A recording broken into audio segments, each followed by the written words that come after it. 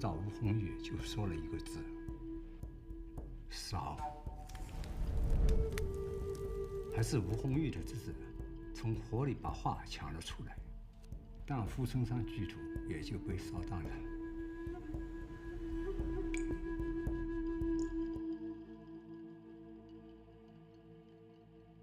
3D 的远景在这边连续上，所以它差不多这个样子合上。这边有一块是它用了一个山给它遮了一遮，感觉像取了一个中。我们之前提过，将画中山水做3D 力学呈现，或是做成现在艺术展厅的模样，又或者让玩家可以变成2位人物进入到画里，但还是希望能够向玩家展示完整的富春山居图，便决定在3D 大厅做巨幅长卷的呈现。而尝试与创新过程总是伴随着困难与挫折，历史文物沉淀于岁月，要去解构与传承它，除了花时间琢磨，没有捷径可走。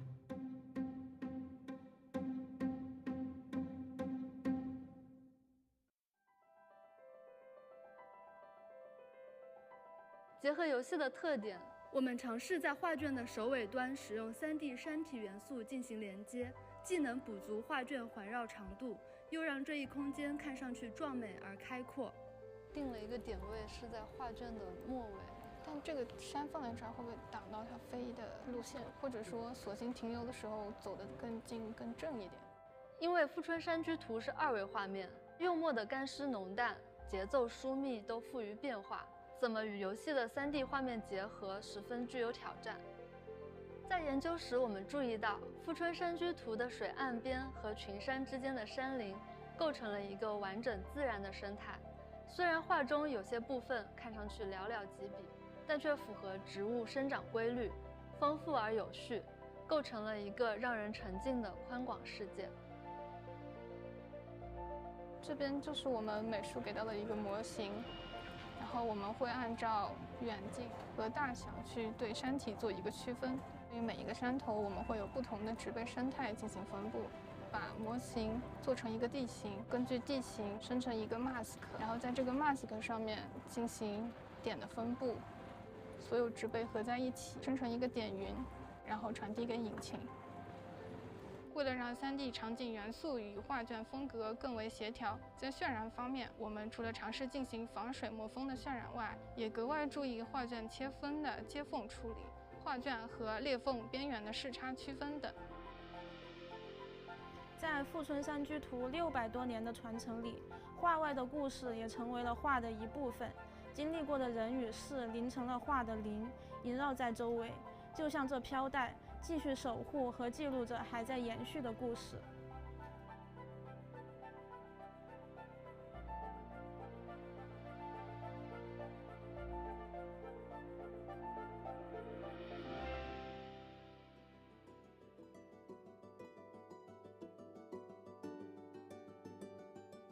我们呢，还在长卷内精心设计了6个打卡点，让玩家可以通过互动介绍，更深入地了解富春山居图。这次永劫无间的富春山居图是金屋记策划里面非常重要的里程碑。除了专题的时装设计外，我们更将本次联动的重点放在了用户体验上，完成了富春山居图在数码世界内的展出。我们不仅从美术制作上将巨幅的画作在游戏中合璧还原，也在交互设计上下足了功夫哦，让玩家可以更加细致、更加无拘地去欣赏并体验我们的国宝魅力。金屋记是永劫无间对游戏产业需要承担更多社会责任的理解，用数码科技让文化瑰宝焕发出新的光彩，让更多海内外玩家在轻松的氛围中对中华文化产生兴趣，是金屋记的宗旨。在未来，我们将为玩家带来更多不仅好看且更有体验价值的金屋记内容，让永劫无间成为你最好的虚拟博物馆。重重四画，清新如萍，算当年，新老年龄，君臣一梦，因古空灵，但远山长，移山乱，小山青。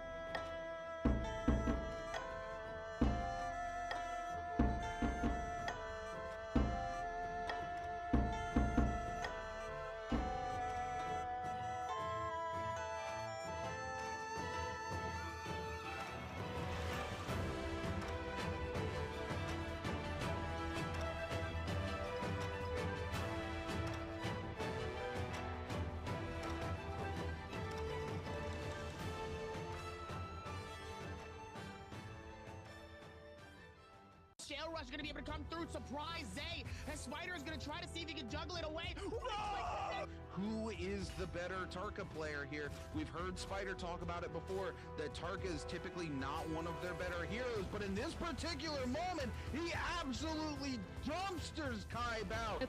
Of the J Cup, which is from Team WBG, Spider.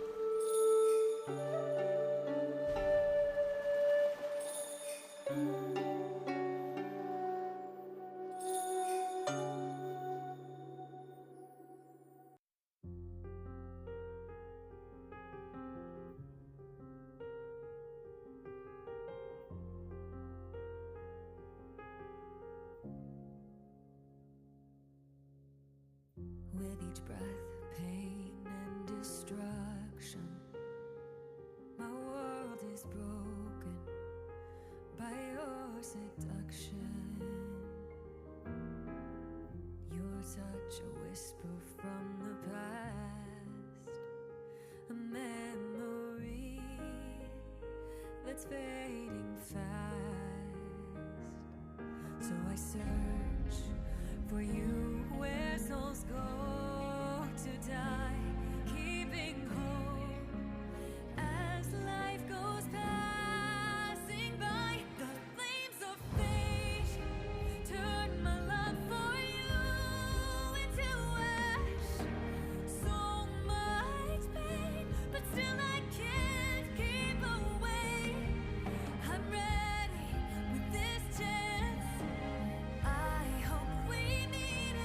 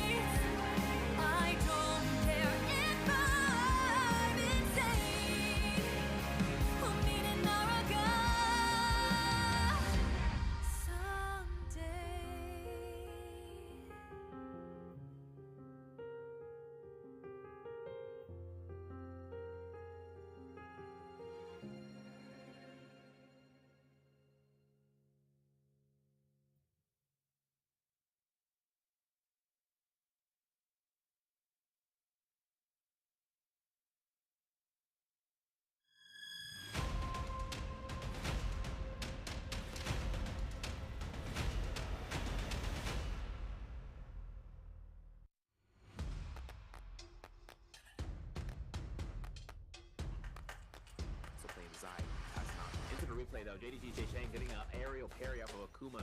This is not going to be looking as a opportunity to see whether or not Akuma is going to get out of this, because look at the blue focuses, but he doesn't even use it. He uses his B1 as an opportunity to re-stagger and potentially kill his opponent out here. There is the pole sword swing. He is going to release it.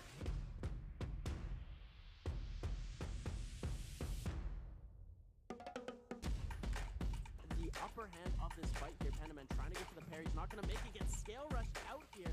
Easy pace is going to get caught in the uppercut combo, ladies and gentlemen, but he's going to have to hit it a second time if he wants to outlast the ult. We're going to see the ultimate come out now. He's going to go into the stone for it, and it looks like he might get it. Oh my goodness, ladies and gentlemen, the ultimate runs out. The HLG pit's getting hit by a pistol shot here. Now getting super low, 30 seconds left on the clock. He just got to wait out for that cooldown here.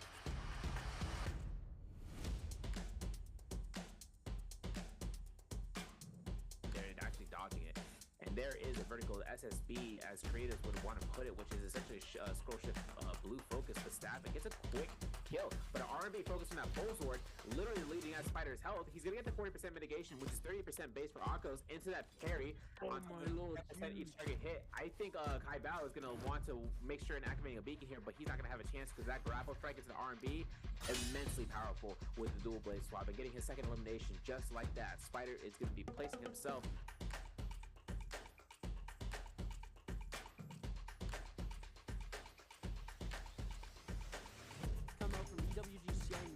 coming very strong at the start, almost had it pulled off there, but the Furin into the full blender from Kai Bao. Incredible play here as we're taking a look at HLG's pace. From here is already getting very low, taking a lot of damage here. Gets the overhold, tries to go into the soul break, misses out here. Wolves Kai Bao now joining the mix. We're gonna see the overhand come through. The F abilities coming out. J-Team's action in so much trouble here, just trying to get out as fast as possible, but taking so much damage. Gets caught in the grab. AOW's Mike coming away with the kill. Wolves Kai Bao now in his ult is gonna get into a lot of trouble here. AOW's Mike's blades trying to clank off of the purple focus from AOW Mike, but now Mike on the front foot here has way more health than Wolves Kai Bao. Is gonna catch him out with the 1-2. F3 comes out. Mike.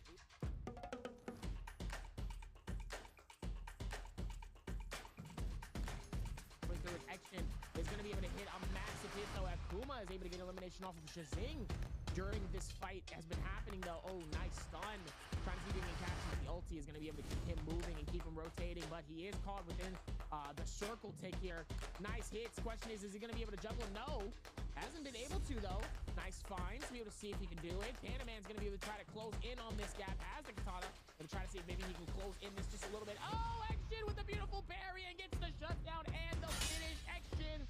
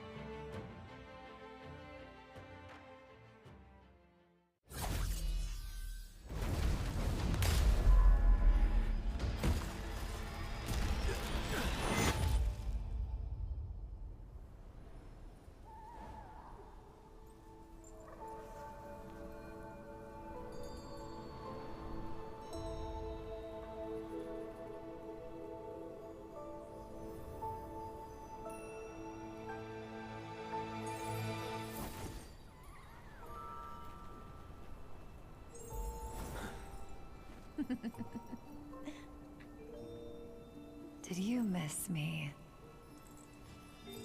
Are you ready? Let's go.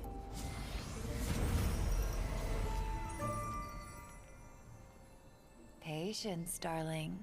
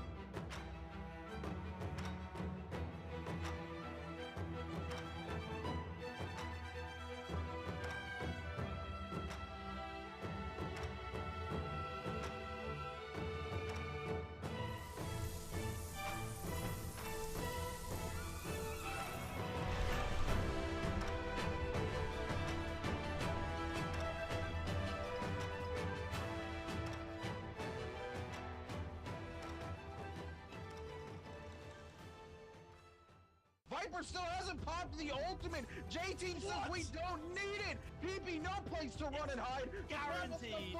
There's the stun. ZK takes it. J-Team picks up 3 eliminations and a roll of yay. Clean up all the members essentially here of Team GD. We're going to see the Dragon Touch into the Ninjas. Kakaishi going very low. They need to kill Kakaishi.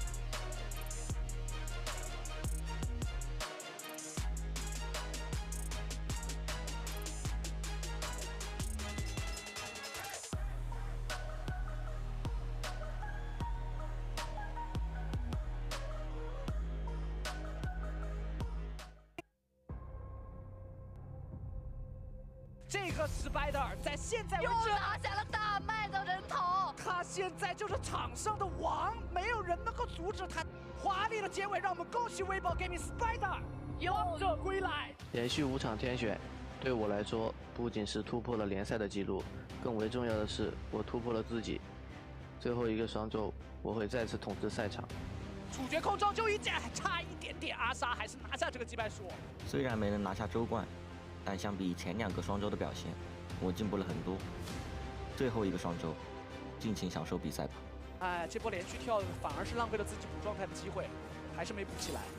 潘大曼也是饮恨结束了这一个双周。有时候我也会怀疑自己，坚持努力真的会有回报吗？但追逐冠军的路上，这样逆风而行的练好，最后一个双周，我将全力以赴，燃烧自己，超越极限。这下盘龙棍还是出道，凯波这一局之后才从盘龙棍，这下终于挣到了，第一下直接换出自己想把刀收掉了。极度的自负会吞噬自己，多说无益，最后一个双周，我定将重回巅峰。面对到超电子炮，哇，这压力打得好帅啊！超电子炮。转眼间已来到夏季赛的最后一个双周，所有人都将毫无保留。我希望能够再次突破自己。这个赛季我醒得太晚，但最后的双周我将全力以赴，打出最好的自己。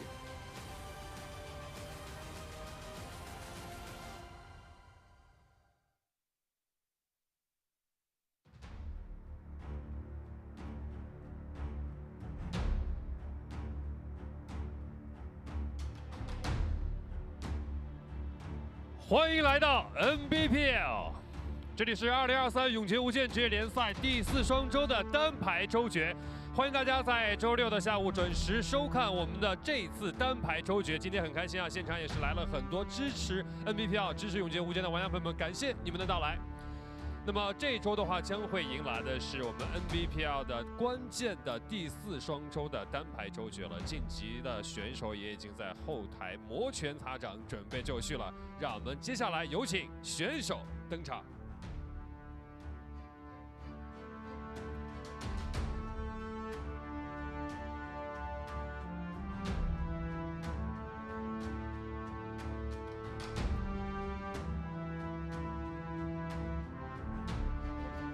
所有晋级的选手都已经来到了我们第4双周的单排的周决的舞台上。那这一周的话，可以说是非常养眼的一周。那么身边的话，2位在常规赛积分最高的选手也已经准备就绪了。问一下 TR5， 前面已经错过了3次的周冠了。第4双周有什么话送给在座的各位？在座的都是啥试炼？直接给我坐下。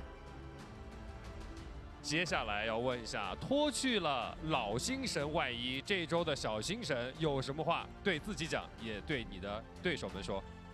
全部都给我坐下！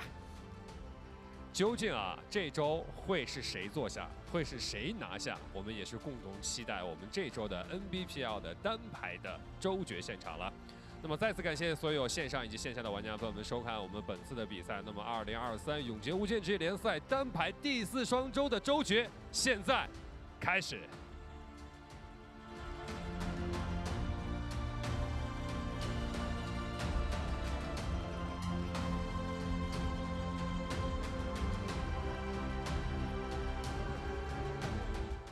这次周决，我觉得我的火男已经碾压任何人了。我也会把熊猫人给拿下的，他的火男，别来沾边吧。熊猫人喜欢放1段蓄力是吧？别让我逮到了，震死你！小精神，别给我逮着了，不然我指定让你看一下谁才是真正的太刀指挥。我的太刀特别厉害，低等太刀别跟我碰瓷。不要让我活到没化妆，活到没化妆的话，让你们没有好果子吃。蜘蛛人，这个周决我要拿斩马刀的 VG 疯狂折磨你。上个周决我拿了5把，这个周决我争取一下拿个6把。这个周决感觉没有任何难度，就打你们就跟打凯豹一样吧。这次周决就凯豹比较好打，那就干凯豹吧。毕竟凯豹连着4周诋毁他不是很好嘛，只能诋毁一下积分榜最后1名的出征了。反正我觉得这周的话，凯豹进化的是比较多的，然后但是。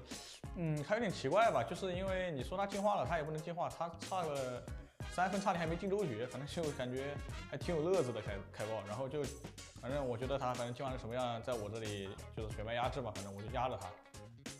周决的时候，其他英雄我可能不换，但是我透露静音的时候，一定会鞭死你。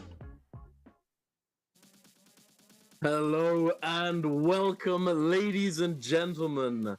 Welcome to the solo bi-weekly 4 final. Today, I am your host, Dunkin' Donuts, and alongside me we have a guest caster you all know and love, our boy, Master Demo Senpai. How are you doing today, Demo? Yo, what's up, man? It's great to be casting with you, Duncan. Everyone in chat, yo, what's up? This is my first time here. I hope you guys take care of me. I'll be trying to cast today, and hope you guys enjoy for today. No cap. Hell yeah, eh? Let's go. Let's get oogly boogly. I am excited today. We've been seeing some extremely exciting play from all of these amazing players, and as you heard, as you saw in those little clips, there's quite a bit of beef. There's a lot of beef going on between them. You know, there's a T225 saying he's going to conquer Panda Man. I feel like he wanted to use a stronger word there, you know. And I think, Mike's got a little bit of, he's talking smack about Kai Bao. You know, he's saying he may have evolved, you know, but like he barely made it into the Biweekly final. You know, and this guy, he's talking smack. You know, he's getting pumped. All of these players, they're getting excited. They're getting ready to go into game. You heard that music as they all came onto the stage. That got me pumping.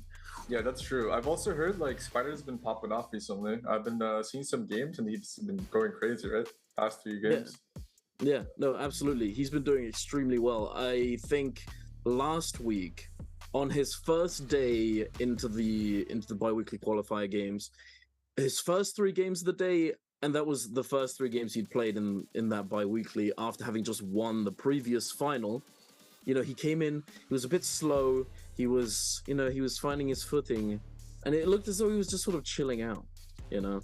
And then all of a sudden, game 4, game 5, game 6, he literally just smurfed on everybody. And I'm not even kidding, Demo. You know, like, you see a smurf, it was like watching like one of the best players play in like a solo lobby. He was just running everyone down, and it was chef's kiss. It was beautiful. Yeah, I get what you mean.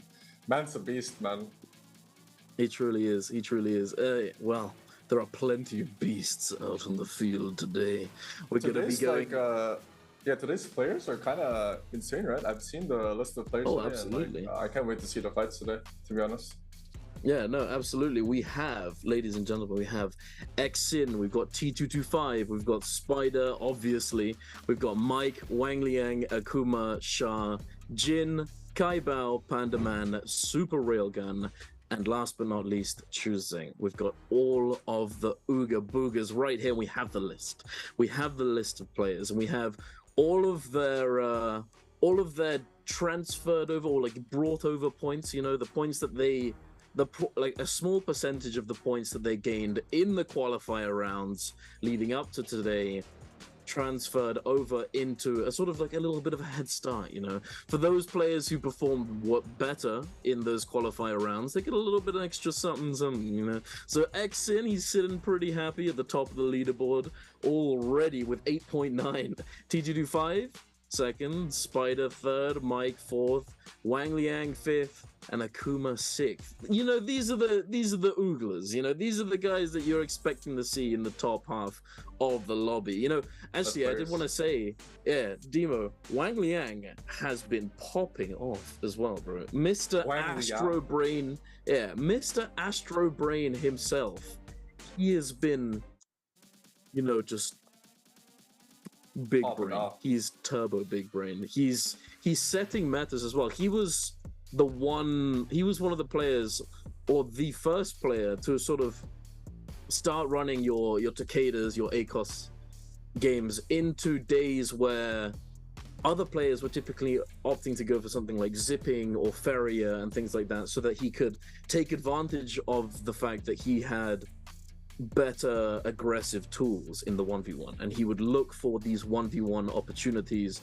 these isolated fights, prioritizing going into Realm of Yang as well, trying to scale up, trying to thin out the herd of zippings and ferries. Dude, you know, look at T225's damage though. Oh my god. Is that like 1500 or almost 1500? That's the highest average damage. I always see these guys always top of the damage, bro. They've been doing so much work, right? All the time. Yeah, absolutely. No, look at this though. Thing is, look at this. Those 4 players at the very top with the most damage, those are the top 4. The 5th and the 6th place spot, Wang Liang's in 5th, and he's sitting in the middle. Like, he's not doing crazy damage, but he's still putting those points up on the board. No, you know? that's true. That's true. Consistency is key. Exactly. Big brain, really. Galaxy brain. You know. And I've also heard like Wang Liang won the first week, right? Like, correct me if I'm wrong. He won the first. He did indeed. Yeah. Like, he made like a really good showing, and I think his confidence has like been getting better and better lately. So, yeah, I think that's. Yeah, no, I absolutely agree. Yeah, it's lovely to see as well, because he's all about the macro plays. You know, macro, for those of you who don't know what I mean when I say that, it's the sort of big picture decisions, you know, like where you're going to go on the map, where you're going to go next, where you're going to be pathing to try and find isolated fights, try and get as much loot as you can, that sort of thing. Where you think there are going to be people that are already fighting, you know, you could path close to high traffic areas and try and pick up some third parties. And I think Wang Liang does that extremely well. As you saw, he's not getting a huge amount of damage, which means he's not necessarily taking a huge number of fights, or at least he's managing to come in and either take that third party and get a kill out of it, or he's executing people instantly. You know, like he's killing people really quickly.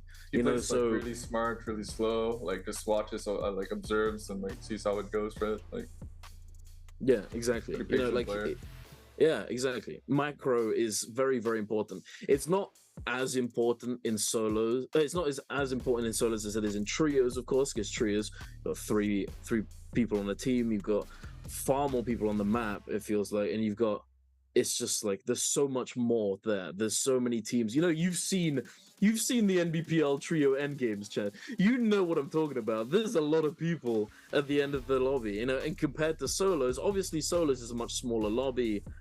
There aren't as many players, but still, it does make a big difference. So macro, definitely really important, and Wang Liang is the king of macro. So I'm excited to see what he's going to be bringing out today. I'm excited to see what all of these players are bringing out today. I'm going to be keeping an eye on Panda Man as well. Panda Man, my boy, the Tarka OG. Same with T225 as well. Another Panda, another Tarka enjoyer. You know, hey, I'm going to be keeping my eyes on them as well. Super Railgun, he was a rookie. He was a rookie last season, and he's come in. He's done his reps. Right? Yeah, he's been getting loads better. Yeah, it's. What have you? I've been seeing more of the. What do you think of him? I think as a newcomer, like for me, I was experiencing like a lot of like trouble like adapting because it's a new place. I think it was the same for him first few weeks, and now he's been getting more used to the play strats. He's been getting better. He's been adapting, and he's been performing much better than before, right? Yeah, I like to see absolutely. That. It's like, yeah, it's a lot about confidence. I feel like, and just sort of understanding the tone and the attitude of players when you go into NBPL. It's very different. Exactly. Yeah, like it's kind of hard to just jump right into without really knowing who your opponent actually is, how having they play. experienced it. Yeah. I mean, what, like, in terms of your experience, like, I mean, like, you've played there, big dog. In terms of your experience, what do you think is the most difficult thing to adapt to in terms of NBPL? I would say like it's really important to have confidence. Like the times you fall down, the times you like lose, it's really hard to go back up, because knowing that these players are always on top notch and they're always able to like do like the craziest stuff in game, like have the best composure. And as a player who just comes in and starts off, you know, it kind of like it's not like the best environment for you, because you're not used to it, right? And so it's pretty rough. But once you start like getting it through, you can like keep that confidence and start getting better and better. Yeah, no, I absolutely agree. Whenever I'm casting, I always bring up this topic, and it's the mental of these players. You know, like how important mental is. You know, like as you said, if you fall behind, it can be really difficult to recover. 100%, because 100%. Yeah, it's not easy. You know, like you fall behind in this lobby, you instantly your brain goes into overdrive. You're thinking, like, how am I gonna make? Yeah, exactly. Yeah, and like how am I gonna come back? Bigger plays, the more losses it piles up, the more it like weighs down on you. But then that's where you have to shine as a player. I would say that's where you have to control your mental. And if you can keep that composure, you can always like have that great comeback. No, I completely agree, and that's something that comes with being a veteran. You know, like that's why Wang Liang's so consistent. That's why your boys like Spider, T225, Mike, all of these players, although they're obviously insanely good, you know, they're insanely good in the dueling and everything else, obviously, but it's the mental that truly sets apart some of these 100%. Players. Like, I'm excited. My boy, he started it off strong. Tarka first game. Wait, I like to see that. I won't lie to you. The Zai and the Tarka, I'm looking at these people. I like the picks where like they go off their way to use the non-meta characters, just to counter other characters. I think it's really fun seeing these like characters in lobbies where like for this first game, a lot of his opinions because they want to play. Wait, Kaibao swapped over. He swapped over. He's pulling out his Akos. Oh, that's his spicy V3. Have you seen Kaibao's V3? Oh, I've been hearing this a lot. People have been playing V3 to counter. Like I've been seeing this a lot. Yeah. Yeah, it's kind of interesting. I think if you're able to find isolated fights consistently, it can definitely be really good. Especially in realms of Yang as well, it can also be really, really strong. Because they can't run very far.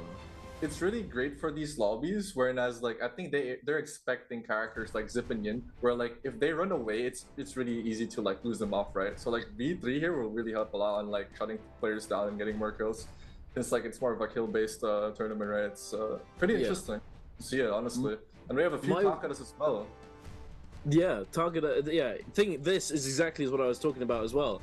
How I was talking about how Wang Liang was one of the first players to start bringing in these aggressive picks into your like zipping Ferrier kind of lobbies, so that he's going to be looking for the isolated fights. He's going to be looking to try and scale. He's going to look to try and go into realms of Yang and snowball as much as he can and thin out the herd of zippings. There it is. Who's your bet? Who's my bet? Do you think it's gonna be an Akos game, Zippin, or like Takada? Tarka? It's pretty interesting, man. My boy Panda Man, I'd love to say he's got it in the bag, but I'm not gonna lie. I've played it. I know how it feels. I know how it gets. It is rough. 100%. Oh, Panda Man already. Panda Man. Hey, in the Firefly cave over here, he's got that purple armor. He owns it. Goes for the F trap. V3 comes out. Wait. Doesn't have ultimate yet. He doesn't have the ultimate yet. But Kaibao, he's getting extremely low. And Panama takes him down. There it is. That was a good first fight from Panda. That was definitely really nice. That's gonna help him a lot. Yes. Look at his loot. He's stacked. He's stacked. He's absolutely stacked. He needs to convert this into a. He needs to convert it into a. Into like a consistent game though. He can't be taking bad fights like this one right here. Spider unfortunately gets caught out by Xin taking him down, and Mike here over in the eastern side of the map below the ballista. Mike getting parry baited by the longsword. Super railgun getting the armor swap as well. Oh, he catches him. He catches him on the cross. He's on pressure. Mike has to do something about pressure. Okay, he has his back. Oh, but the soft combo break from the zipping ultimate here. Yeah, this is not good for Mike. He doesn't have ult. Zipping in can't be killed here. Does get the armor swap though. Okay, that's huge. Armor swap. Oh, super railgun sniping that armor that Mike dropped. This may have been a bit of a bad decision. Super railgun. He is going to get away with the armor though. I think he's just full disengaging. He knows that Mike is going to have ultimate soon. 100%, so exactly. Not having his ultimate, he's not going to be able to fight this. Yeah, definitely a nice trade. Get that purple armor. It's not a bad trade at all. Sha, Chuzeng. Oh, huge parry from Sha. That was a huge parry. Tries to go for the weapon swap combo. Another parry, man. Oh my lord. Wait, calm down, man. Wait, come. He goes for another one. No way. God, bro, if he actually is that, bro. Oh no, huge scale rush. He comes here. He sees Shaw uses ult. Most likely he gets targeted here. It's not good. And interestingly enough, Shah is running the F2 on the zipping here. For a long time now, we've been seeing a lot of F1 zipping as it allows you to essentially just heal through. Yeah, heal through so much of the damage. It gives you damage reduction as well, and in combination with V1, it is so huge combo for Mike. Insane combo. Definitely alleviating a lot of the pressure here from Mike. Mike does have also playing footsies here though. Yeah, popping the ultimate here. Oh, he couldn't get the combo. He has the F2 there though. The F2 actually saving Shah's life. Mike looks as though he's gonna get focused down by Super Railgun. Railgun's coming in. He sees Mike. He's bleeding. Just Shah as well. All of the third party griefing. Mike having opted to go for a different target, leaving Chu Zhang to get away, may have come back to bite him. He's trying to put down a little bit of pressure. I think he will. He does have 30% on his ultimate, but he is going to be able to kite around this building a lot. But look at him. He's surrounded by the zipping horde. The herd of zipping yings. Yeah, he has to play a bit passive here, because if he gets seen by these zipping yins, he gets automatically 1v2'd because he's a Takada. Yeah, it's happening. Absolutely. Oh, that's they all not know good. He's used his ultimate as well. Yeah, that's not good. He has to get... But he just... I think he has no choice there. In the back here. He has no choice. He does get an armor swap though. Dude, that's huge armor swap. Avoids the scale rush from Chu Zhang as well. He's managing to make it out alive. He gets to reset. No shot. That's insane. Spider getting hit by a huge combo again. Equalizes though. Oh. Pops his ult out. But T225 has the ult advantage. Oh, a cheeky hold dodge there from T225. It's a reset. It does look like a reset angle. T225. Spider didn't get a heal. Spider didn't get a heal. That's not good. If he gets caught here without armor swapping, it's not good. No, not at all. But I think he's going to be all right. He's got a lot of buildings and terrain to move around. With those terrains, true. He's in Temple after all, you know. Hey, he's got all this terrain. There's no way he's going down here. There's no way he's going down. Back over here to Mike.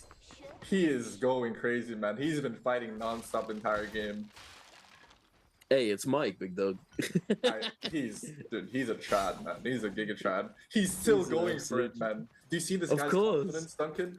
He is absolute trad, bro. I mean, that's what makes Mike such a deadly player, I feel like. He's such a unique player, right? Like, he's been always that guy you see in these fights, always going in, always going crazy, always trying to look for those fights, because he has that confidence. I really respect it.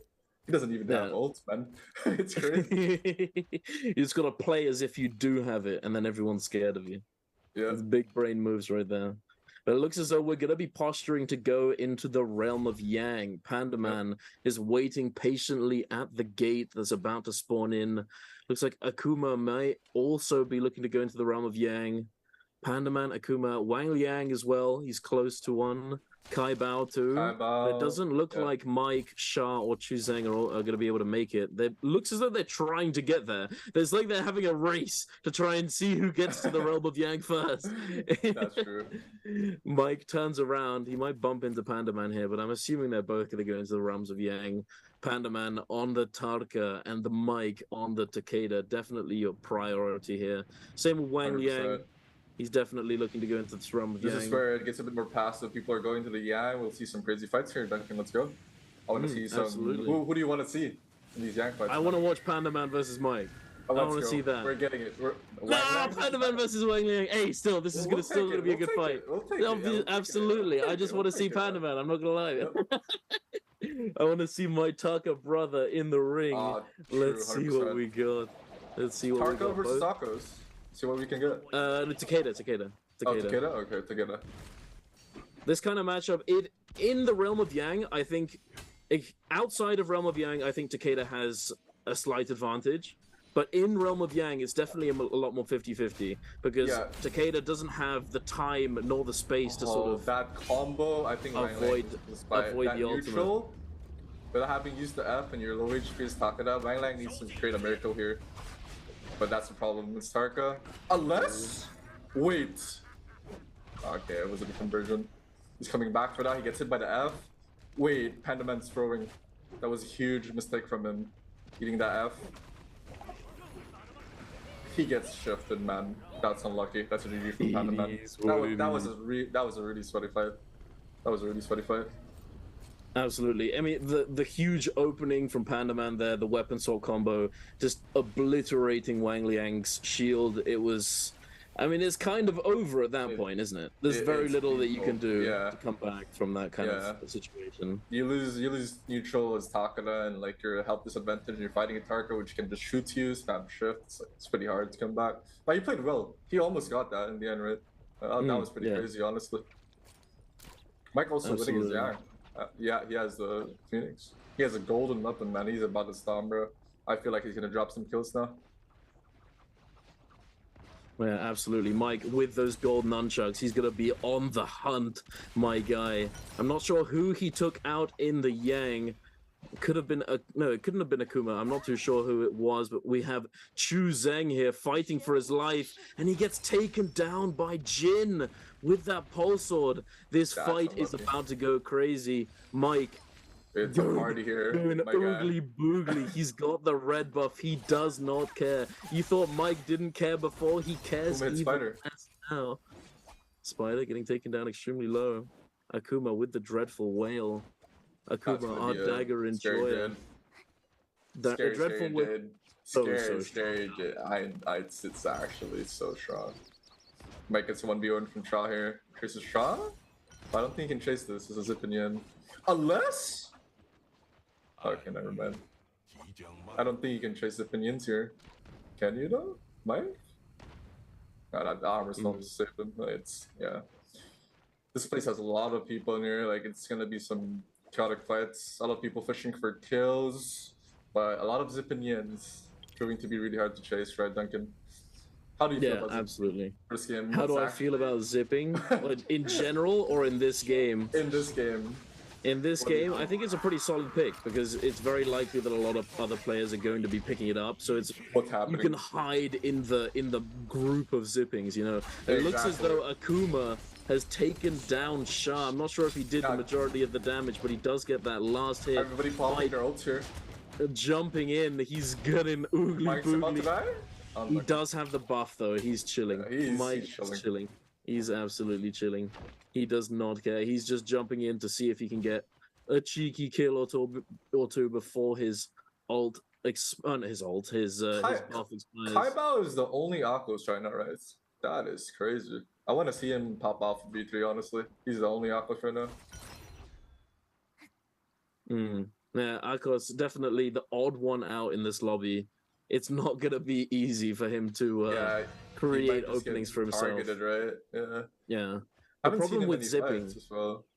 The problem with zipping is that in a zipping lobby, they tend to like stay together. You know, that's why I refer to them. Exactly. That's why I talk about it as the zipping herd. The zipping herd. This happens a lot, man, in China, where like people play so smart. If you're the same character, they just start to kill everybody who's not the same, right? That's what happens usually, right? And this is looking like it.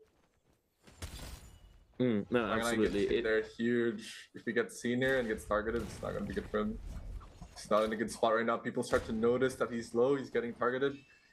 He's getting hit a few shots here. He's a bit low. He has to get a reset here. But people are not committing. They want to play safe and just shoot. They're probably scared of his ultimate. And it's like kind of late. You don't have any reses anymore at this point of time. So people are like... Wang Liang's getting desperate here as well. He has the Yang depletion. Yeah, he needs to try and find a kill. He's getting ranged down right here. This is what I'm talking about. All the zippings just collapsing on top of him. That's gonna be unlucky.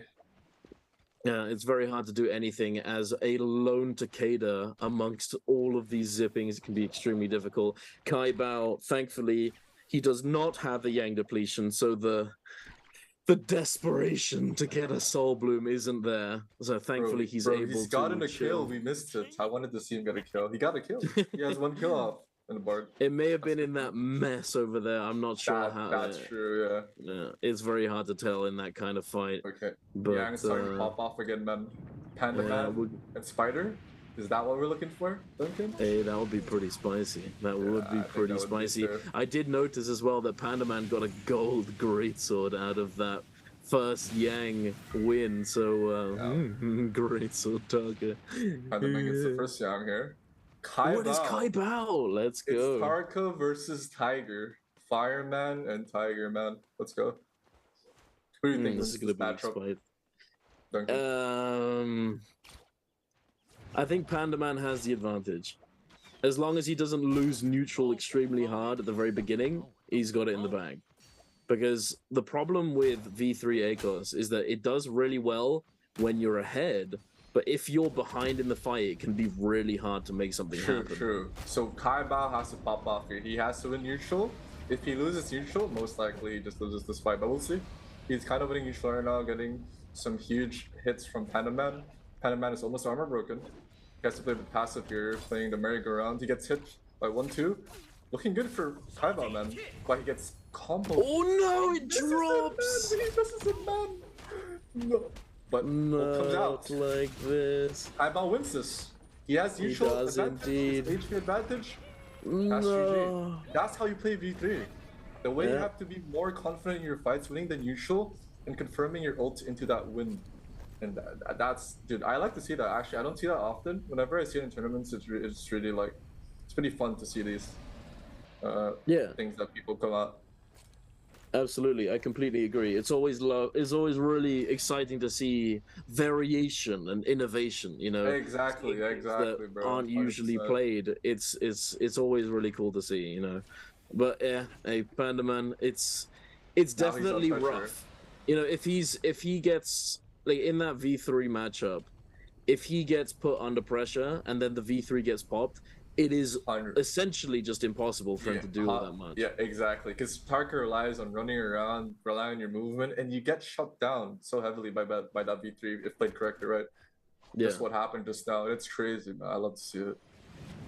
You see Xin here as blue, and he's just playing safe. I think, you know, as a Zip and Yin, you always just want to like chill around, look for third parties. But he sees Akuma here.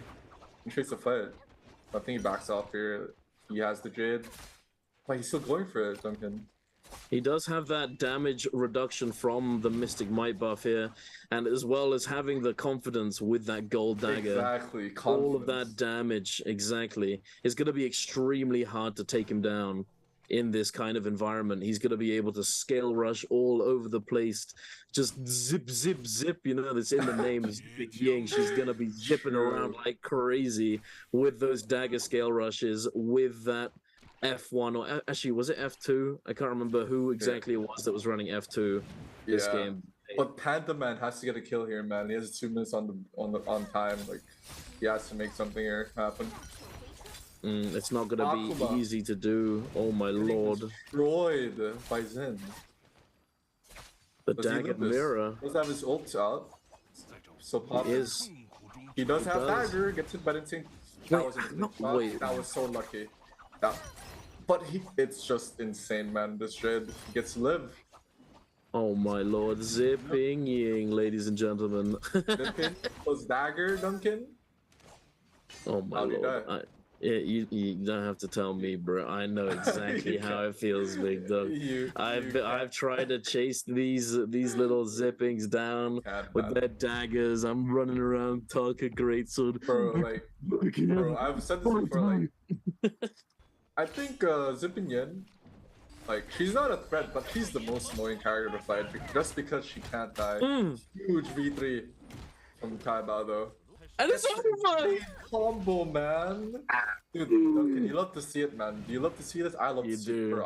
I'm kind of cheering for Kai Bao here. The V3, the way he's showing up his V3 here is top notch. Man's been getting better and better, man. He's been on the ground. Panda Man though, 1 minute. Man, Panda Man. Your boy, he has to kill Kai Bao here. The 3-ban zone gets popped though. Kai Bao, knowing that Panda Man's on the hunt, having just used his ultimate, he whiffs the weapon swap, not like this. He does get the trap though. He gets the trap with the F1. Kai Bao dies here. Kai Bao, he's 1 HP. Legitimately 1 HP. There's no shot. Man wins this, man. There's no way. There it is, the jumping RMB. Dude, that was crazy, man.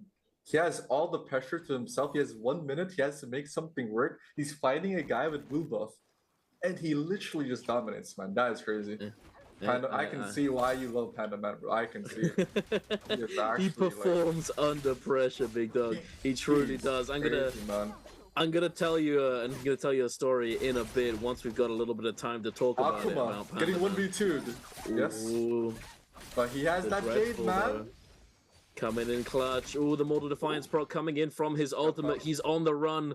He's trying his best to stay on the move. The dagger scale rush. He's not getting stuck. I've gotten stuck on these rocks a million times. Oh, the F as well. The grapple LMB is coming in though. Oh, the dual halberts. Speedy as well. Very difficult to get away from. Scale rushes up. He's managing to stay on the move. Is he gonna get this heal off? Sure, he gets the heal off. He gets the heal off. Scale rushes away. He's got the F up again. He's gonna be able to heal one more time. Use the F. And he's gonna be dropping down into the dreadful whale. It is. This is ridiculous. You just can't die, bro. This is just an impeccable showcase as to how good zipping dagger with dreadful whale. That's the best combo, man. You can't die with that combo, man. It's crazy. It Akuma is showing us a top-notch movement and the best way to just use it, man. It's crazy, man. Speaking of Akuma, man, do you still think he's the best dagger player? He did self-proclaim back then that he was the best dagger player. He did. He definitely did. And I believe him. Showing this type of play in the highest elo, you kind of have to give it to him. No, I completely agree. The one thing is, based off of this performance, he does have the dreadful whale. Like, obviously, he's an insanely good dagger player. There's no doubt in my mind or in anyone's mind how good he is. He's using blue dagger, man. He owns dagger, man. Who needs anything but? Oh, hey, as you said it, he changed. He heard you, bro. Bro, he heard me, man. He heard you. 2 to 5 though, on pressure. I don't think he gets killed here though. Doesn't want to let him go. Doesn't want to let him get the reset. But I don't think there's nothing he can do. This kind of terrain, you can just kite forever on this kind of terrain. This terrain, these matchups, Zippin Yin, F1, it's a forever fight, right? Yeah, absolutely. Unless you make a huge mistake. Exit doing a really good job. He gets parried. That's the mistake I was talking about, Duncan. If you make a huge mistake, letting off a blue focus and getting cashed off guard by an insane parry like that, you can get shut down as Zippin Yin. That's what you don't want to happen to you, which happened to T25, unfortunately. Zin though, how you seen Zin, man? He's actually super confident right now. Oh, absolutely. Going at it, bro. He has golden dagger, golden armor. He's going at it, man. Yeah, he's been doing a really good job as well. He's been performing really well. Like he came away with the first place finish in the qualifiers this past Biweekly. You know, he's coming into the finals having done extremely well, having come out on top over like people like Spider, Mike, T225, all of these gamers, you know, all of these big point gamers. You know, it's definitely an adrenaline rush. You know, he's feeling himself. You can see it. You know, he's got the confidence. But we're heading back over to a replay here. Let's see this. Kai Bao versus Mike. Kai Bao popping the V3. Mike's trying to catch him with the blue focus. Oh, and here it is. But it's an E. Manages to get the opening. Wait. Mike gets a huge conversion. Not the best conversion, but... Oh, no. Anybody can get this fight right now. It's a 50-50. Kai Bao has a little bit extra health though, and he has that damage reduction from his F1 ability. He's trying to pressure Mike, prevent him from getting that heal. But Mike reads him like a book, sitting on that pillar patiently with the pole sword. That confidence and patience just to wait that out and being able to just read where he goes. It's insane, man. He has 1 HP. He makes just one mistake. Gets hit by one light attack, but Mike is just... He's a demon, man. Actual demon. Absolutely. The pole sword scale rush is devastating as well. Heavy weapon scale rush does so much damage, and if you manage to put them into knockdown state, or even if they're floating in the air a little bit, you can always follow it up with a quick vertical hit, an RMB, and it just does so much damage. They even nerfed the damage on the heavy weapon scale rush recently as well. Zin is caught in a bad position here. He just ults. Everybody hears that. People start seeing him. Spider's on the lookout. He's gonna get shot here, man, forever. The flame breath as well. That's gonna be painful. I don't think he dies. But it is zipping in after all. And that's true. People are just playing a bit passive right now. It's almost end zone. People usually play safer here. They want to get those placement points and get those chances to get more kills if somebody makes a mistake here. As you can see, people are on the edges of the map. Just chilling, right? Nothing much happening right now. Just people just waiting for mistakes. Yeah. No, that's kind of how it goes at this point in the game, especially when you've got all of these zippings. And look at FPX Zin with the white dagger, or Jin, sorry, with the white dagger. What an oogler! Holy moly! Dagger has been just insane, man, for as long as we can remember. And you know this, Duncan. It's oh, I know this, bro. I've known this. Yeah. It's people opting for white dagger in this end zone, man. That is crazy to see, but it is what it is. I mean, it's possible he has a good jade for it. You know, maybe he's got something like Assassin's Lunge or Abyssal Aura. Oh, that's potentially true, Pride's Fall. You know, like something that can pressure the rest of the lobby without actually having to hit them with it. But like, still, you know. It's the way you can just third party safely with range with your LMB focus with dagger, and the way you can move with it, outmaneuver is it's pretty good for these end zones. No, it's definitely going to be a bit of a rough end game here, though. So many players, 6 players alive. Got Pandaman and Mike still alive. Mike on the Takeda and Pandaman on the Taka, surrounded by zippings. It's definitely going to be hard for them to make something happen. However, the weird thing right here is that the zippings aren't pressuring the Takeda or the Taka. You know, like in this kind of situation, if you're part of the zipping crew, you kind of need to be looking to force out some cooldowns from Mike and Pandaman here. You know, these are the kind of cooldowns that can actually kill you effectively. You know, the fire damage from Pandaman, the demon blades from Mike. You know, it's gonna be, it needs to be coming out, as well as the fact that if they get caught out, if they get their ults forced, they're gonna go down. No matter what. With the zippings, it doesn't necessarily mean the same thing. Akuma though, bro. Look at this Jid. It's doing work. I think in the final end zone, if he manages to stay alive and gets a lot of hits with this Jid, it's gonna be a crazy game for him. He's in a really good spot right now with this Jid. J Team's in. He's getting pressured. He's been getting hit by those dagger Jids. He got in hit again, man. That's actually unlucky. Everybody knows he's low HP here. He's gonna get targeted. He got hit again. Nobody's parrying it. He's on pressure. He's running away. He pops up full. But what can he do? The entire lobby's killing him, man. What can he do, man? Hey, well, he's still zipping. You know, if this was Pandaman, Pandaman would be dead by now if it was Pandaman, because Pandaman's on the Taka. It's crazy how he just popped off ult to zipping in, and look at his HP, man. He's back, healthy, super healthy. He lost all of his armor and almost all of his health, and he is now back to full and chilling. Okay, this is where it gets spicy though. Mike pops off the ults. We have to look at Akuma here, having that Jade for this final zone. Mike gets a huge shit off two people here. Everybody's popping ult. Spider pops ult. Whereas Akuma, Zin gets a kill on Mike. Akuma. Pandaman trying to make something happen. Akuma just shooting actually. He's not even using the Jade. He's playing super smart here. Akuma. It's because he has flame breath. This man is so smart. He's just using the flame breath, man. Oh my lord, the flame breath coming in. I don't even know, man. I don't even know who's winning, man. Hey. Spider though.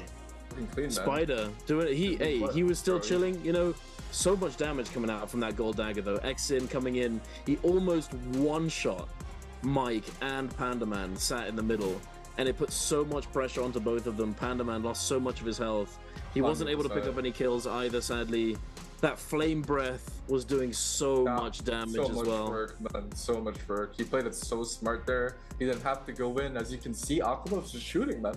Just getting all the freeload, man. Getting all the free points by just shooting and getting, like, insane value from it.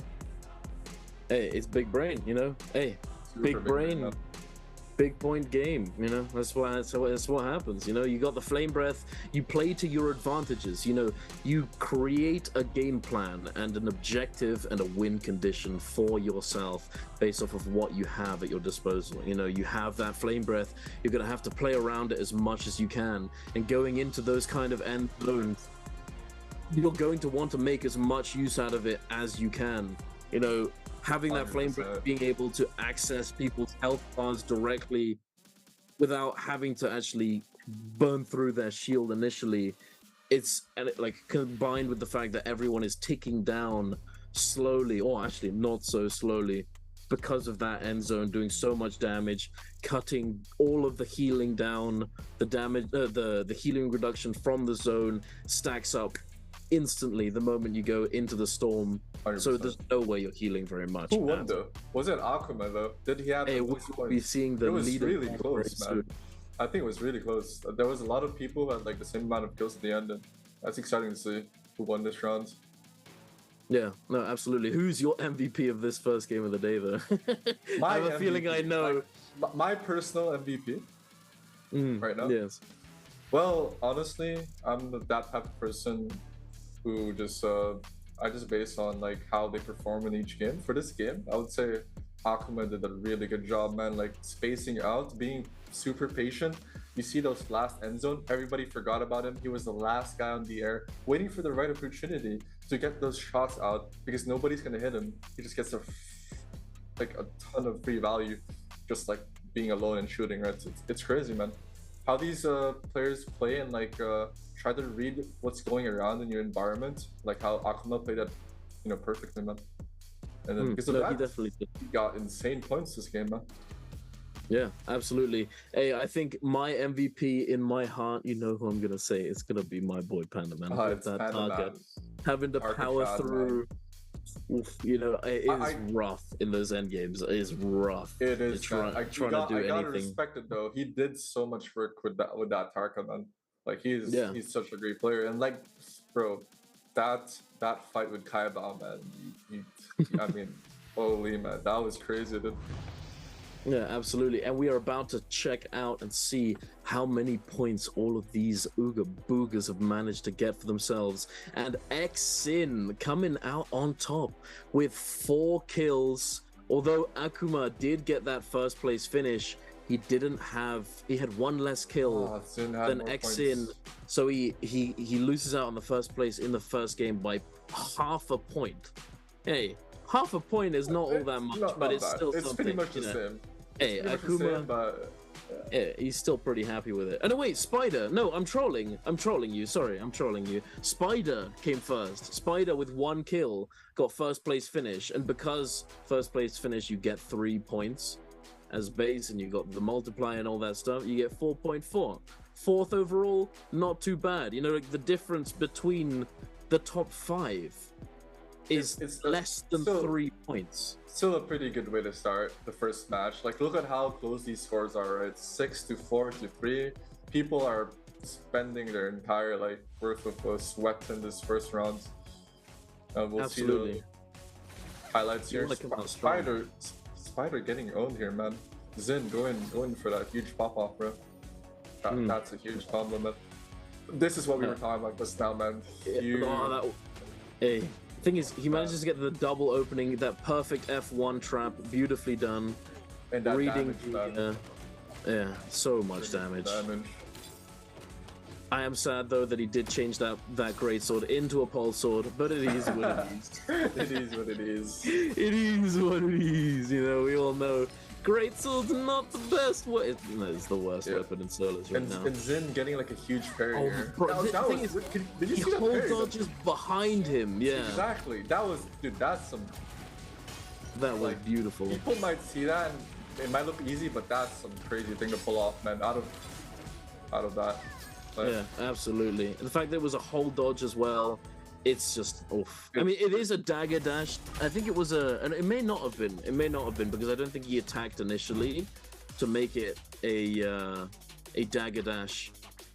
Because as you know, chat, when you do an attack on dagger, if you go to dodge, you don't get your normal dodge that you would get if you had any other weapon. You get something that's called a dagger dash, which is essentially just, it's a dodge, but it's a little bit faster, goes a little bit further, and it costs a little bit less stamina as well, depending on your glyph setup. So, dealing 22,000 damage, man. MVP 6 times? His 6th MVP, man. Crazy. Absolutely, doing so much damage with that dagger. I think it was almost 14,000 damage. So much work, man. Holy moly. I mean, it was to be expected. You know, he had that gold dagger, it was popping off, he had that gold armor. He was having a great day, having a great game. You know, and that thing is, though, he was popping, bro. First game. That's only game one. We've got plenty more NARAKA to come. I would like to note, though, that sadly, we're not going to be having all that many Firefly games today, as it is 4 daytimes and 2 nighttimes. But more on that in just a moment. Right now, we have some juicy cosmetics. The Summer Split random gifts drop. If you manage to get this answer correct and you happen to be the lucky person that gets chosen from the chat who puts down their answer, the question is, which hero did OUG Pandaman choose in game 1? Hey, do I really even need to read out the answers? Surely. Was it A, Takeda, B, Zipping, C, Tarka G, or D, Justina Gu? Make sure to get your answer in the chat to make sure that you have a chance at winning a couple goodies for yourself. You know, it's a Summer Split think it's Justina, Duncan. What do you think it is, man? I'm pretty sure it's Justina, man. Hey, no, if you know Pandaman, you can probably make an educated guess, chat. If you've only just arrived, you didn't manage to catch the first game, follow your gut. It is probably right, you know. It is probably going to be the case. So don't worry, you'll probably be all right. But yeah, make sure to get your answer in the chat so that you have a chance of winning, and only one person will be chosen out of those who answer correctly. So it's not for everyone, sadly. We can't be giving out all that much. But one lucky person. Make sure to keep an eye on your whispers to make sure that you don't miss having won those Summer Split random gifts. But anyway, more on NARAKA. You know, we've only got 2 Firefly maps today. Two. So that means that the games are going to be a little bit different. You know, usually, well, originally, we used to have 3 of each, you know, 3 Firefly days, or 3 Firefly games, 3 non-Firefly games. It used to be a set 50-50. But for a while now, they've been mix and matching. You know, sometimes it's 4 Fireflies, 2 daytimes, you know, sometimes, like now, it is 4 daytimes and 2 Fireflies. So it definitely affects, it changes a lot how these players are going to be looking to go into these games, as not having Fireflies on the map definitely contributes a lot to how 100%. The game plays out itself. What's your expectations for the second game? What characters do you think they'll choose for the second game, Duncan? Do you have any guesses? Feria will probably get seen, I think. Feria and Akos will probably get picked a decent amount, considering that we're going to be moving on to Holoroth for our game 2. You know, game 2, Holoroth, there's a lot of open space. You know, there's a lot of verticality as well, but there's a lot of open space. So if you get caught out in the open, it can be very difficult to recover if you're not playing a character that has the tools to escape. You know, if you have the tools like that Feria has, for example, Feria being able to jump into that mech, buy herself some time, even just dropping down the pillar and hiding behind it, as long as the person that you're fighting against, or if you're getting shot at by players in the distance, as long as they don't have a cannon, and as long as no one's in melee range, realistically, you can use it to body block. You can use it to avoid some damage there, and then jump into the mech if you really need to. And you can usually get a heal or two. You can get far enough away from the action. You can go over to an area like Plumed Castle, for example, head over there, and then use that giant temple, the verticality, and just go up and down with the dagger or whatever any fast moving weapon will do, and it's very, very difficult to catch you. But being able to actually get to that kind of area isn't going to be easy unless you're playing something that gives you the tools to do that. But hey, what do you think we're going to be seeing? I think there could be some lockdown characters potentially, but what do you think? I honestly think, I don't know. I have no idea, and the only way to find out is to see. That's well. Let me ask you this instead. What would you pick in game 2? What would I pick? Okay, that's a very good question. Since everybody picked a lot of Zip and Yin first game, I'm assuming second game will be much be a faster tempo. So I'll probably be choosing characters like maybe Takeda for me, honestly.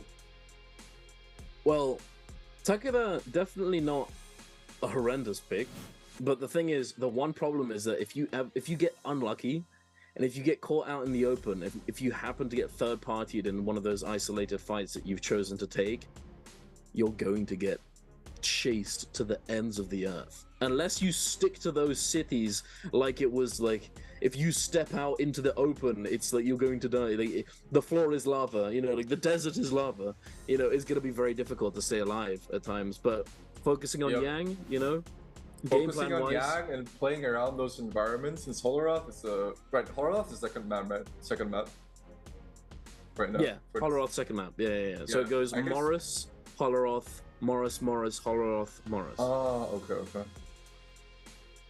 But yeah, well, I'm down to see some fighting characters. Honestly. Yeah, it's always good to see that, and I think that ACOS is probably the one that you could probably get away with using. You know, with ACOS, you have a lot of mobility, you know, and the thing is, you can always turn as well. One really good thing about ACOS that kind of separates him from Taka in ways is that the tools that he uses to open up his opponents aren't dependent on a resource. You know, Taka, for example, he needs to consume stamina to use those punches. And he needs to consume stamina to cancel those animations that allow him to dictate the pace of fights. However, ACOS, he just needs to hop around, you know? He just needs to have a good time, hop around. But, hey, it doesn't look like we're gonna be seeing a lot of Farius, man. You're right, man. This is a lot of Farius. And some Justinos, actually. Yeah, Justina as well, I think also a pretty solid character. Having gotten that buff relatively recently, not only to V3, but also V1 a little bit further back.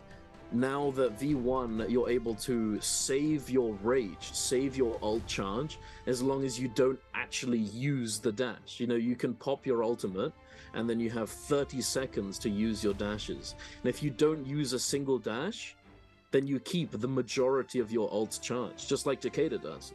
You know, that's one of the things that Justina kind of needed to be able to do all that much sometimes. We have to look at Trailgun though. The only Zai in the lobby, that's some Giga Chat vibe right there, I won't lie. Dropping Zai versus all these Justina, Ferris, where they can just easily reset. And like Justina, you know, having more leeway to fight Zai, it's not going to be easy lobby for him, but let's see how he plays this. I think it's interesting how he's choosing Zai in this lobby. Yeah, no, I agree. It's definitely going to be, it's not going to be easy to make a lot happen. However, if he does manage to play his game, you know, so to speak, so as long as he manages to find those fights that he wants to take, as long as he's able to gain prio in fights initially, the majority of the time, he's not going to be having such a bad time. You know, if he manages to find that opening initially, not being forced to use his ultimate first, or if he's able to create situations where he's able to simply rush down the enemy players, it's going to be, he could potentially come out with a pretty high kill game. But it's not going to be easy against these players. It's going to be super hard. No, I think it's definitely going to be difficult. The fact that he's the only Zai as well is also a high probability of getting targeted in this lobby. Yeah, absolutely. Being the odd one out is always makes you a target, absolutely. But it looks like we're jumping right into the action. Wolves Kai Bao, having just scrapped it out a little bit with Jin, heading on over round the corner, but he bumps right into Panda Man. It looks like Panda Man's gonna take him down, but Jin, he's coming in. Parry baited. Oh, Panda Man getting third party. Oh my god. No way. The last third party, he's gonna be cleaning this up unless he gets clutched by Jin. Definitely gonna be a bit of a tall order here. Although T225 has lost a considerable amount of armor, and he managed to find the opening. That was beautifully done. The follow catches the whole dodge with that delayed spear RMB. Very nicely done there. Got Railgun here. Talking about Zay just now, she's now getting 1v2'd. Oh wait, it looks. No, yeah, she is. Yeah, they it want does look her. like. Yeah. They need to kill her. She's a free kill. They cannot let her get that ultimate. The moment she gets that ultimate, she gets cleaver to reset or get a free kill. She's getting chased by Mike here, but a lot of terrain, so probably lives her, right? Maybe. Potentially T225 is going to be Super Railgun's saving grace as he immediately jumps onto Mike, but then Spider getting involved as well. It looks like all of these players are actually going to get away without dying. Nobody getting any kills, nobody going down. Or at least not yet. Mike taking a huge amount of damage from T225's staff and the cannon damage here as well. I'm surprised that T225 just sort of stood there and just absolutely chatted them, just like alpha energy. I don't care if you shoot me, just come at me, bro. But that is T225 Everyone's for you. chasing Railgun, man. It's the Zai pick, man.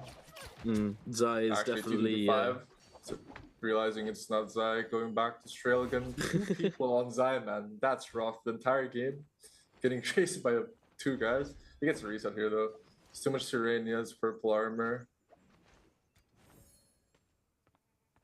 It's definitely going to be... it's difficult to lock somebody down here. Unless somebody makes a considerable mistake, it can be hard to actually take someone down, especially with these... With all of this terrain, it's very difficult to lock them down. There's loads of little nooks and crannies, little stairs, little buildings. There's like gaps in buildings that just you don't even know exist. The area, if you know the area well, it can be really hard, or it can be really hard for people to catch you as you're able to just move around, break those ankles. And it looks as though T225's ankles might be in pain here. Xin managing to break away from T225. T225 having used that ultimate. It looks as though Super Railgun is waiting for his opportunity, waiting for his moment to jump in onto T225 as soon as that ult goes down. T225 now knowing that he's going to get pressured immediately is having a party. Dip out as fast as possible. Finally, oh my lord. Insane damage with Spider. That's and look what Spider is running. Look what ult he's running.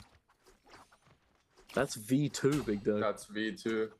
V2 on Spider. I was watching one of his VODs relatively recently. He was playing V2 in ranked on Justina, and at the time I was thinking, hey, this is pretty decent for ranked. You know, it's kind of a solid ranked pick for an ultimate on Justina. But I reckon he'd probably still run V1 in a tournament, but it doesn't look like it. And it looks as though Railgun actually popping off with that Zai, bro. Doing so much damage, even with only a blue weapon as well. Just doing so much. A lot of people forget how strong Zai can truly be when she has her ultimate available. He is in low HP here. 1v2 scenario. People know he's also about to run out. He has to reset here, man. He gets a nice go rush. That's actually no shot.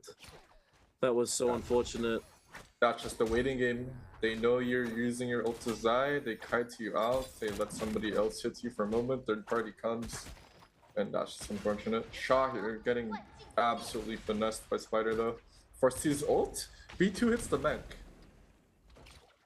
Yes, run away here. He's alive. It is Furia, man. Unless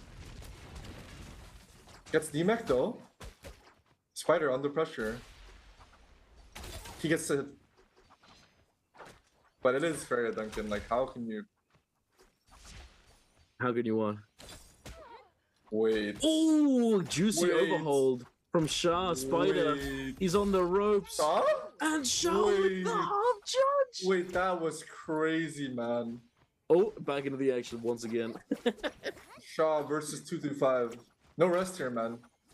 No rest It here. doesn't look, but he does have his ultimate up relatively soon as well. Is it that fast? That's kind of Because crazy. It is. It's possible he's running Rage. But also, I mean, the Soul Blooms in Immortal War, for those of you who don't know, Soul Blooms do give you a lot more Rage, a lot more resources in general, but it looks as though that was a huge parry. Imagine, though, if he clutched that. A little bit more than he could chew, unfortunately. Shaw was playing great there, though. Shaw was playing great, but yeah, just too much you can do there. Akuma versus Panda Man, though. It's your boy again, man. It's your boy again. Again. He's an oogler. You know, he's not on Team Oog for nothing, bro. OUG Oog is not a coincidence. True. But hey, Panda Man. Managing to get that pillar out from Akuma. Ooh, sends out his own, forcing out the F1 combo break from Akuma, and now it's Titanfall. It's Pacific Rim, baby. What am I watching? Panda Man wins neutral here. He has advantage, he has HP advantage. He demechs Akuma soon.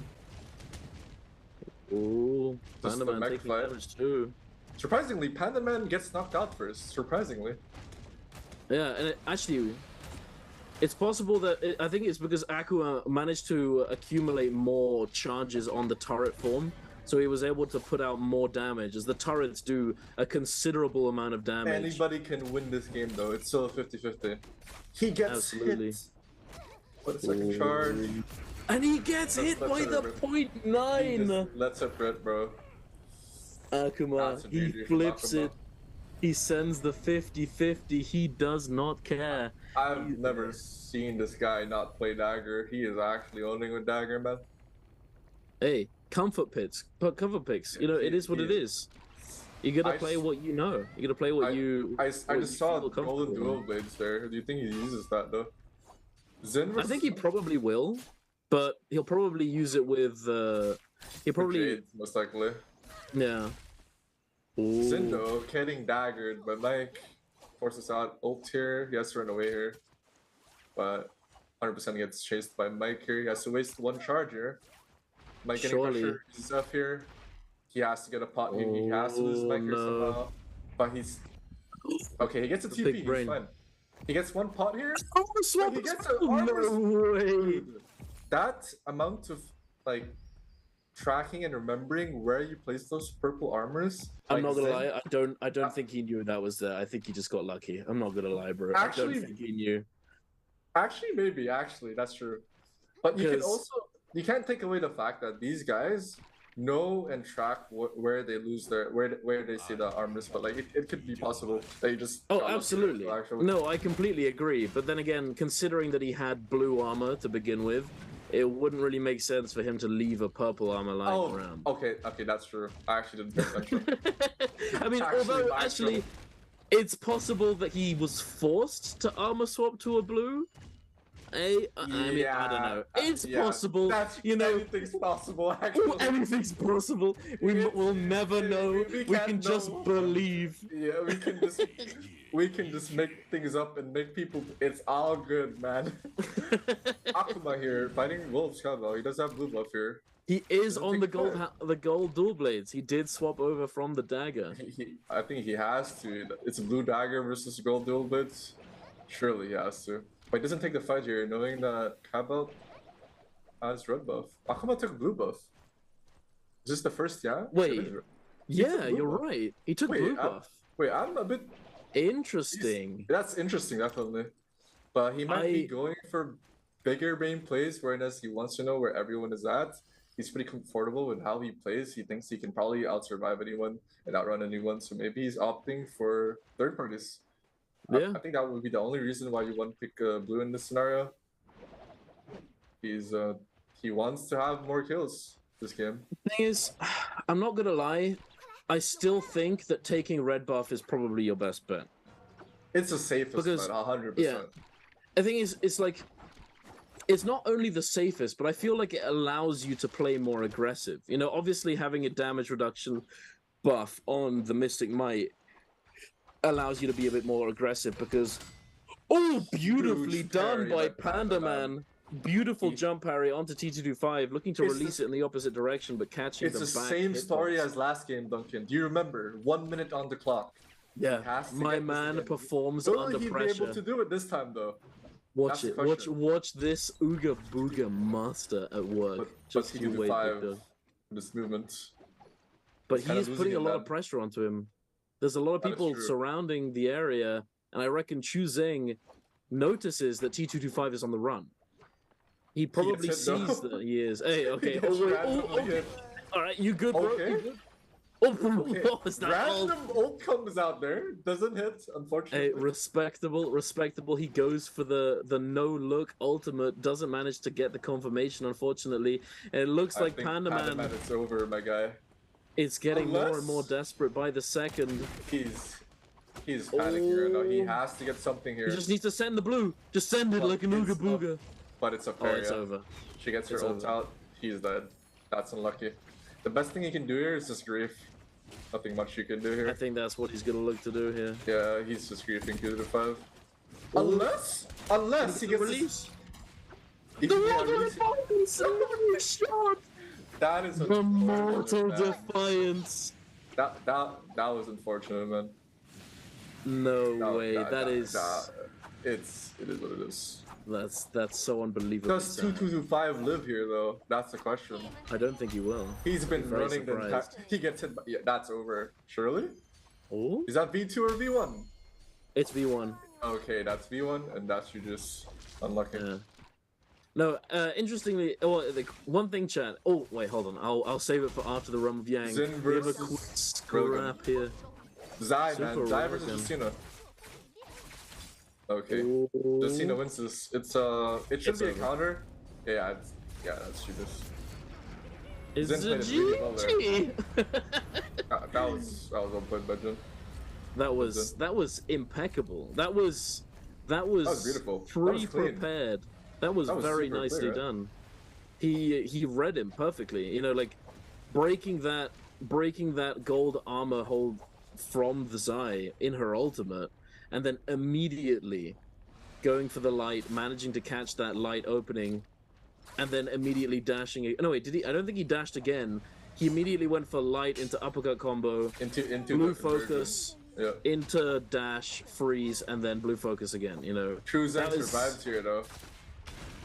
Gets saved by third party. Unfortunately. Well, Spider does get the ult out for him. I think he's gonna try to look for this kill. He has that Pharah ult down, everybody knows. On top of the roof. But it's Akuma, man. I don't think he dies, to be honest, in this place.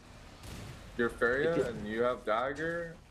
See, this is exactly what I was talking about before the game. You know, like, you've got that Pharah, you're able to space out initially, you're able to get to that kind of high ground. And look where he's going. He's going straight up. He's going right to the top of this huge structure.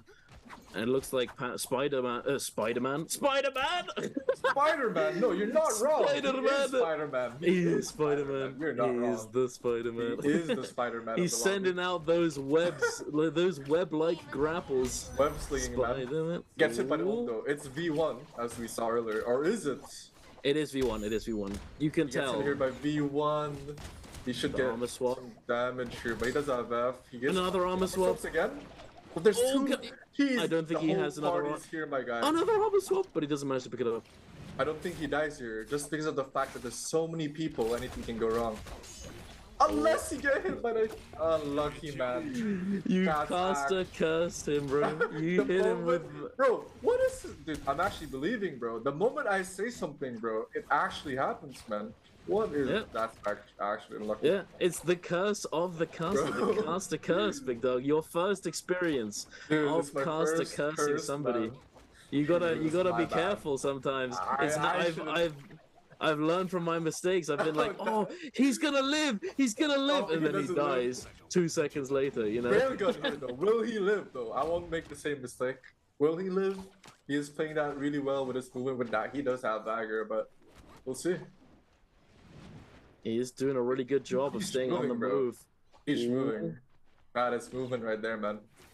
The Dagger Gaming. Dagger Gaming, ladies and gentlemen. It is one of the fastest weapons in the game.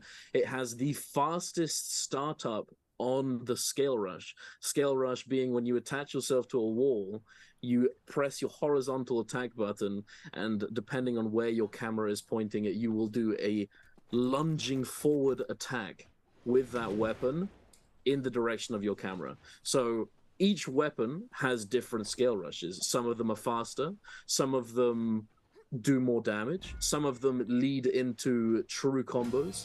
So each weapon has its own benefits from their scale rushes. For example, heavy swords, greatsword and pulse sword, does a lot of damage. Katana leads into it has the most amount of distance, and also does allow you to go into an uppercut combo as well.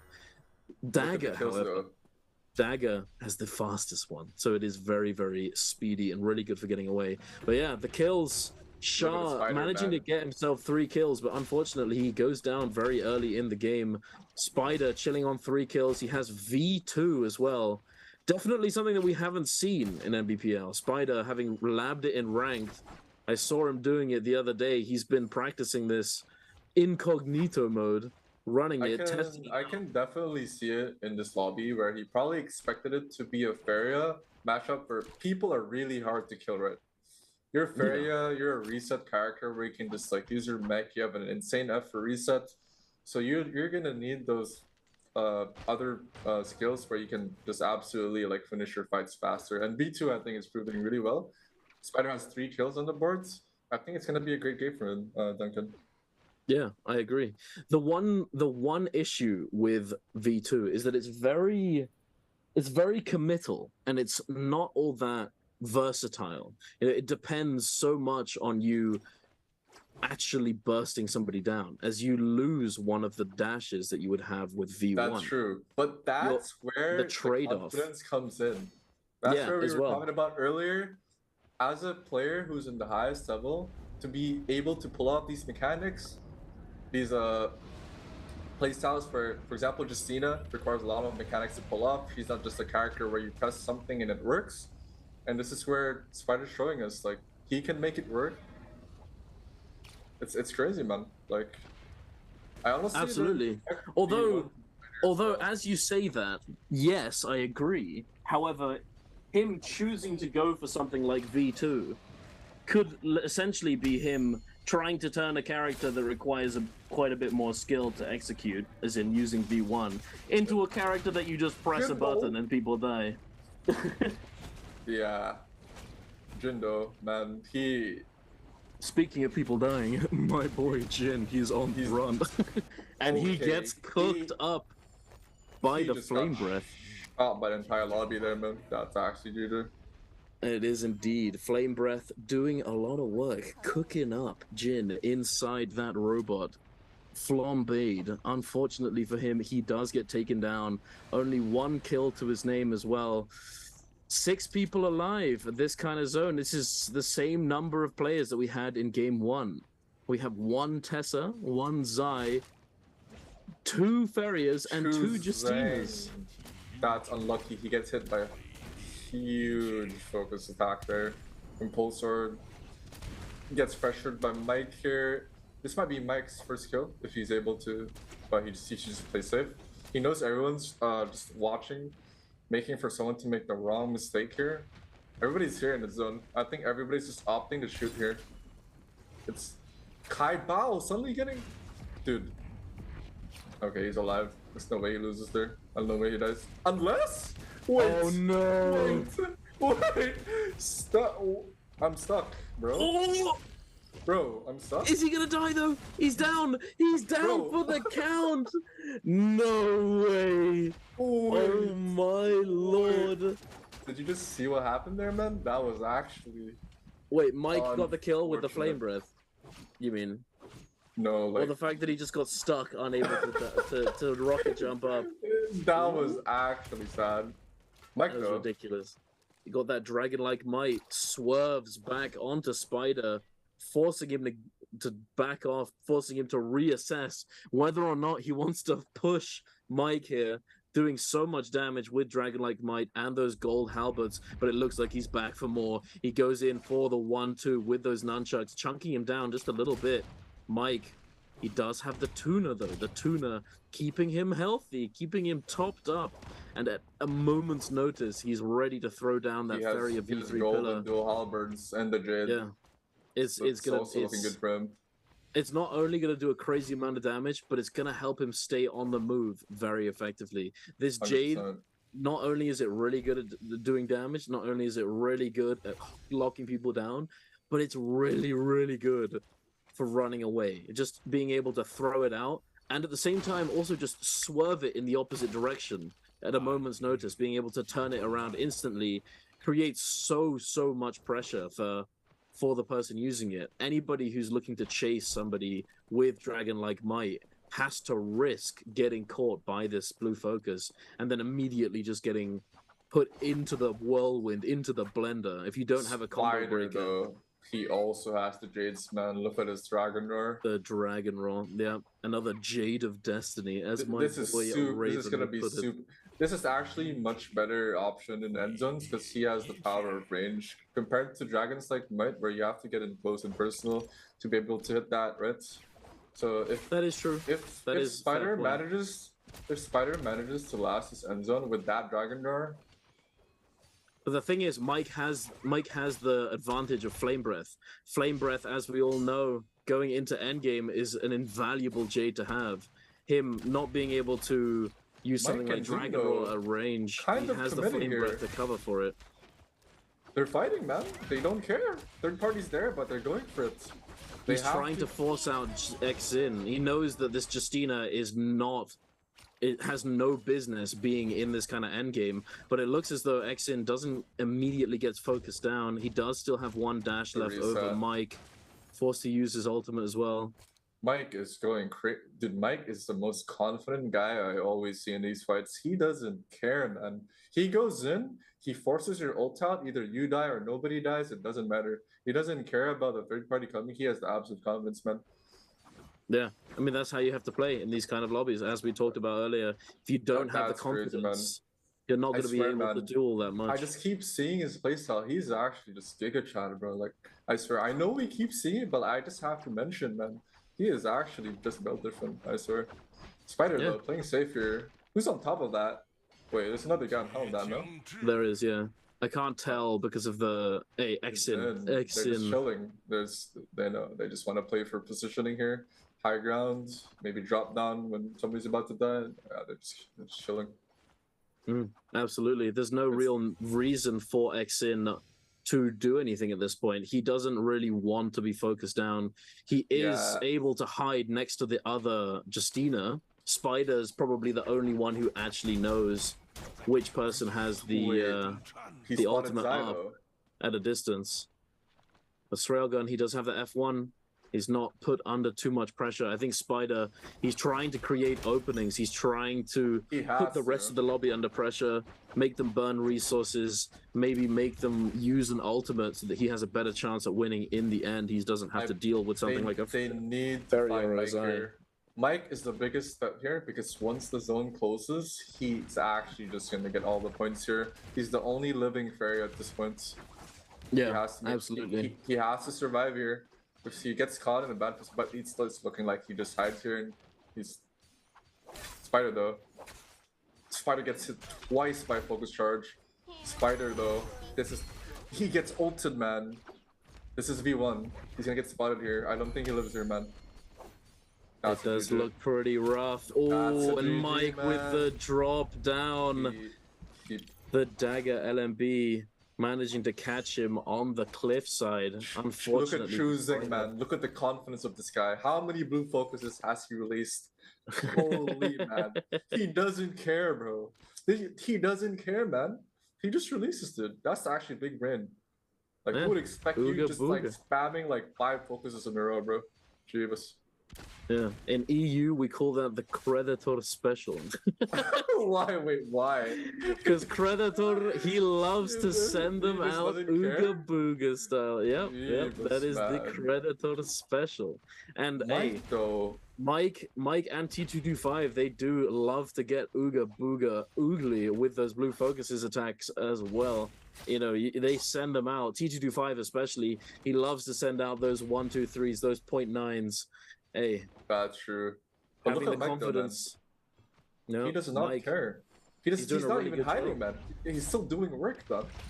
We have we have Super Railgun though above them. The only Zai in the lobby has actually managed to make it to endgame. Chu Zheng though leading the leaderboard with 4 kills right now, still alive. If he manages to get this first place finish, he's going to be able to This is good for Mike, man. Into a lot of points. If Mike doesn't get griefed here somehow and gets his ult out, Mike, oh, there it is. Out. There we go. But is the fire damage going to be enough? Will it be enough? I think he's gonna get some Mike manages to take down Chu Zheng. No. And Xin coming out on top with 2 kills. Xin won again? Crazy. Yep. But I'm not sure if he comes out on top with, in terms of points. He does get 3 points from the first place finish, but only having 2 kills might mean that it isn't enough to come out on top. Chu Zheng managing to pick up 4 kills for himself, and there it is. There it is. Chu Zheng. 4 kills. I think it was 2nd or 3rd place. I think it was 3rd place finish in terms of placement. So he still manages to secure a pretty decent kill multiplier. Wait, Chu Zheng played Tessa, right? That's interesting. He won the second game with Tessa. That's actually... Tessa does a lot. And he was running... Well, there was 2 Tessas in that lobby, wasn't there? I think there were. I actually wasn't sure. Because there was a V1 Tessa that we know. We know there was a V1 Tessa. But when I looked at the icon of his ultimate in that endgame, it looked a lot like V3. V3 Tessa has been seeing a lot more play recently. A lot of people have been using V3 Tessa. Yeah. V3 Tessa has been seeing a bit of play in Nbpl. You know, it can be really, really good as it allows you to confirm a lot. You can confirm the hit with the V3, allowing you to essentially always get the confirmation, as it's a massive AoE. And obviously you can iframe it, but the activation is also extremely fast. You know, the startup on it is extremely quick.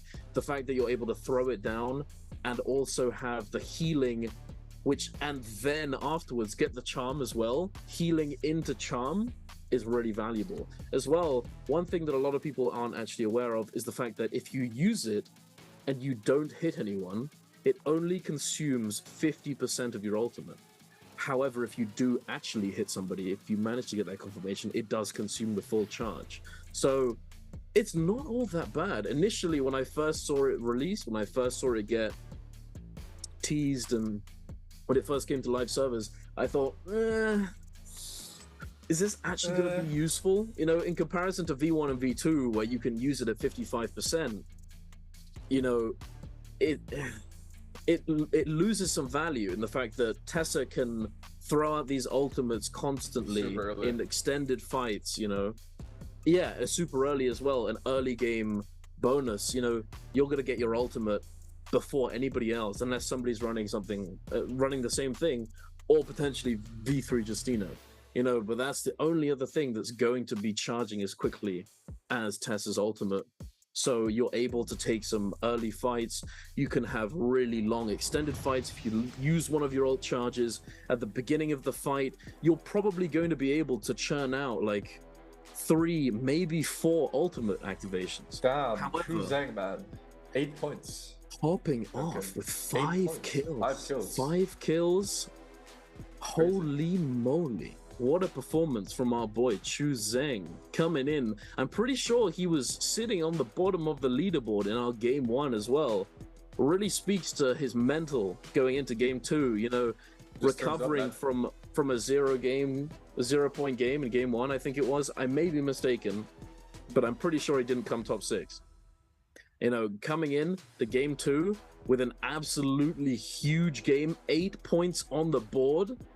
That is absolutely massive for him. He is going to be very happy with that performance, and hopefully he's going to be able to take it forward.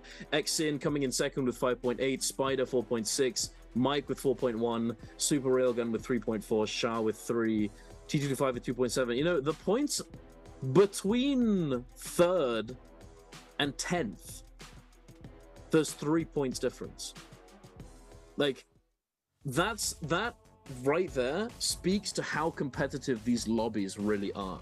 You know, really occasionally you'll see somebody sitting at the top of the leaderboard with a few more points than everybody else, but it's possible you can always chalk that up to obviously them performing extremely well, but at the same time there is obviously an element of good fortune at times, but being able to consistently do that kind of thing is what speaks to how good these players truly are. This was so unfortunate. Oh my lord, dude, this was actually painful, man.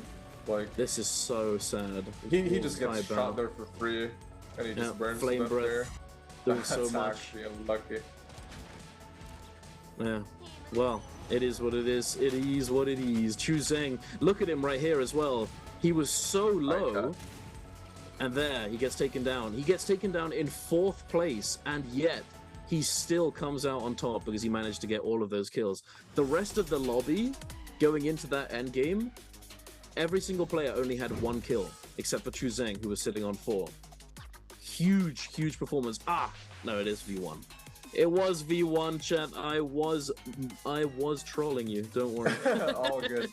But look at Chu Zheng, man. I'm not gonna lie. I have not played very much Tessa. It just looked like the V3. My bad. But however, looking at Chu Zheng, man, like I actually was watching his gameplay. Like if you saw throughout the match, he was playing his ult more on third parties. He was playing super smart. Whenever somebody was waiting, he only used that ult to get kills. And look at his damage. It's not insane damage, but he dealt so much, like 10k decent damage and just 5 kills, man. He just wants to clean up the entire lobby, look for kills. It's yeah, no, absolutely. Great playstyle, man. Played really well.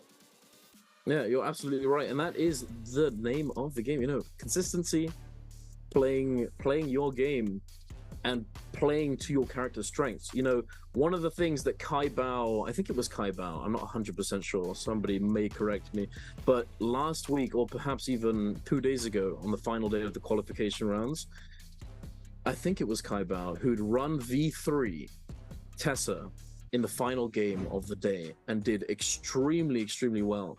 And he talked about how it was essentially just the best option in terms of for dueling wise, as you're able to find that confirmation consistently, as you're able to save 50% of your ultimate if you do happen to miss or if they do happen to avoid it. But the fact that you're able to use it so effectively in fights, because the majority of the time when you're going up against all of these other players in this lobby, they're consistently dodging V1 and V2, you know? So V1 and V2 don't offer you all that much when it comes to these kind of fights. However, as Chu Zheng has demonstrated so well this game, if you play around third-partying and using the V1 and V2 in the best way possible, playing to its strengths, being able to come in, throw it out when somebody is not going to expect it or not being able to dodge it in the moment, you're going to be able to get so much value as you're not using full 100% when you get that confirmation. So yeah, hey, Chu Zheng, beautifully done, and it takes him all the way up to 4th place, only 0.1 points behind Akuma here. But hey, we've got Xin sitting at the top of the leaderboard, 20 plus points. It to him, man. He's been crazily consistent the past 2 games, man. It's looking like it's his games today, bro. Like, do you see his consistency? He's been on top of his games lately, and like, the way he just plays, it's just really smart, man. Yeah, you're absolutely right. And one thing I wanted to mention earlier, I was talking about, there's an element of good fortune, you know, when it comes to popping off like crazy in some of these games. But there's always something that is very evident. The better players tend to get lucky more often. There's a reason, you know, there's a reason. It's not just luck. A lot of people look at BR and they think There's so much RNG. How is it competitive? Oh, no, 100%. Nah, man. bro. Luck Nah, is part of there's skill. a lot to it. That's actually You gotta 100%, be man. skillful to get lucky. Exactly, Big 100%, Dog. man.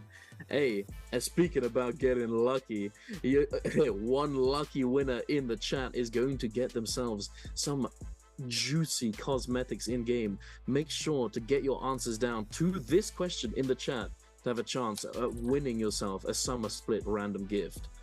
Who got the most amount of kills in game number 2? Was it A, AOW's Mike?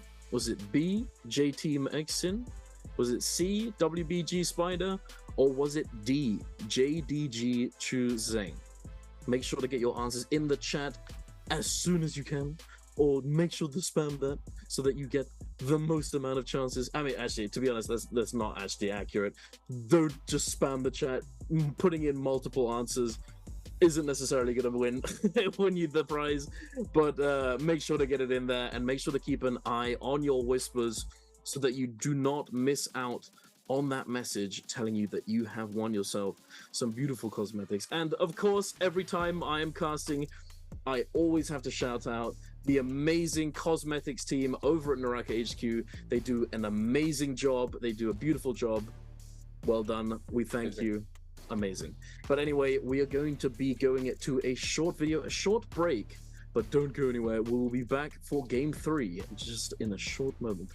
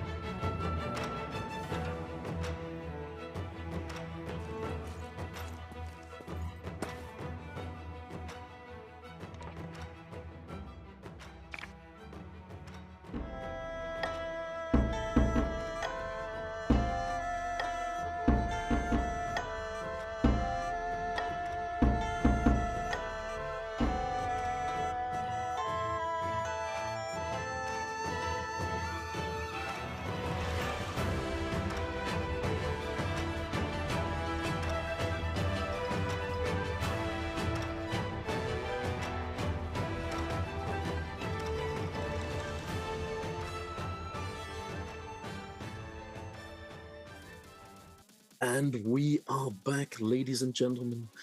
We have just finished our second game of the Nbpl Biweekly number 4 solo finals.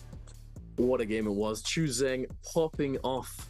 Absolute machine on the Tessa with the V1, putting it to use, putting it just game plan, third party, get those kills, find those opportunities, and secure as many kills as you can and get to that top placement. Thing is, he only came 4th.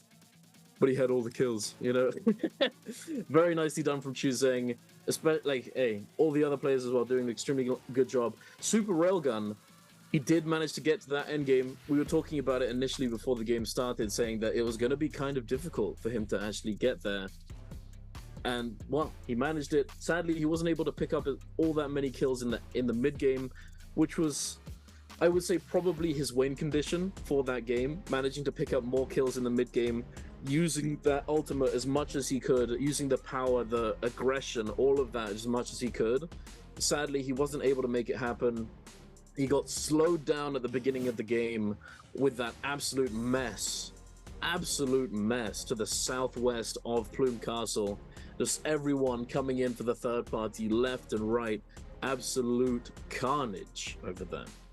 But hey, we're going to be going into game number 3.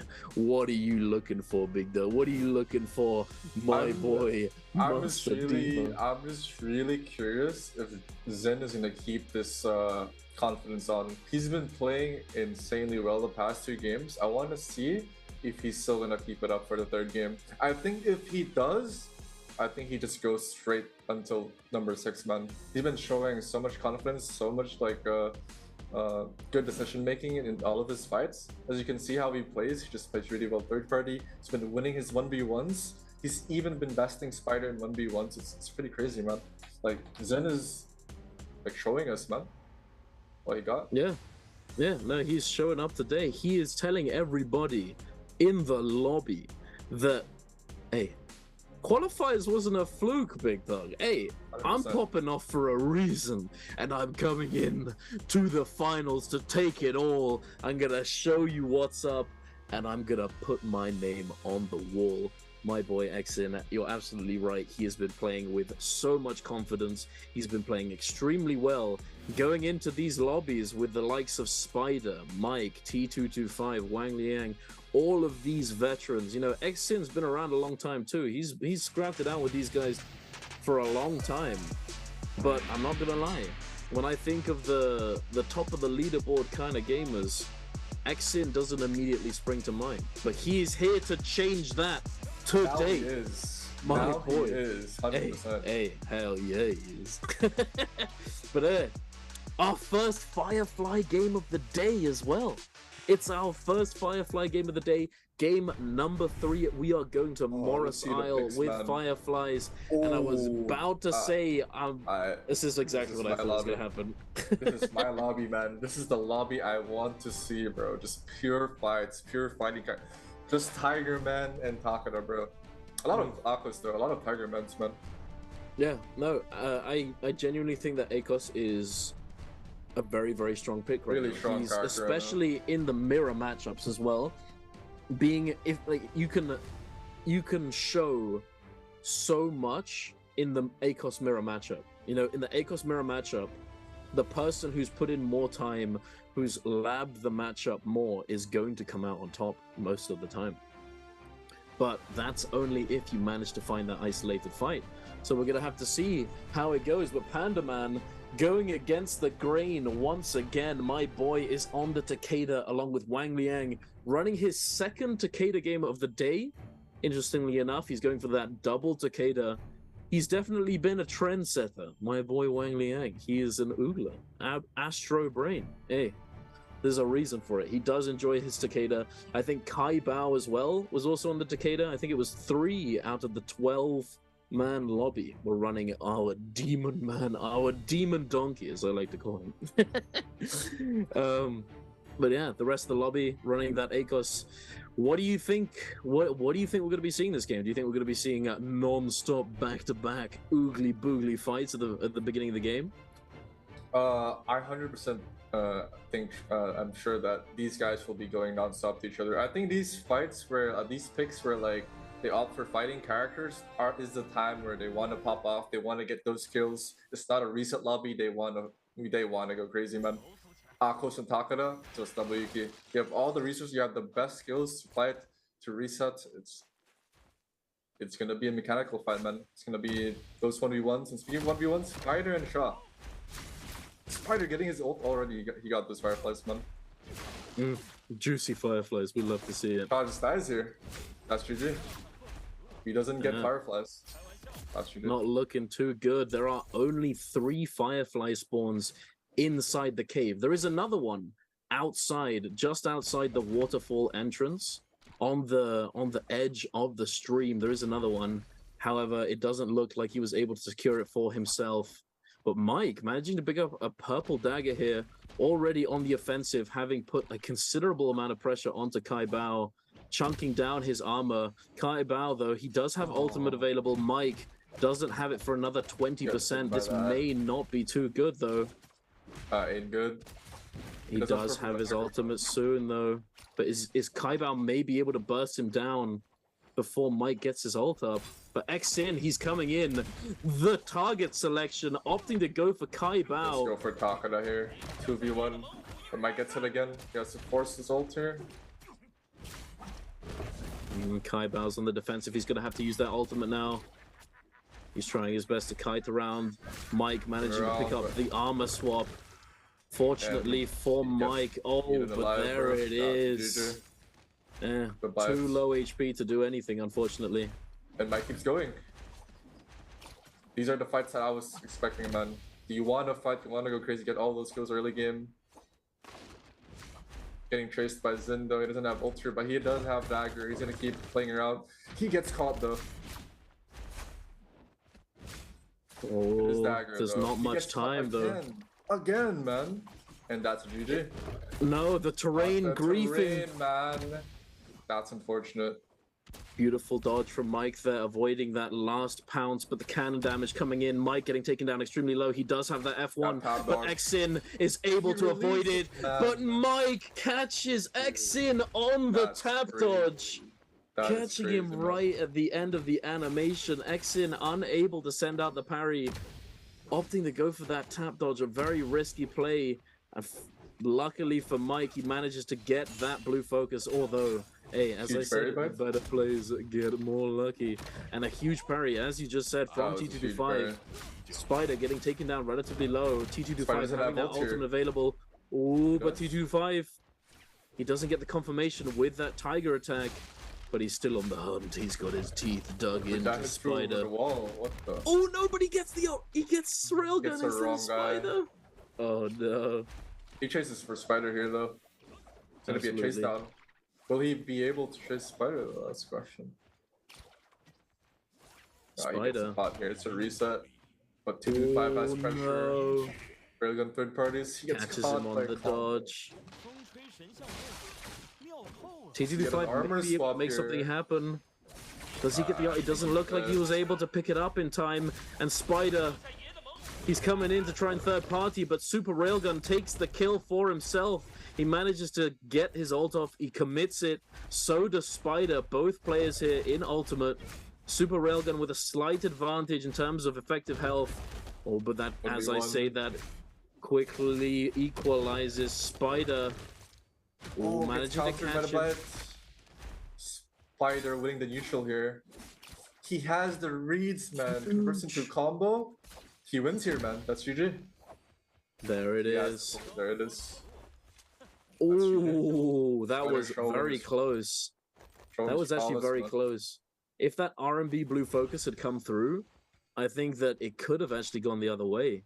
Because Super Railgun, that blue focus R&B, you can go into a jump LMB with the staff, or potentially immediately swap over to a range weapon if you get that headshot. I'm not sure what range weapon he had at the time, but if you manage to get it off, it could have potentially gone the other way. Although Spider did have that damage, that defense buff from his F. So, versus we'll never know, I suppose. And the man wins neutral. Ooh, but Xin taking it back. Oh, the conversion. That's nasty, man. Huge tap dodge. And the man dies here. Surely. He gets the confirmation. This is the problem between Takada and Akos. Akos still gets the priority over neutral because of how long his ult lasts and his Pressure. Well, ACOS's ult actually lasts less time than Takeda's ultimate. The problem with Takeda is that he has 3 blades, whereas ACOS is able to apply pressure almost constantly. Yeah, exactly. Yeah. Pandaman, though, gets that F3, takes his turn back, and gets the tech chase. Oof. Indeed, that's a GG, bro. The dagger tech chase, cutting him down at the knees. That was looking really good as well. That was looking very good.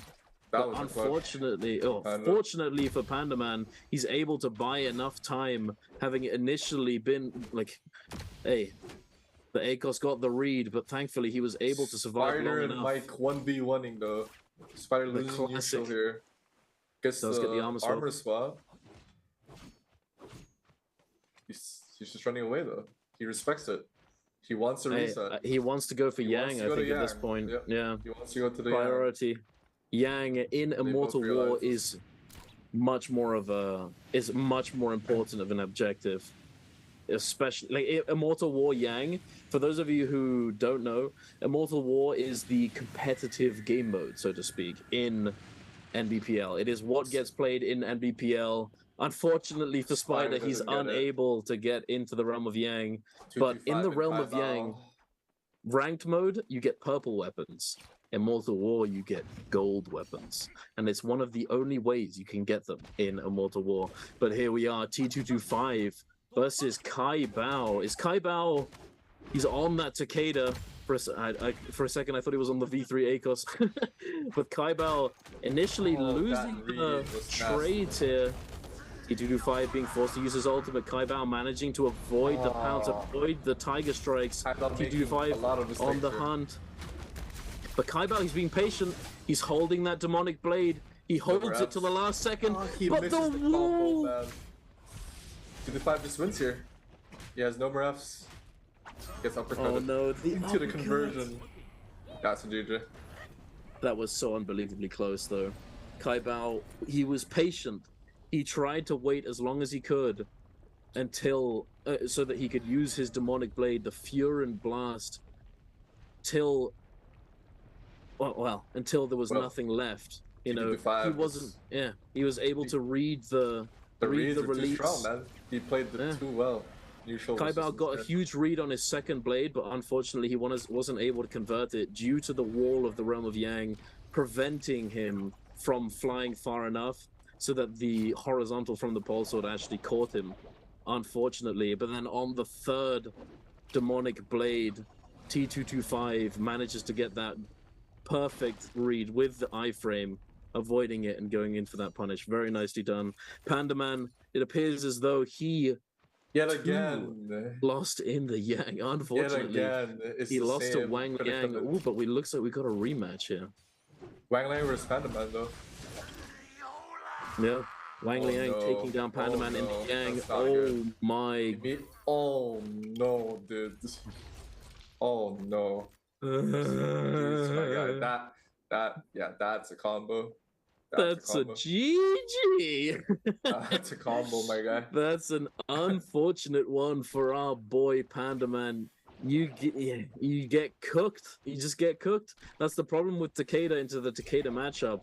You need to get your ult out pretty early, because if you get red once, you get hit by that uppercut combo, you can get 100 to 0, especially with these weapon swap combos being in the game. Wang Liang swapping over to that gold pole sword, it just does so much damage, especially when you're on that blue armor. It becomes unbelievably difficult to really do anything. Getting hit by that combo without even getting a single hit, man, in this tournament feels devastating, bro. I can feel the pain from that, man. That's unfortunate. Absolutely. It is definitely, it feels bad, but look at this. Is this the entire lobby in Celestra? 1, 2, 3, 4, 5, 6, 7, 8. It's a party. I think it's... There's also... Yeah, actually, I think it is literally the entire lobby in Celestra. I counted 9, and I am assuming that there's going to be another one lurking around that I can't see on the minimap. But every single player here is lurking in Celestra, with the zone as well closing in. The zone is about to start moving. It's about to cover Celestra. Kai Bao gets pushed out of the zone. Oh dead. my That's great. lord! Oh, that's a party, man. That's a party. It's a party I'm not sure yeah. I want to attend. That's What a is cannon going on? party right there, bro. That's This a is cannon ridiculous. Party. What on earth? Wang Liang, Gotta okay. hurt, bro. That's actually gotta hurt. Jesus, oh my god. I don't think I've ever seen that many cannon Spider, shots though, fired suddenly at getting exactly caught. the same time. Spider. Might looking like he's gonna be out for this game. Ooh. He's alive? Gets out. It is Tiger, Celestial. man. It is Celestial. I don't think he dies here. But he almost got caught off there. Absolutely, that was very risky. Getting caught in this kind of area with this many people. Usually Celestia is a really good place to kite. But if there are this many people, it can still go very poorly. But thankfully, I think the zone moving in and covering Celestial was what kept him alive here. The other players not opting to go into the zone, not looking to take that risk, as anybody could come in for that third party. Mike it's again, not really worth it. He's going for these kills, looking for Shaw here. Doesn't get a skill rush. Shaw is just moving around the house. He wants to stay alive. He's just up though. Got scared of Akuma. Mike still goes for it, man. He wants to kill. Hey, it's Oogly Boogly Mike. He wants to kill. But I think nothing happens here. People are just equalizing until you get hit by that skill rush. That's huge. Until you get hit by that skill rush. Until you get hit by the skill rush. Well, it looks as though we're also going to be having Realms of Yang coming up yet again. The second set of the Yang portals. It looks like Jin may be posturing to go into this Realm of Yang. Wang Liang as well, also looking to go into the Realm of Yang. Spider and Super Railgun potentially as well. Maybe Railgun's just looking to go shopping here, but Spider's definitely looking to get into the Yang portal. He's looking to get spicy. But he doesn't have ultimate. I think he's going to go in anyway, though. I think he's going to go in anyway with no ult. There it is. Oh, Spider and Wang Liang. Oh, that's still a good fight. Absolutely. I want to see Spider do something here. He doesn't have ultimate, though, and Wang Liang does. Wait, so I just realized he went in with that ultimate. He's crazy, man. That's the confidence, bro. Let's see how he plays this. It's going to be a hard fight. Definitely Spider versus Takeda as well. He's going to play around the skill rushes here. Wang Liang does have the Stanchion Sky Pillar Soul Jade for that staff, so he may be able to get a huge... Oh my god, but the Scale Rush just doing so much. Spider looks like he's about to get cooked. Oh, Wang Liang! He's unable to avoid the F1 knockback. He needs a miracle, though. 1 HP with a full HP Wang Liang. Just ult Wang Liang, bro. There we go. Yeah, he has to play it. There's no way. Okay, there's no way.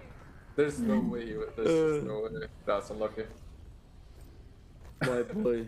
Unlucky Spider. Hey, to be honest though, it's you know, I think he went into the Realm of Yang expecting this, like, to some extent. You know, if you're going into the Realm of Yang without your ultimate active, dude, without your ultimate available, whenever I want someone to win, why do they keep dying, man? I don't understand. I'm gonna stop expecting people to win, man. Like, oh my. I just wanted to cheer him on, man. Unlucky. 80s. Open to Wang Liang though. Absolutely.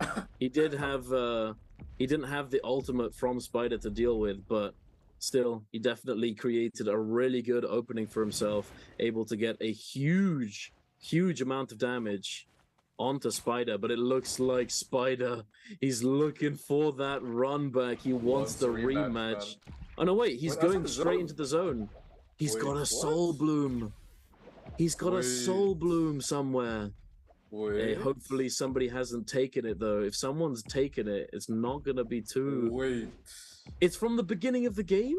Do you remember at the beginning of the game? Dude, that is crazy. My guy. Wait, that is some crazy stuff right there, bro. Crazy stuff. Spider. But the thing is, Wang Liang, he knows exactly what he's doing. He's just waiting. Oh no! No, yeah. He's lurking. This is He's gonna definitely spot him out. 9,000 versus 9,000 out here. Definitely. He's spotted him out with that Mystic Might buff, Spider. Although he doesn't have that Yang depletion debuff anymore. Wait, Wang Liang, what are you doing, bro? He missed Did him. he just let him go past? He missed him. He missed him. What on earth, Wang That is Liang? unfortunate. I don't know how he managed to do that. That's definitely rather unlucky. Spider managing to break his ankles. It looks like Shah as well did go down in the realm of Yang. He too has the Yang depletion. Going to have to try and find a way to cleanse that for himself. Only 2 minutes left on the clock. This is Mike's game, finally. Duncan, look at his skills. He has 4 kills on the boards. Yeah, Mike's been popping off. It might be the game for him. Might be his MVP. Indeed. He's definitely it's not as though he's not performed well. Like, he's still sitting in 3rd place, only 3 points behind Xin at the top, but still huge game. That's basically a lot of that is from this current game. You know, he's already got those kills, those points incorporated into his total score. So hey, if he manages to get a high placement finish, he's going to be able to convert that into easily. more. Shah is getting desperate, my guy. He needs that boom. 1 minute on the game. He wants Spider. But he can't chase him, man. The terrain. He knows he's got blue armor. Optimal target. Oh no. He gets the caught. buttery rocks. Oh, Akuma as well. So unbelievably low. Does he die here though? There is an armor swap though. He's able to get the armor swap. He's still getting pressured so much by Mike. Mike trying to get that scale rush to finish him off. But Akuma, he's still staying on the move, but the entire lobby has seen him bleeding, desperately trying to get away, and the entire lobby is grappling after him, looking to try and get this opening, try and secure this kill for themselves. Every little helps, every kill means something, and it looks as though the ACOS ults are coming out. Dude, committing. Shah needs this. He needs that Soul Bloom. Is he going to be able to secure it though? He's not dead, man. Shah desperately. He's 1 HP as well. Both of these players have just been absolutely griefed by the whole situation. There's no way he doesn't die here. What? Akuma with the movement. Okay. He's still alive. He is Shah. God. 3, 2, 1. And there it is. Akuma just died. That's unlucky. Bro, the moment I say he's Akuma gone, as well getting taken down. That's my bad. Unfortunate. It is what it is. Spider making it out with a kill. Very happy with himself. Chu Zheng getting taken down very low, losing the majority of his armor here. But he's able to scale rush away. He's able to get out of that sticky situation, heal up just a little bit. It looks like Super Railgun may have taken his place as the focus. Oh no, Railgun dies here. It's over. Using that Tiger attack. He did manage to get the heal off though. There's plenty of armor swaps lurking around, I would imagine. Dead. Oh my lord. Is he dead? He's dead. Yes. That's unlucky. Is he dead? Oh no, Spider no. The Bane. He gets griefed by the Bane, man. That's unfortunate. There's no way he gets it again, right? Bro, why are you gonna say that? No way, I'm just... You're testing fate, big dog! You're testing fate! Bro, no way he gets hit again. Bro, I had to say it, bro. I had to say it, man. No, I get it. Wait, hey, Spider getting 4 kills suddenly, man. 4 kills as well. He caught up to Mike. T225 as well on 3. Wang Liang with 3. Hey, this is a very high kill lobby. You were absolutely right in your... assessment at the beginning of the game. These gamers, these boys, they want to pop off. Exactly. They want to get all the kills they can in this game. The Firefly maps, they get oogie boogie, and we love to see it. 225 though, caught in a bad position, no armor, but he gets ignored. Wait, what on earth? I don't know, man. Looks like Spider's just. He's just chilling. He doesn't really want to commit to anything right here. He knows that if he does commit, he's probably going to get caught in a bad situation. He's just going to try and hold the terrain for himself, hold that little spot. Mike though, he's on it, man. Looking to get aggressive. Absolutely. That's the I think way Spider... Mike rolls. Oh no, that's the part where you can't be get caught. The T225. Nothing's happening here. Nobody's getting confirmations of the kills. Yeah, everyone just burning through each other's resources little by little, trying to create openings, but not trying to put themselves into a position where they could actually get turned on. You know, you want to try and 100%. poke people out, but in these kind of end games, if you're fully committing to try and kill somebody, if you commit your cooldowns, you're going to get focused immediately after the person that you were fighting. You know, like, yeah, you can potentially get a kill, or potentially not. You know, like realistically, if you try and commit your ultimate, you commit your cooldowns, even like half of your armor, even if you get a kill, every single player that's surrounding you is going to be looking to try and steal that soul bloom away from you. That's crazy. And at the same time, look to try and get you lobbied as well. But yeah, that was beautiful just then. Yeah. It looked as though yet another player goes down to the fact that they went into Yang without ultimate. That's unfortunate. It is what it is. You gotta do what you gotta do in these All right, kind of Duncan. lobbies. Big question, man. Spider or Mike this game? Hey, why just Spider and Mike, Big Dog? There's only one winner. There will be only one guy left standing. No, I mean, like, why not anybody else? I can feel it, man. It's either Spider You can or feel Mike. it? You can feel it? Hey. 100%. Like, I can look at me respect right now, man. that. 100% it's either Mike or Spider this game. I can feel it, bro. It's my instinct saying me, man. But what do you think? If it's only ever Spider or Mike, who would you choose this game? Who would you think would win this game? It's a hard choice to make, I'm not gonna lie. I think I'd have to give it to Mike. I'm not gonna lie. Mike has got that gold pole sword. He's gonna be doing crazy damage with that gold pole sword. It buffs up. Yeah, he's got the confidence. He's playing aggressively. He's not afraid, and that kind of mental edge can be so impactful.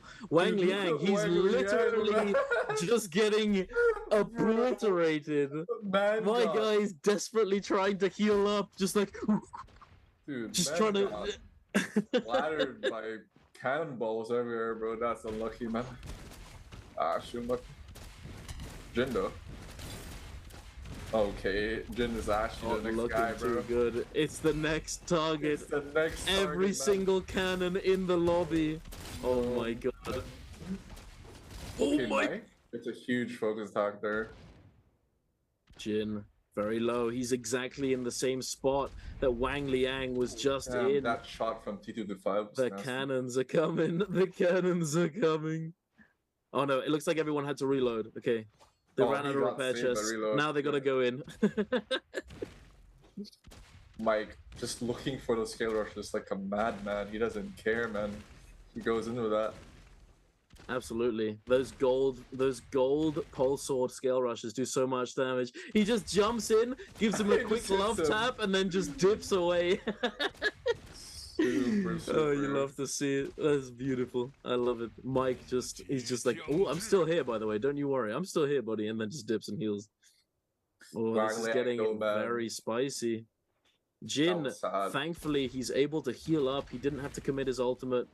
He is burning through a considerable number of resources, though. I don't think he's going to have all that many heals left over. So if he does take another chunk of damage, it could be the end for Jin. Spider with the overcomer, though. He has the Jade, man. He has the horse. Look at my horse. Whoa. Oh boy, Spider. Just chilling. He's chilling. Wait, look at Jin, though. You just see a horse travel across the zone. Beautiful. They're just swapping spots. Jin is taking the Spider's original positioning. Spider opting to go inside the house here. He's managed to... Oh, he's got Tuna. He's gone into the house so that he can use Tuna, get that shield regeneration ticking over, and now he's just gonna run his horse into the wall there, preventing anyone from running in. Spider's in a really good spot right now. T225 as well, sitting on the ultimate high ground here. He has all the height. He's going to be able to rain fire down on everybody else. He also has that gold pulse sword. He can drop down at any moment. It looks as though he's going to get contested. He pops that F1, trying to prevent Chu Zheng from taking his positioning. T225 fighting him off with that scale rush, knocking him down, doing a chunk of damage. But Chu Zheng managing to get the very top, narrowly avoiding another scale rush. He does have the Assault Smolder. Chu Zheng is in a pretty good position here. Manages to get the heal off. Fortunately, it looks as though Mike has been put under a lot of pressure. Mike's been taken down extremely low. It's not looking too good for our boy Mike, our aggressive oogly boogler.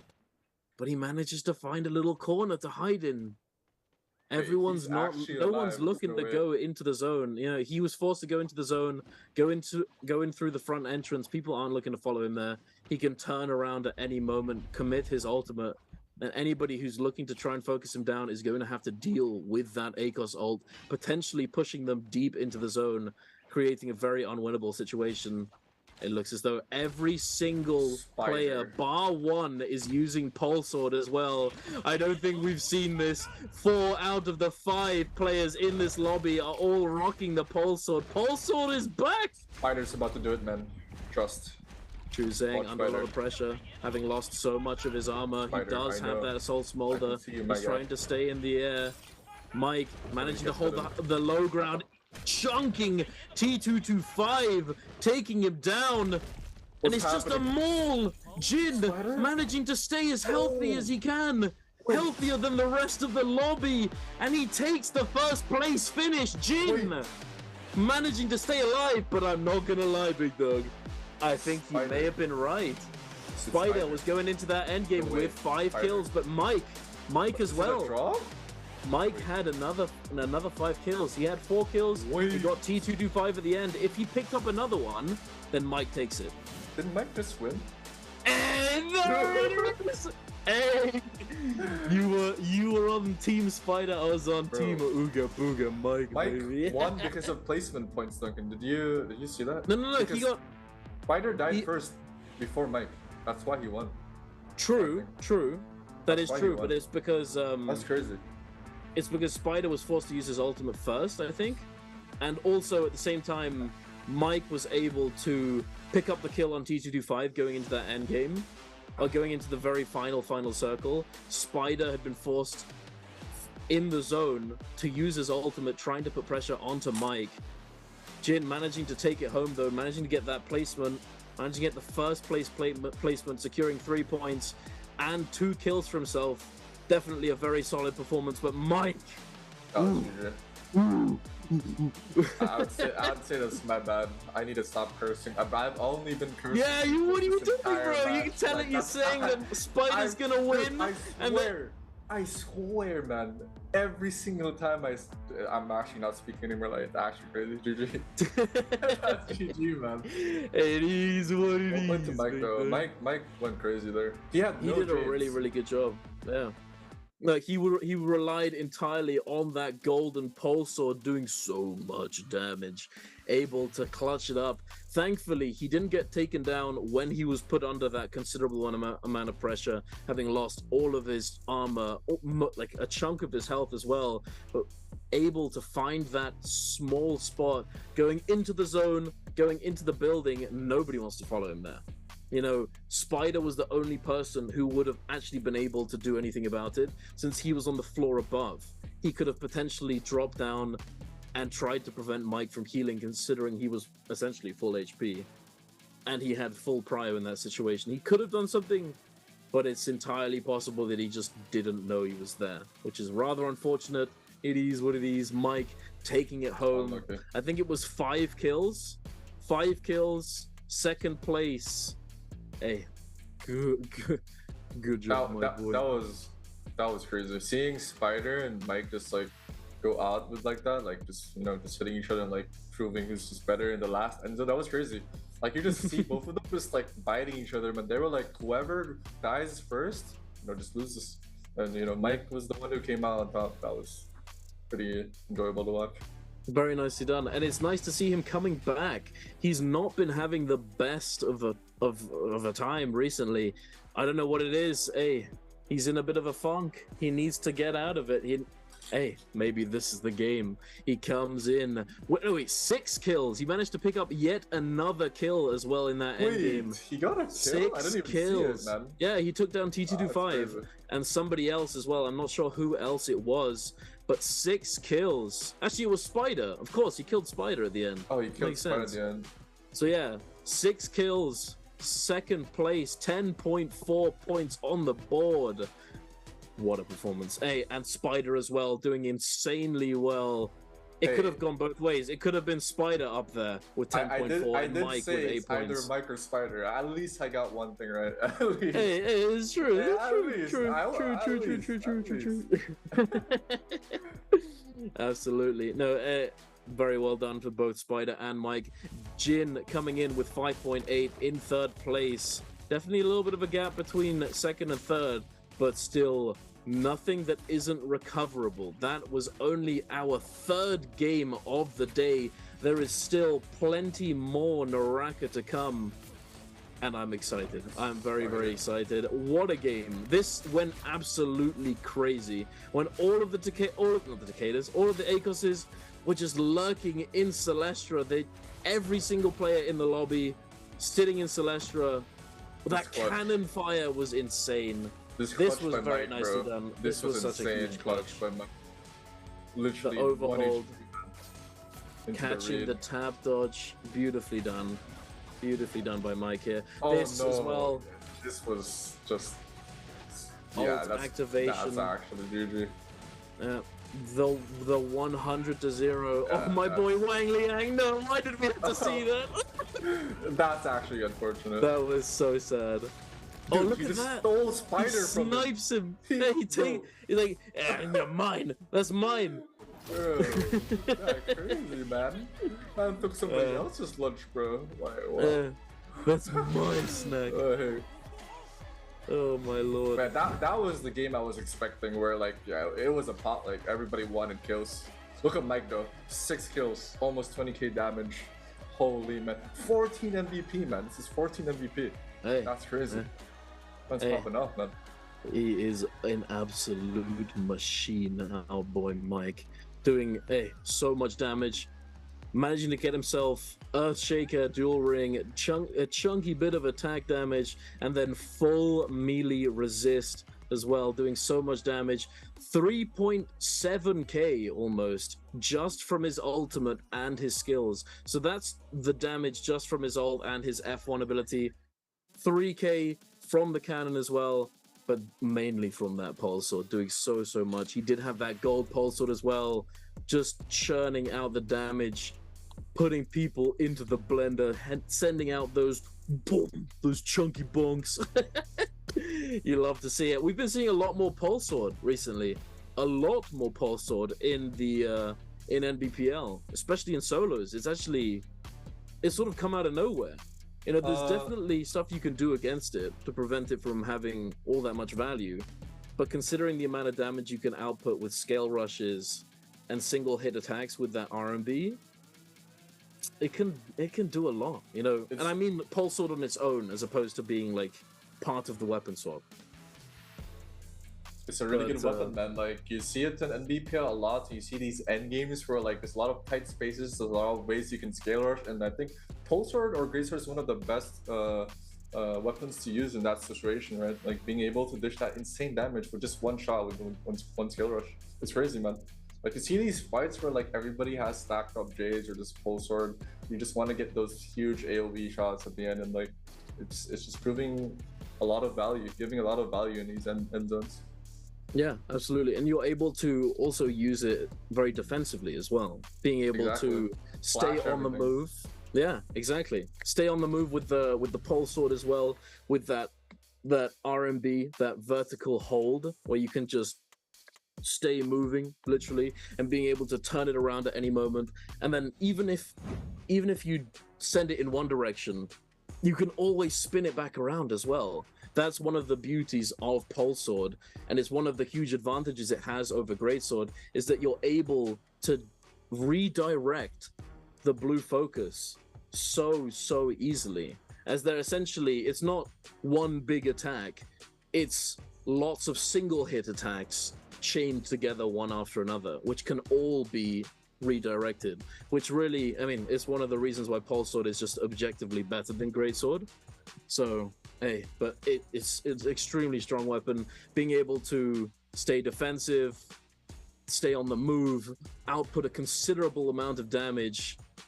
Hey, lovely to see. Especially as well, considering that you can always incorporate it into that weapon swap combo that we have been seeing for so long now. I can't even remember when it originally just started. It's been so long that I can't remember when it first started getting a lot of use. But hey, it's been around for a long time. Maybe one day it will get removed. I'm not gonna lie, I would like that. I'm not a huge fan of it, but you gotta do what you gotta do to win. And these Ooga Booglas, Spider, coming out on top. He's taken over Xin. He's like, hey, big dog, hey, you wanna show up? You wanna take my spot in the limelight? Nah, bro. Mike as well. Oof, what a performance from these two players. Probably the two of the most well-known players for how aggressive and how well they've been performing in the past. Hey, they're not going down without a fight. Xin, he's got a lot of work to do if he's gonna want to take that. He's gonna want to take that final first place finish from these two players today, especially as well. T225, Wang Liang, Pandaman, all of these other players as well. They're all competing for this top spot. And we're just going to have to wait and see. We've still got plenty of NARAKA to be played. That was our third game of the day, our first Firefly game, and it definitely showed. There was a lot more kills on the board than in any of the previous games in this one. But hey, anyway, we are going to be heading over to a interview. So don't go anywhere. We'll be back for game 4 very shortly. Yes. Hi everyone, this is Jaeger and welcome to post-game interview. And now I'm standing here with Mike and let him say hello to our audience. Hello, 麦麦，先和观众朋友们打招呼吧。大家好，我是 AOW 麦克。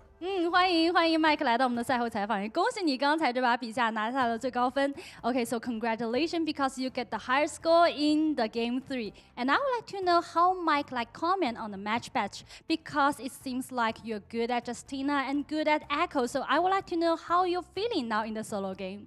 那我特别想先问一下，麦麦对当前版本的单排比赛自己是怎么评价？因为麦麦其实也很擅长顾清寒，也很擅长胡威，感觉现在单排打下来感觉怎么样？感觉就是英雄选择非常的多吧，然后从常规的就是5个英雄基本都是固定的，到现在第5个英雄可能有3到甚至4个选择，然后就是非常的这个英雄生态，包括英雄选择都会变得很多。So to be honest, I think it's more difficult right now because everyone have more selection in the hero selection in solo game. And it's sometimes we have to guess the opponent which hero will they choose in the solo game. That's why I think it's more difficult right now. Okay, let's move on to next part, answer for treasure. 好，接下来也到了我们抽奖送福利的环节了。Mike 准备好了没有？那我们来看一下今天的题目。So you guys can see the question on the screen. And if you know the answer, just type them in the chat box. After our player counting 3, 2, 1, we will take a screenshot and the lucky guy will be whispered. So let's see today's question. How many kills did AOW Mike get in the game 3? 这道题呢是关于第3把当中 Mike 到底拿下了多少个击败分。但我们前面也说到，其实现在我们都知道，都说你是冰女的王，都说你是老虎的王，就特别想问一下，在这个第3把的胡威大分局当中，自己评价一下胡威现在在单排中的表现呢？我觉得胡威的天敌非常的少，然后因为他的大招存在的话，然后他打任何英雄也是基本都是可以打到5-5开的一个地步的，然后就是比较吃这个人的就是胡威的理解嘛。确实 I think like in the game 3 because most of the opponent they will choose the echoes and it's very depends on the understanding of this hero and this hero is really strong now in the solo game. It's like it can control a lot of hero in the solo game. Okay, I think all players prepared and let's start counting. 我觉得 Mike 也应该准备好要给大家送福利了。那接下来让我们进入倒计时。3, 2, 1. Screenshot. Okay, so let's find out the correct answer. 也有请 Mike 给我们公布一下正确答案到底是哪个 A. Yes, the correct answer is A. And also congratulations, your MVP. Okay, because we know that today is the bi-weekly final, and we always know that Mike is really strong, like the king of the solo game. So I would like to know, do you have confidence like today to get the championship, or there's the biggest threat is from which opponent? 那我特别想问一下，其实今天的这个周决，大家都知道 Mike 这个王者，今天有没有信心拿下这个周冠，或者说现在有没有觉得谁对你的威胁最大呢？再打一把看情况吧，我觉得再打一把应该基本上就是确定了。然后威胁最大的话，反正就是蜘蛛人吧。然后我觉得反正这个第3把打完也看不了什么，就是谁能反超啊，谁能上来这些都不好说的。场上的这个变化真的是随机应变，让我们期待接下来的表现了。Okay, so to be honest, I think it will depend on the rest of game, and the biggest threat is from Spider, and I really want to work hard in the rest of the game, and let's see who will be the championship. 好的，谢谢麦麦的一个分享，然后也再次恭喜你在前3把的一个表现，接下来就看你的这个发挥了，好不好 ？Okay, let's looking forward to the rest of game, and thank you for today's interview. We will take a break and be right back later.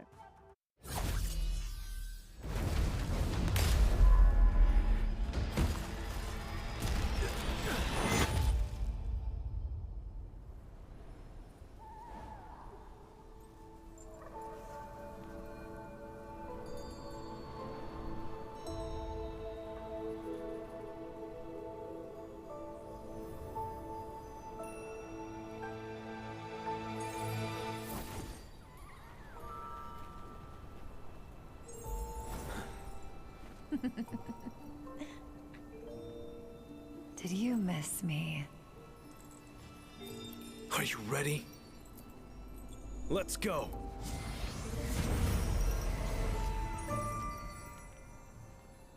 Patience, darling.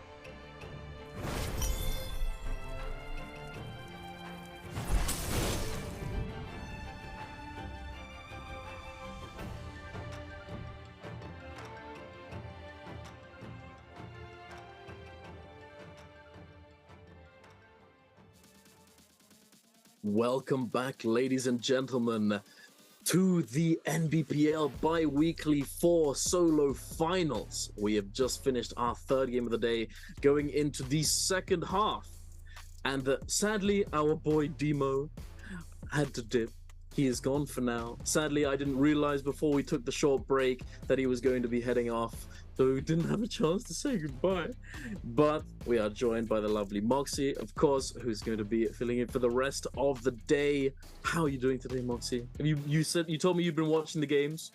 I've been watching the games. I've very much been enjoying the games. We got the full mind games coming through with Spider. I loved it. I was actually watching with Severio, another one of our Nbpl casters, and we were both just losing it at the fact that Spider had stashed one of those bodies at the very, very beginning. But what was even funnier is that he's able to slip past Wang Liang's Mystic Might with the 10-second timer, so he doesn't actually see that Spider has circled directly past him and shows up super late to the rest of the fight that goes down around Shadow Jade mines as a result. Really fun match to get to see both Spider and Mike duking it out once again. As those two players, they have been rivals since the very, very beginning of this year, ever since Mike returned to the Nbpl to be able to take away that Solos Season 1 crown. And Spider, he's out for blood. He wants to show that he's still got that world's best acumen to his name. Last week, he absolutely dominated the Biweekly finals with 5 back-to-back MVP wins, which was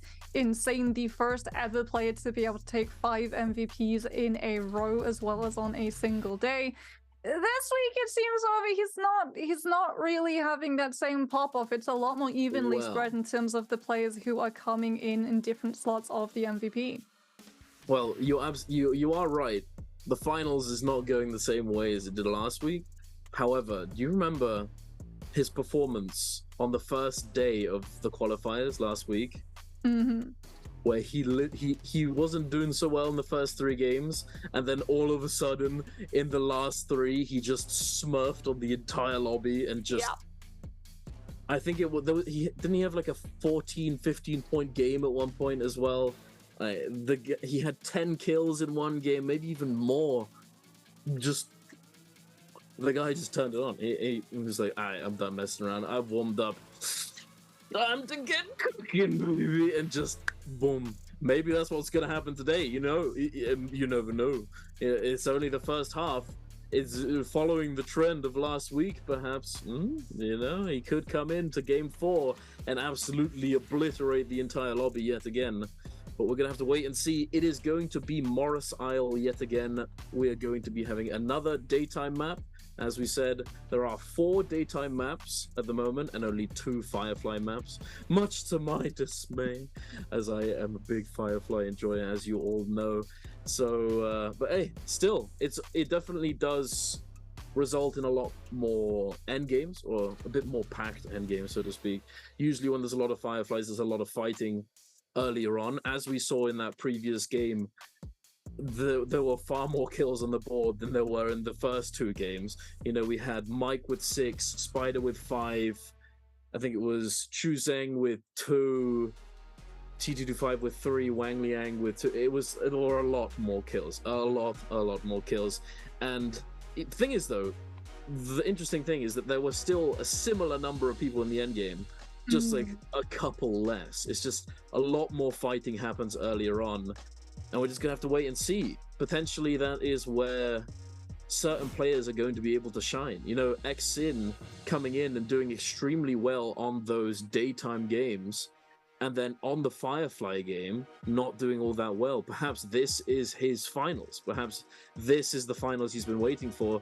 He's got the strats set up, he's got the strats all sorted out for his daytime games, and he's a man with a plan. You know, we're gonna have to wait and see. What do you think we're gonna be seeing from the lobby now? We've seen a lot of Feria, we've seen a lot of zipping ACOS already. What do you think people are gonna be playing this game? I mean, I'm sure we're still going to be seeing Takeda coming through. Takeda is probably just one of the strongest heroes currently in solos. Tessa as well might have a little bit of an occurrence. Like you said, we've seen a lot of those zips come through, a lot of ACOSs in the last lobby as well. Potentially maybe some Zai. I'm guessing that some people are going to try and run Feria to be able to use the V3 to be able to instantly regain control of the neutral, as well as in those final zones. With all of the CC staggered that's attached to the mech, you can find a lot of value if you don't have to burn through that mech early. but a lot of times these players do like to save the Fairy for Holoroth, given how much verticality focus there is on that map with all of the cliffs and just where you can end up as well. I don't know if you've ever seen a final zone end up in Yushan Ruins, but we saw it one time, I think it was like 2 weeks ago, and it was insane because we had 5 farriers left in a solos lobby when it closed up there, and it literally was just layer after layer after layer. There were about 4 different levels of buildings that were involved as that zone closed up, and it just became a sustain off with all of those mechs being called in at the very last minute to be able to try and use that mobility to dodge away from all of the damage that came through from all of these other players. I'm hoping we get to see maybe a little bit more Justina as well, but again, I think if we do see the Justina come through, it's mainly going to be on Holoroth to be able to use the now 3 seconds stun on the transformed units instead of the 1.6 seconds to be able to absolutely melt any of the focus that those Farrier mechs can output. So heading into this one, like you said, no Fireflies increased on this map, so whether or not these players do want to burn those Takeda picks or whether or not they want to save them to have more value in Game 6 where they can run around Mars with the ultimate having a lot more uptime, I think is going to be a stronger pick. And no surprises, it's going to be 2 Takedas coming through, one for Shao, one for T225, but a lot of these other players are actually going to be pushing towards the Zai. Yeah, interestingly enough. I'm having a quick look. It doesn't look as though any of the Zais are going to be playing that F3. F3 being a very rush-down focused F ability that occasionally does get seen. You know, Mado, those of you from EU, even from NA, you may know Mado. And Mado was a huge fan of the F3, and he would use this rush-down playstyle. Yeah, exactly. This rush-down playstyle can do a lot of work. Like, being able to use it to start off a fight, it's not all that easy to tap dodge either to avoid the actual damage. It's very fast, it does a lot of fire damage, and then once you've used it, you immediately use your ultimate and then try and chase them down. If they happen to space out enough that you can't immediately chase them with your attacks, you can then just use another F3 and catch up to them in an instant. So it definitely has value, however, it's very, very committal. So yeah, if you're able to find those isolated fights, great. But if not, it doesn't do all that much, unfortunately. So a lot of Zais are still going for that F1, being the combo breaker. Although it doesn't last all that long, it's definitely, having a combo breaker is still almost invaluable, especially considering that the moment you ult, you reset the cooldown, essentially giving you 2 combo breakers almost back to back, depending on when you use them. So, hey, we're going to have to wait and see. Considering that it's not considering that it's not Fireflies, considering that it's a bit of a mixed bag of characters in this game, I think the Zais could definitely do extremely well. Shah, unfortunately, though, he's not doing all that well. He gets taken down by Wang Liang without any armor or weapons, it seems. Unfortunately for our boy, he gets taken down by Wang Liang. But Wang Liang, Astro Brain, one of my favorite players to watch. He's just turbo big brain. It's always lovely to watch. He is now heading up against Mike. He does have a considerable amount of rage already, considering that he did take down Shah.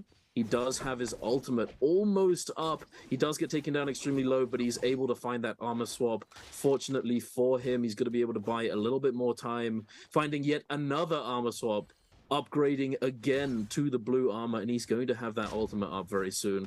Chu Zheng, though, over here, getting pressured by both X-Sin and Super Railgun. ACOS is on Zai, and they turn on each other. That's my lunch. No, it's mine. You want to fight about it? And Chu Zheng's very happy with this result, having initially been the focus, is now managed to get a full reset and come back into the fight. But unfortunately for him, he's not able to find the opening onto X-Sin before he gets that heal off. Oh my lord, but the huge wind slash coming out from that purple longsword. Purple longsword at this stage of the game is going to do so much damage to these players' health bars, to the shields. It looks like Super Railgun has become the focus. He uses that F1 to try and buy himself some time, knock away these players, get that defense buff, but it's not going to be enough. And Chu Zheng manages to take him down. Yeah, Xu Sheng finally able to find that kill. Doesn't have the ultimate just yet at the moment, so does have to be pretty wary of the third party. But because he didn't have to commit the ultimate to being able to lock down that kill, it does look like Kaibao is actually going to back on off, allowing the Zai to be able to find that reset. As we head back and have a look at Mike, who's really not in a great spot. He does have the staff and the greatsword in his pocket, so if he's able to find the uppercut aerial, he will be able to go for the hot swap as he now tries to find this interruption. As we can see, TD5 going incredibly low. Wang Liang trying to just disengage, meet him on the doorframe, but he's actually able to slip away unnoticed, and Wang Liang now actually turns onto Mike, who with the F1 is going to be able to keep healing up on the move, overholds the staff, throws it immediately onto Wang Liang to be able to force the site into throwing out that F. Charge R&B from the dual halbers goes into the doorframe to try and make sure that Mike isn't able to chase him down, as now we're going to see the mind game start to come through. Wang Liang not going for the Falcon, baits the blue from Mike to try to clang, finds the parry as a result. Swaps over to the staff, sees the third party, however, knows that he's down the armor and decides to try to dip so he doesn't get locked down. Looks for the overhaul, but Mike reads into it and is able to find the parry, and Wang Yang takes so much damage off of that punishment. Now we're going to have to see the F invested again to allow the side to try and move away. The charged R&B to make sure that he's not going to get extra pressure before he's able to properly disengage this fight, but Mike locks him down into the 1-2 light confirm and will be able to find the kill. However, now he's the one who's going to be on the focus end of all of these players in the area. Isn't able to scare rush off of the cliff to be able to chunk down Xu Sheng's armor at the start of the fight. Finds the 1-2, goes for the blue cancel focus to be able to tap dodge behind Xu Sheng and try and set himself up to be able to land one of these uppercuts. There's the 1-2, looks for the uppercut, won't be able to find it. Xu Sheng able to go for the dodge as Mike now not able to find the hot shot that he was looking for. Has to be careful that he doesn't get caught in the cone. Anticipates TD5 coming in for the third party, finds the parry so that Takeda is able to chunk Mike down with a focus, and that might have allowed him to move away, but Xu Sheng is still griefing in the area with the V2. Michael's looking at TD5. TD5 is able to find the kill, however, off of the damage done before the fire tick chunks Mike down, and now it's just going to be a matter of TD5 slipping away as J-Team's action comes in for a fifth party, knowing that the Zai's ultimate is going to be removed. Xu Sheng with the charged vertical on that longsword, now going to be up against the Tiger Pounces as the V2 comes out from action. He finds one grab, Xu Sheng immediately sent packing as TD5 recovered, is looking to try and snipe this kill away. The nunchucks! No! What on earth is going on here? 2 kill steals for TD5.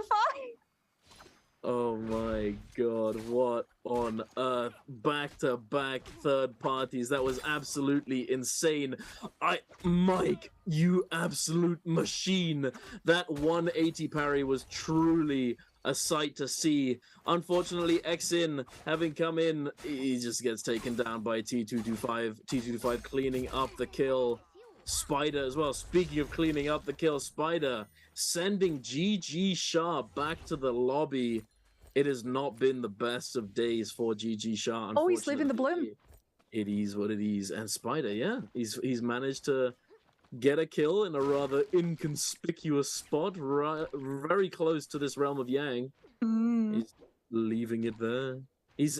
Interestingly, he's leaving it there, even though he doesn't even have his ultimate. 50%. I mean, he did go into a Realm of Yang in the last match without his ultimate. Yeah, quite a few players have been doing it, and I suppose it's a risk. Wait, there's an. Oh okay. No! Oh my lord! I think that was the kill that Panda Man had left. I think that was the Soul Bloom Panda Man had left in the area.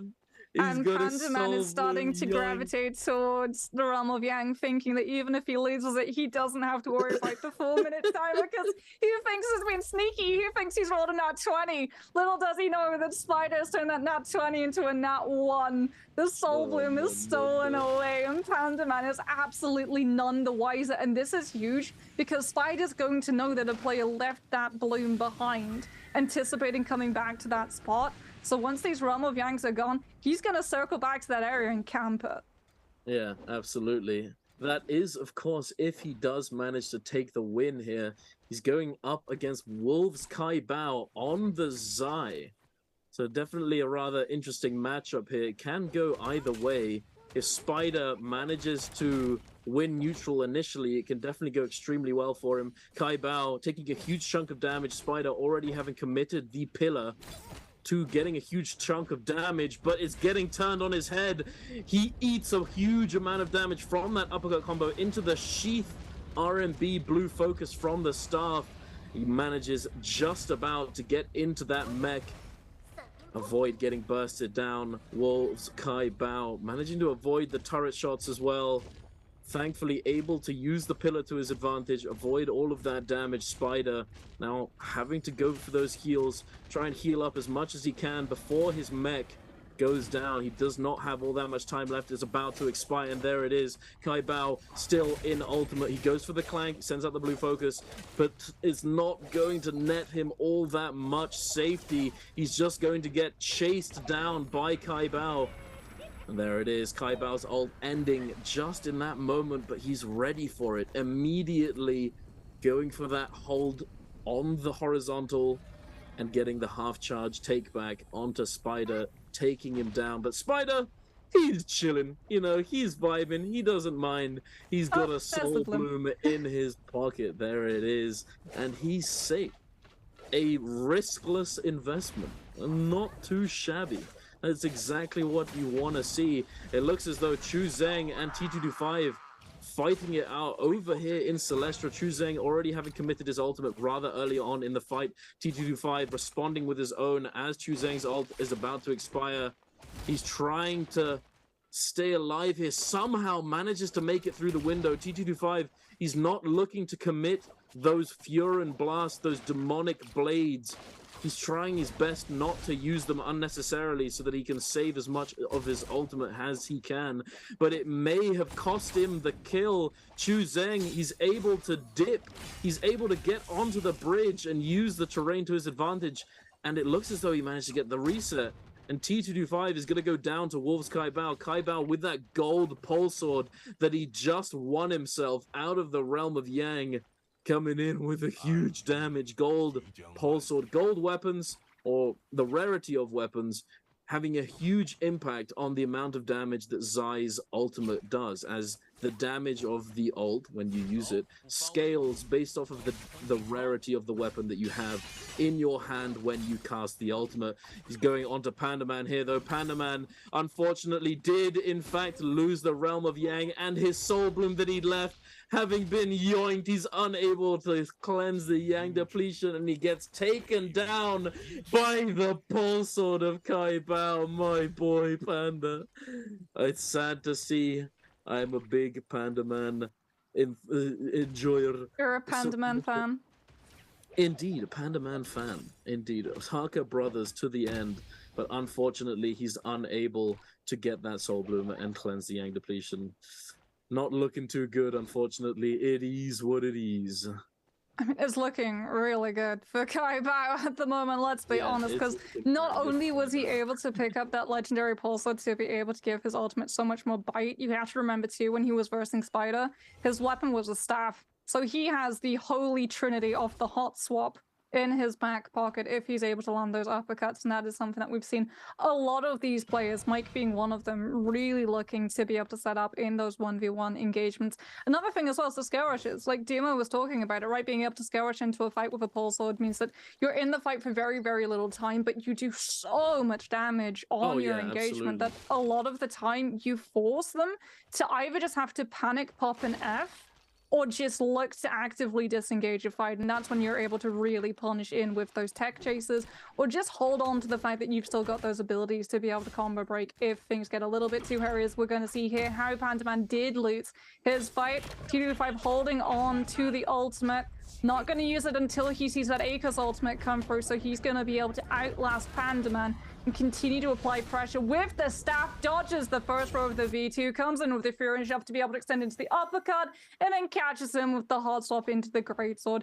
That's the combination that we were talking about just now. Hot swapping is, well, it's definitely hot and meta at the moment. It's probably the most lethal combination currently out there, since it is just, it's so easy, and unless you have a golden focus F, there's not really a lot you can do to break out of it, since the beauty of the hot swap, some would say the true pain behind the hot swap, is there isn't a single blue focus on it.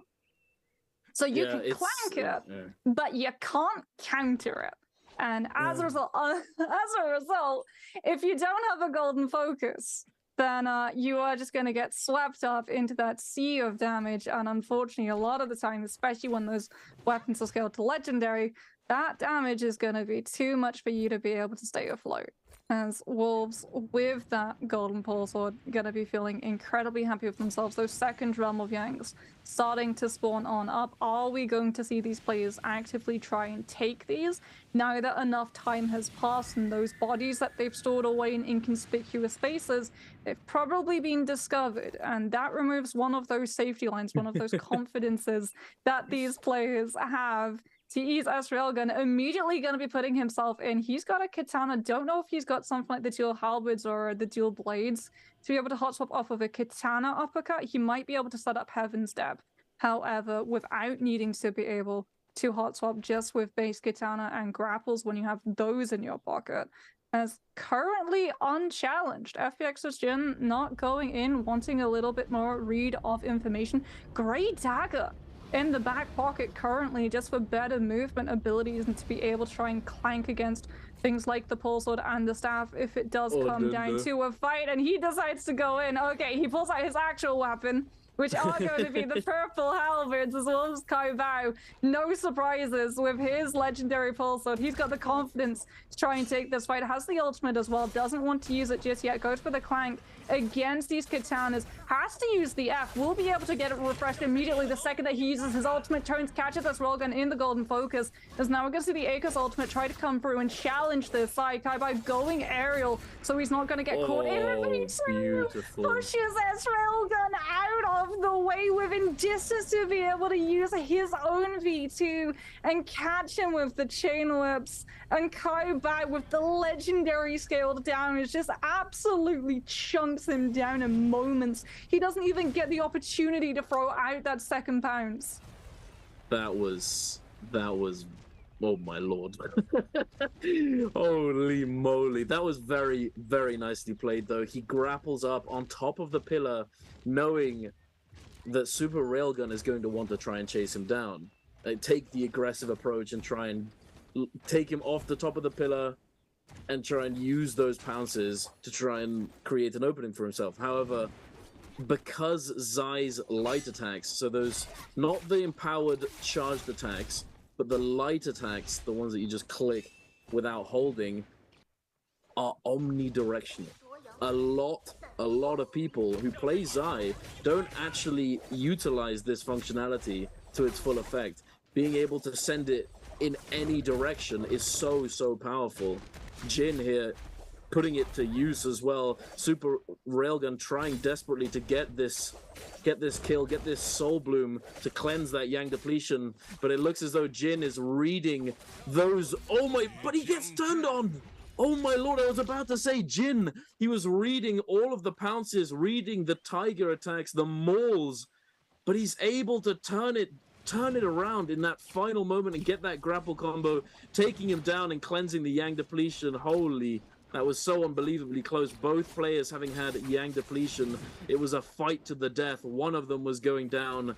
They were not gonna let them get out alive. It looks as though Mike may not be able to get out alive in this situation, although he is on that zipping. He does have the dagger. He's been taken down extremely low. Not having a Vermilion Plume buff or Vermilion Might buff is going to be a tall order, but having this tower here, as I've said many a time, if you can manage to get to a tower just like this, whether it's a Ballista Tower or the tower close to Eventide Temple up in the north, you can kite for days. You can stay on the move, scale rushing up, down, left, right. And if you've got a dagger, you're going to... It's very likely you're going to be able to put a lot of space between you and your opponents, as chasing somebody on something like this, on a tower like this, an infinite kite spot, if you will, is going to require you to expend a considerable amount of resources. You're going to have to use a crazy amount of grapples, especially if you're trying to chase a zipping who has an extra dodge when using her F ability. Having that healing, having that damage reduction, it becomes so difficult to take them down. So yeah, Mike using it to his advantage, using that dagger, using the zipping F, using the tower. Very nicely done from him. Always nice to see utilizing the terrain to your advantage like this. But here we are moving over to a replay in the realm of Yang. T225 versus Jin. T225 with that gold dagger doing so much damage, managing to avoid the empowered attack with that demonic blade push. Ooh, what a beautiful dodge there. Avoiding the follow-up, avoiding that gold focus. Avoiding the gold focus, and managing to tech chase him, forcing out the F ability, and then chasing down the F as well at the end of the animation. Beautifully done by T225. He is on an absolute rampage this game as well, with that gold dagger on the Takeda. I think he's on 6 kills at the moment. Something it's not just the gold dagger, it's also having that bow in the back pocket. Because, like, a lot of these characters, right, when they have their gold focus, they get damage reduction.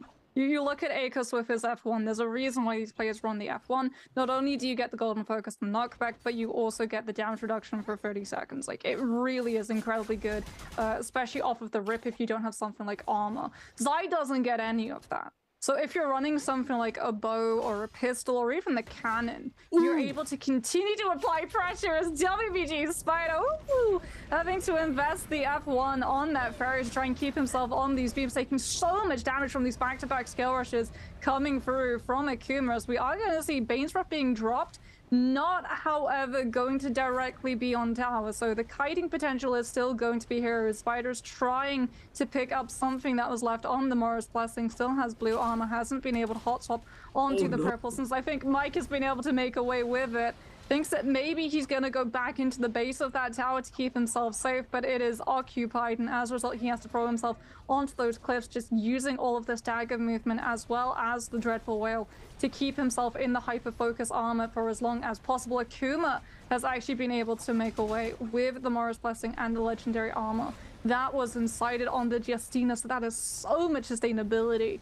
As Bane's Breath going to shortly be running out, Zone also going to be pretty soon collapsing in on these players and forcing a lot of engagement. 7 players left alive currently, Duncan, as we're going to see Kaibao immediately repositioned to be able to get himself to one of those shops and potentially pick up a couple of last-minute resources, as it is going to come down to a war of attrition. Who is going to have resources stored away to be able to outlast all of these other players in the lobby? It's obviously going to be a lot easier for these Zips, given the fact that they're running the F1. And like you mentioned earlier, being able to kite around eternally with the Zip on the F1, not having to take downtime and put yourself into a vulnerable position where all you can really do is crouch spam in the hopes that you don't get hit by any follow-up coming through, is going to leave a lot of vulnerability for these players like the Zai and the Takedas, as opposed to the Zip, who can simply cycle into the F1, pick up the F1 with that extra dodge, and then continue to move on her merry way without having to worry about being stuck in one spot for too long,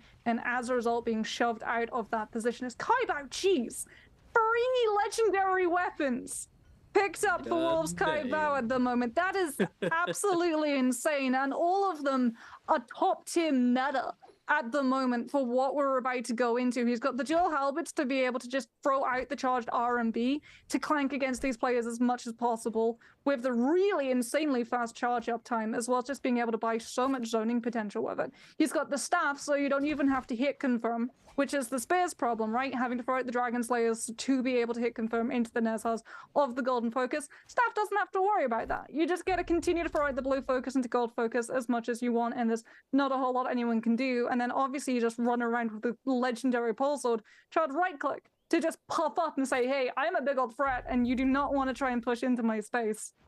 Exactly. Especially if you've managed to get yourself something like Merciless. Merciless being one of those Jades that just does so much for you in these kind of constricted spaces, being able to section off a huge part of terrain for you to be able to control entirely. And as I say it, my guy, AOW Mike, thank you for that, bro. He does love indeed. It when you're just talking about something and you summon it into the ether. It's like the opposite of the Caster Curse. Exactly. It's always nice, you know, when you got the cast. It feels really bad to cast a curse somebody, but then to be able to essentially bring something into existence like that, very nice. But what on earth was Xin doing just then?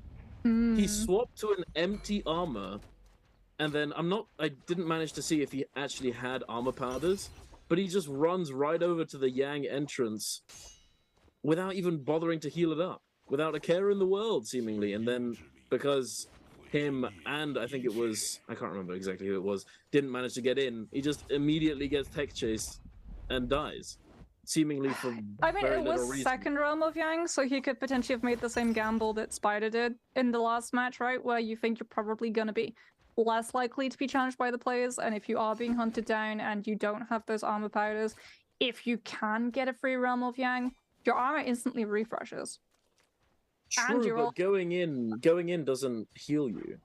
Going in doesn't heal you, true. That's the but thing, coming yeah, out like, of it why does. not So like I heal said, it is initially? an insanely large gamble, but when you're being jumped Yeah. on by all of those players, it's pretty much the only play you can make, especially if you're above one of those door frames, because if you uppercut into one of those, well, you bump your head, and a concussion is not going to be all that you're going to have left with as you leave the lobby pretty early on. Yeah, As a that zone, feels bad.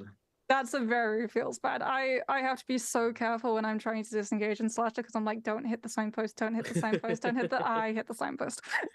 I do. It's a double-edged sword because you could always use it to your advantage as well. It's always I've done that too. lovely. You know, you just turn around, someone's chasing you, come back here. You just quickly turn around with a ranged weapon, shoot the Bonk. side or the or the fire cage or whatever it might be, and they just immediately regret everything.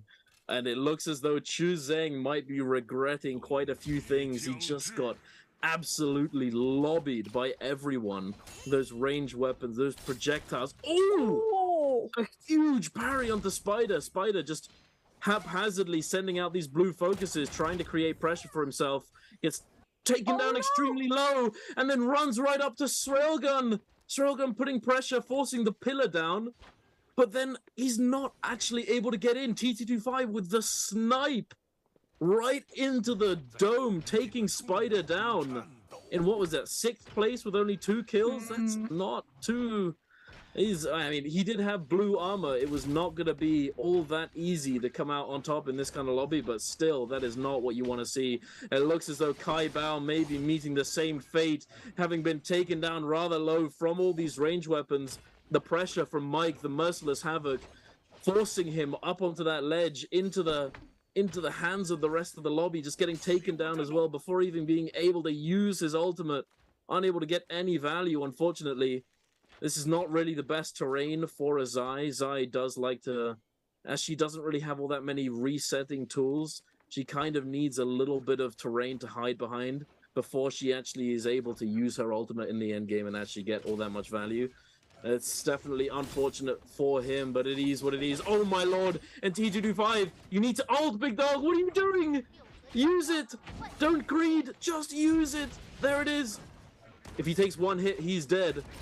He's sliding down the buttery rocks. He's desperately trying to find a moment, just a tiny spot for him to get some kind of healing. He's trying to apply pressure to the rest of the players. Super Railgun now eating a huge amount of damage from that blue focus, forced to use his own ultimate as Mike follows up with the Merciless. T225 still desperately trying to find a moment to find some kind of reset. But he's still on the run. Every player in the lobby is looking to try and take him down. And Akuma using that final dash from the Justina, freezing him up with the V2, locking him down and taking the kill for himself. 2nd kill of the game. He has the F1 as well, interestingly enough. F1 able to use it, although it's not a combo breaker, it does give you a lot of sustain, able to stay relatively healthy on that armor. It looks as though Mike might not be able to stay all that healthy, though. He's getting pressured so much by Super Railgun, the Dreadful Whale doing so much damage, forcing him into the sky, forcing him to use that ultimate. It's not looking too good. He does have the Merciless Havoc, though. He's able to get down onto the ground and put it down, trying to section off all of this space, trying to make put as much pressure on the full lobby as he can, trying to section off the space. Come down here into the blender. I will happily accommodate you. And it looks as though he might actually take this home for himself. Oh no, but Swap again! He turns it around! 1 HP situation! He gets taken down so low! Oh my lord, he turns it around though. The quick LMB, CLMB onto Mike, and Mike. Oh lord, that was so unbelievably close. Mike getting taken down so low, managing to use the Merciless. Exactly what we were talking about, create space, buy time, and he's able to do exactly that. But unfortunately, he's not able to take for the win for himself. Whereas T225, on the other hand, does indeed take the MVP for game number 4. How many kills did he have? He had so many, and I think that's pretty much all it was. He didn't even place in, was it 4th? In like top 5? Yeah, I think he was like 4th. It was insane. But going back to like that point, there's a reason why when we're talking soldiers for Final Zone, we prioritize things like the Merciless Havoc and Dragon's Roar over things like Dreadful Whale, and a lot of it comes down to just the positioning and the space that you're able to sanction off, right? You saw it from Mike coming through. He got so much more space as opposed to poor Spider, who's just throwing out those blue focuses essentially on cooldown with the dagger, and it's immediately anticipated and immediately parried out of his hands too. So he takes so much damage on the follow-up, and as a result just gets chunked by everyone still alive in the lobby, as opposed to Mike. Every single time someone tries to focus Mike down before that zone properly collapses in, he literally just gets to sit away like 5 meters from the rest of the pack, charging up the blue on that Merciless Havoc to be able to go into the golden state. And because everyone is so far away, for fear of being hit and ragdolled into the corruption tick damage from the hits of the Merciless Havoc, no one challenges him, and he gets to sit with that zip, with all of the healing, with all of the sustainability, until he gets dropped on. And it's actually Akuma who kicks things off. Akuma comes in with the Dreadful Whale, and then this is so smart from Akuma. He catches Mike trying to recover from the damage done by the Dreadful Whale, swaps to the dual halberds, and actually catches him in the charged LMB on the halberds, so Mike isn't able to find the reset moment and still remains low, has to throw out the Merciless Havoc on the low ground, allowing the 2 other players to grapple into the sky, keep themselves above it, reset themselves fully so they have full health when the zone collapses, and then come in so that they're able to outlast him even as the Merciless Havoc continues to be thrown down, because you can charge Dreadful Whale in the air and still have it charged up in the golden focus state when he dropped down into the ground, and as a result win out the melee versus. Yeah, Dreadful Whale. It is truly dreadful to go up against. But in all seriousness, that the Jade, it does so much now, especially after they recently buffed it. They recently decreased the startup time, making it much faster, just throwing it out really quick. And not only that, but initially, obviously when you first throw it out, it is a blue focus, but then after the first 2 slashes, it then used to convert over into a purple focus having the same properties as blue focus but being unparryable.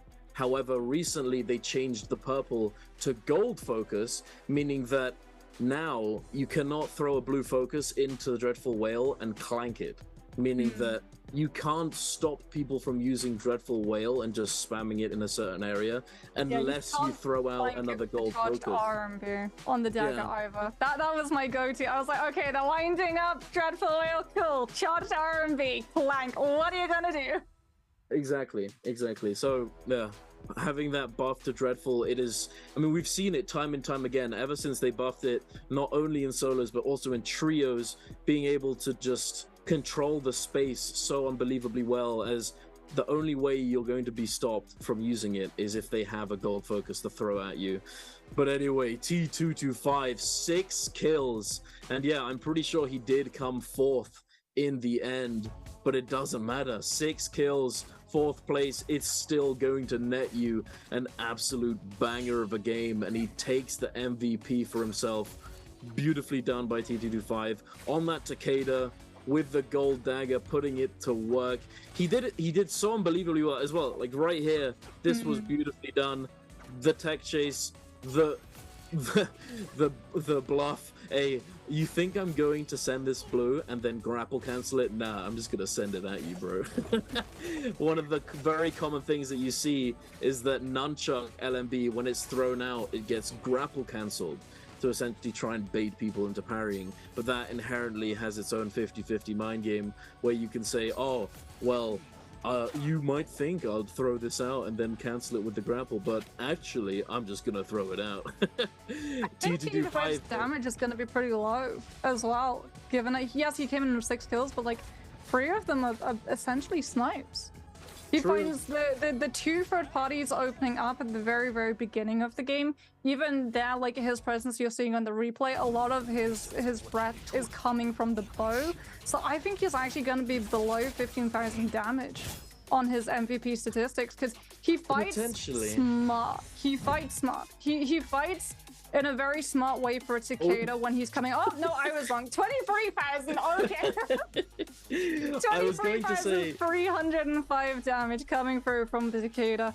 Probably a lot of it going down in Realm of Yangs as well. 9,468 coming through with the dagger, 5,342 snipes with the bow, and 2,750 with the nunchucks. And it's really interesting because he doesn't really have what we would call stacked soul jades, right? You're not going to be throwing out Abyssal Aura on the dagger because it's so easy to anticipate and parry.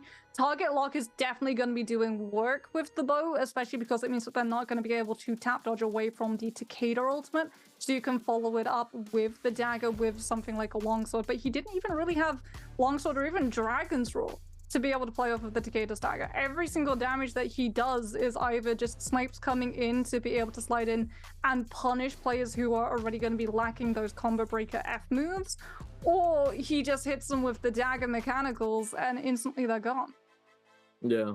Absolutely, but more on that in just a moment. You know what time it is, ladies and gentlemen. It is drops, it is goodies, it is cosmetics time. If you answer this question correctly and you are the lucky winner, you get chosen out of the many in chat who will answer the question. The question being, who was leading the standings in game number 4? Was it A, DRG Akuma, B, TE Super Railgun, C, AOW Mike, or D, KLA T225? Make sure to get your answer to the question in the chat to have a chance at winning Summer Split random gifts, those goodies that you can take into game with you. And make sure to keep an eye on your whispers on Twitch as well, so that you don't miss out if you do happen to win, as that is how they're going to be contacting you. Don't miss out, guys. Don't miss out on a cheeky Summer Split random gift that you win. It's always feels bad if you miss out on something that you could have gotten for free. But no, you are right. You are absolutely right about not being super stacked jades. But the thing that you said about Abyssal Aura, of course, yeah, it is very parryable if you know it's coming.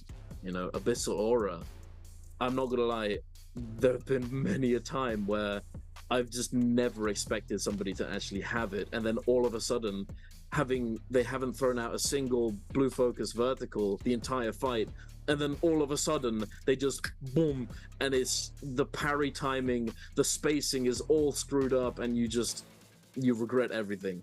And also, not only that, but if you do manage to get the confirmation with the Abyssal Aura, you can go into a crouching vertical, an uppercut with dagger that's soft true, depending on how far away you are from the target when you initially hit them.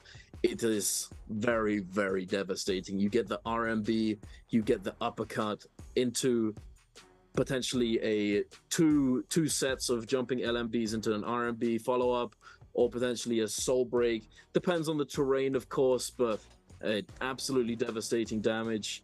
The target lock, I think, was what really made the difference. Target lock, for those of you who don't know, is one of the best jades in the game. It's just unbelievably good. It's a bow jade that's only epic. It's only a purple jade, which if you hit somebody with a bow shot when you have this Jade, you prevent them from being able to dodge and use their stamina for, what is it, 2 to 3 seconds or something along those lines? 3 It's seconds. insanely good. So if you can send that out and then you pull out a dagger, which he also happened to have Nether Step as well. Nether Step allowing you to dodge twice as much for free with dagger dashes. The amount of pressure that you can output is bonkers. It is absolutely mind-boggling how much pressure you can put out, especially with the Takeda. It doesn't look super flashy, but when put to use in a very specific way, holy moly, is it impactful. It can do so much, and T225 showing us exactly what he can do with that kind of setup. But I'm more interested as to what we're gonna be seeing in the next game. You know, it's going on to Holoroth yet again, and I don't think all that many players have Ferrier games left. I feel a lot of them have used them, and if they potentially only used one. However, a lot of players have already used their double pick. For example, I know Wang Liang for sure has double picked Takeda today. I know that Super Railgun has double picked Akos, I think it was. So I'm not too sure what we're going to be seeing. Potentially some Tamog, potentially some more Justina. Justina, one thing that I did want to mention, which I actually recently discovered, was that with V3, if you're going up against the Ferrier matchup, let's say you freeze the Ferrier when she's in her mech, when she's in her ultimate, obviously the mech gets frozen. And if you manage to burst it down and kill the mech, the moment that the Ferrier drops out of the mech, as long as she drops into the freeze, she'll get frozen again. Yeah, that was the Akuma strat, wasn't it? It's really, really good. So it's so good. It's so fun. I was talking to Serv as well, because like I said, we were watching, we were seeing the Justinas come through, and he was actually telling me that you can actually freeze Zai in her F state in Justina ultimate. Yes, you can. You can indeed. Because Zai, after when she got nerfed recently, they changed it so that when she was in her F, in that spectral state, if you will, when she was in that F before the changes, if you were to CC her, as in lock her down with some kind of stun, freeze, whatever, she would still stay in that state. But now, when they changed her, they actually made it so that she gets pulled out of the spectral state, the spectral form, whatever, you know, and now she can immediately be followed up on. So definitely a very solid pick into Zai, especially if someone's running F2, or if you manage to catch them in the moment that they use their F1, because F1 obviously doesn't have all that much uptime. The window for freeze is very small, but still it is possible. But hey, we're not getting what do we have here? No, we are we're getting not. Ferrier. We've got 3 mechs currently, no, rather 4 mechs currently. Couple of Takedas, 1 Tarka. Interesting enough, it's not Pandaman. Pandaman is going to be playing Zip as opposed to the start of the day where he'd already picked up his Tarka. So he might be saving his second pick of Tarka for game number 6 when those Fireflies are increasing. He's going to be able to go for those ultimates to be able to come in with the Katana and try and lock down some of these players into infinites. But that's going to be increasingly difficult if he's going to be going up against things like the Zais, the Takedas, and the Zip Switches. I'm sure, as you know, just not fun matchups for Tarka, unfortunately. He's had his day in the sun. He's slowly clawing his way back into viability, though, as we can see with things like the dual blades and dual halberds coming through, as well as the katana always having some really strong combos for the target to be able to take advantage of in those 1v1s, putting him at such a powerful position for those realms of Yangs. As we can have a look at where some of these players are going to be spawning on up. Yushan's going to be seeing a little bit of action. Imperial as well going to be having a couple of players drop towards it, not directly towards it, but Kaylee definitely looking to try and push into that specific area, as it does look like Yushan Ruins is going to be one of those real hotly contested areas. There's no surprises, incredibly good, strong loot pathing, as well as immediate access to the Firefly cages no matter what time of day. As KLA's TDD5 has been able to get his hands onto a dagger, just overholding the uppercut to try and find an entrance onto Ash Railgun, who will be able to land the charged RMB on the dual halberd. TDD5 going for the elbow to be able to dodge away, but Ash Railgun immediately able to tech chase, coming in with an early drop of the F as TDD5 trying for a jump parry. Ash Railgun not gonna fall for it. Withholds the blue until waiting for the red flash to be out, and then just butchers TDD5's health that is left as Wang Liang's able to find a grapple extension into a scale rush. Mike, however, finds a parry, catching onto Wang Liang. A third-party attempt coming through from Spider to try and grief the Zip from being able to pick up the kill, but Mike is able to dispatch Wang Liang, pick that one up, and now turns in on the intruder as Spider trying to tech away, will not be able to land the scale rush, gets stuck on the side of the building and held into position as Mike will be able to find a scale rush of his own. Spider hopping into the F1 to be able to live out the chase as Mike is having to contest with Panda Man. He's now looking for the interception, pulls out the pole sword, hasn't been able to find an engagement onto Spider, just takes the downtime to be able to get the armor swap, and now turns in onto Panda Man, not Spider, who's been able to heal up that blue armor. As Mike swapping over to the dagger gets scarched into by Spider. With the staff, Spider finds the parry onto Mike as well. Tap dodges through to stop him from being able to go for the dual blades. And Mike immediately is forced onto the movement. Has the ultimate at least to be able to survive that sedated soul, not getting procced just yet as Spider looking to try and find this hold. Mike holding on to that dagger. Spider not going to clank into it. As a result, Mike getting a lot more damage on to his opponent, still healing up with now another cycle of the F1, allowing his armor to almost regenerate all the way up to full, as Panda Man with the Grey still in the area as well, looking to try and find an engagement, wanting to find one of these players low, but it is 2 zips, and this song and dance, Duncan, can go on all day. Absolutely, we all know and love, and I don't love it. We all know how tanky and how difficult to lock down a zipping it can truly be, especially all of with F1 coming into the meta, being utilized by the majority of zippings nowadays, giving you so much healing, buffing the healing that you're actually going to gain from your ultimate. Oh my god, but it doesn't seem as though it's going to be enough. Mike just getting obliterated by these scale rushes, the pole sword scale rush from Spider, and then the follow-up from Panda Man as well. Just too much damage for Mike to be able to survive. Unfortunately for him, Spider, though, he did pick up the kill. He's rather happy with himself. Panda Man, he doesn't want to stop now, though. He does have a bit of a disadvantage. Oh, the damage! The damage from that pulse sword scale rush into the R&B follow-up, doing so much. Panda Man forced to use the ultimate here. He's on the defensive now. Spider still has this ultimate available. He's using the tech.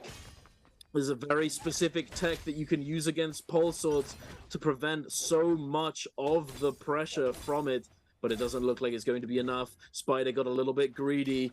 He did get parried. He's taken a considerable amount of damage, but he did get that Mortal Defiance proc from his ultimate, thankfully, and he's able to stay on the move and stay alive. He did have that F up. It managed to save him for the moment, and he's now just managed to break Panda Man's ankles. Just a hairline fracture in those ankles. Panda Man desperately looking to follow up, but unable to do so. And now it's back to neutral. Spider at a slight advantage due to him having slightly more effective health, but it doesn't look like it's going to matter. Panda Man sending out that R&B blue focus, taking him down extremely low. The F flying to the sky. Unfortunately, Panda Man managing to whiff his F. It is what it is, but Panda Man, he's not quitting. He gets half charged though. The terrain isn't going to save him. Spider so unbelievably low. He's got his ultimate up. Panda Man almost has his up ult up as well. Oh my god, it's so unbelievably close. He gets his ult off. Spider's trying to take him down with the bow shots. Panda Man managing to get that F off, going into that R&B 0.9 and taking Spider down. Oh my god, how close was that? That was ridiculous. Panda Man did not have the better armor, yes, but he did have the blue staff. as opposed to Spider, who had the blue armor, but the gray stuff. So all benefit of the loot was kind of immediately just balanced on an absolute standstill, and it really did become about who was able to control and hold on to their ultimate longer, and who was also able to find those lockdowns with the uppercut confirmations into just full devastating follow-up. Like, the staff can do so much damage, but where it really shines is the combo extensions that you're able to confirm into it with.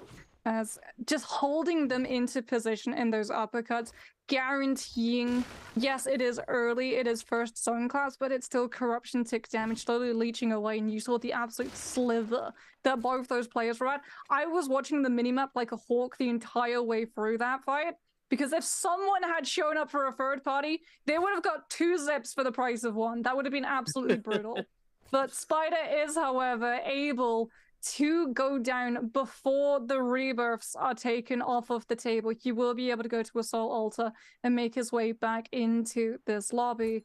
As we can see, where these first Realm of Yanks are going to start to spawn up. But essentially, that fight taking so long has griefed both Spider and Pandaman. Pandaman getting into position to try and contest this Realm of Yang. I don't know, Duncan. I don't know if this is the right move to make, because last we saw him, he still had blues. He still had blue armor and blue weapon. And these players that weren't locked in a fight the entire way through, they've had the ability, they've had the time to be able to loot up and scale themselves to be able to take these fights. And it does look like we're not going to see Pandaman actually decide to take this Realm of Yang, whether he was beaten to the entrance or whether he voluntarily walked away from the fight. We do not know, as it is going to be KLA's TD25 going up against JTM's Action. Cannon shots coming through from TD25, first of all trying to break and chunk down the armor from this Takeda to put themselves into a position where they have to use the ultimate. First TD5 going for the elbow pretty early on, goes for the hyper focus on the charge R&B to avoid the grapple cancel stun, now uses the ultimate. This is crucial as Action still holding on to the activation of his TD5 with the dual halberd. Doesn't have the katana, and there it is! No! It's going to be confirmation. Oh, he almost had the katana into dual halberd swap, and now it's going to even out. As we're going to see TD5 use the elbow to be able to avoid the uppercut confirmation coming through from the Takeda on the other side. Another fear and shove now going to be used. That Takeda ultimate about to run out. He's got 1 left, however, to be able to zone TD5 away. So the charge R&B from the halberd does not chunk him down low enough for TD5 to be able to take the win. But now both ultimates are going to be off the table. The F3 comes out for Action, but TD5 comes in with the 1-2, and he's going to be able to chunk the Takeda down. Tarka comes out on top. Let's go, my fire dog brother. I love to see it. Holy, I'm not gonna lie, that was so unbelievably close. Xin, it was actually Xin that made the mistakes that lost him that fight. It was less T225 doing something crazy and taking the prio from the fight, and it was more down to Xin, unfortunately, making a couple mistakes that just cost him the fight. But still, very, very well played from both of them. This matchup is in Yang. It's definitely much more even than it is outside of Yang. Outside of Yang, Takeda has an advantage due to the fact that he's able to conserve his ultimate charge if he doesn't use the blades, whereas Tarka, as soon as he pops his ult, it immediately starts ticking down. Every 5 seconds, you're losing 10% of your ultimate. So it's costly to use your ultimate on Tarka in comparison to Takeda.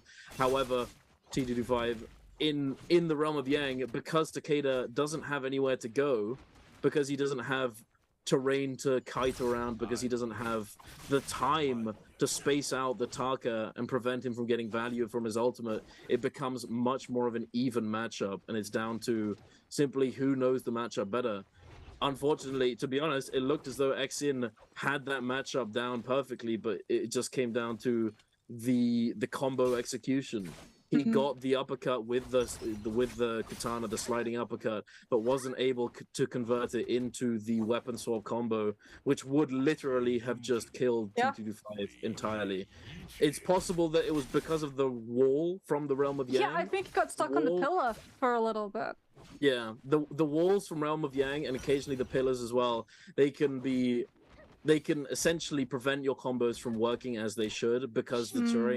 prevents the person that you're comboing from going as far forwards or upwards as they normally would, which is definitely unfortunate, but it is what it is. You have to assess the terrain situation before you go for these combos. That's what makes a truly good player.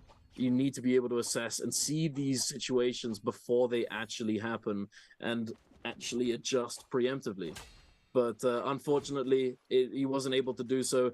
And who can blame him in these kind of situations when it's so unbelievably intense and so unbelievably punishing if you do make a mistake? It's very, very normal to do exactly that. No one can blame any of these players, the amount of pressure they're under to perform and do well, considering it is now game 5 as well. One thing that you said about Panda Man, I think it was, oh, no, who was it? No, yeah, Panda Man not having ultimate, he was looking to go into Yang, even though he had blue armor and blue weapons.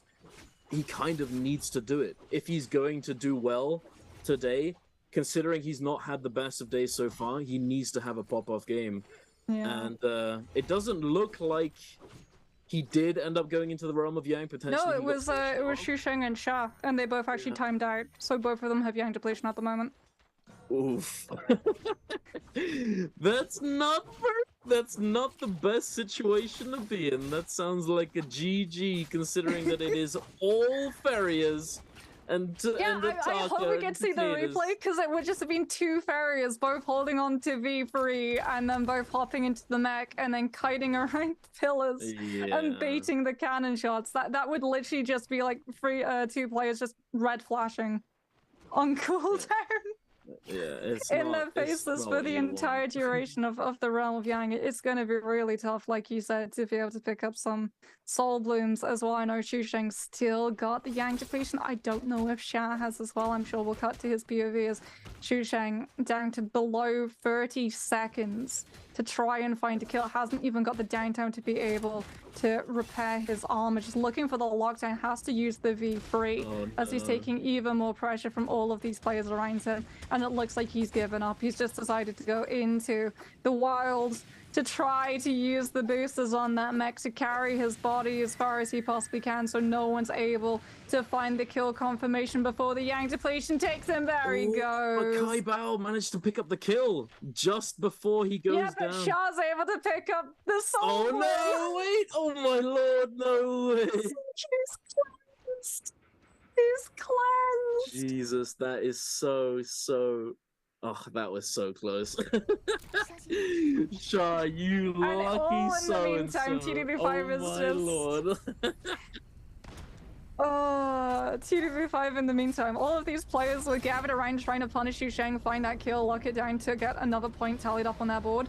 None of them were actually posturing up for position into Realm of Yang, so TDB5 might actually walk away with Mystic Might for free. Yeah, there it is. He wins. No one challenges. Lord. That is definitely what you want as a Taka in this kind of lobby. Getting that damage reduction, as well as having the bell buff, the buff that reveals people within 100-meter radius of you, allowing you to find those isolated fights. That is exactly what you're looking for as Taka in this kind of lobby. You don't want to be fighting in the herd, although you can definitely pick up some kills from time to time. If you ever get forced to use your ultimate, you're in for a very bad time. T25 now, he's opting to go for this fight with that flame buff, with the gold dagger, having a lot of faith. This kind of confidence is exactly what we like to see from T225. Jumping onto Akuma.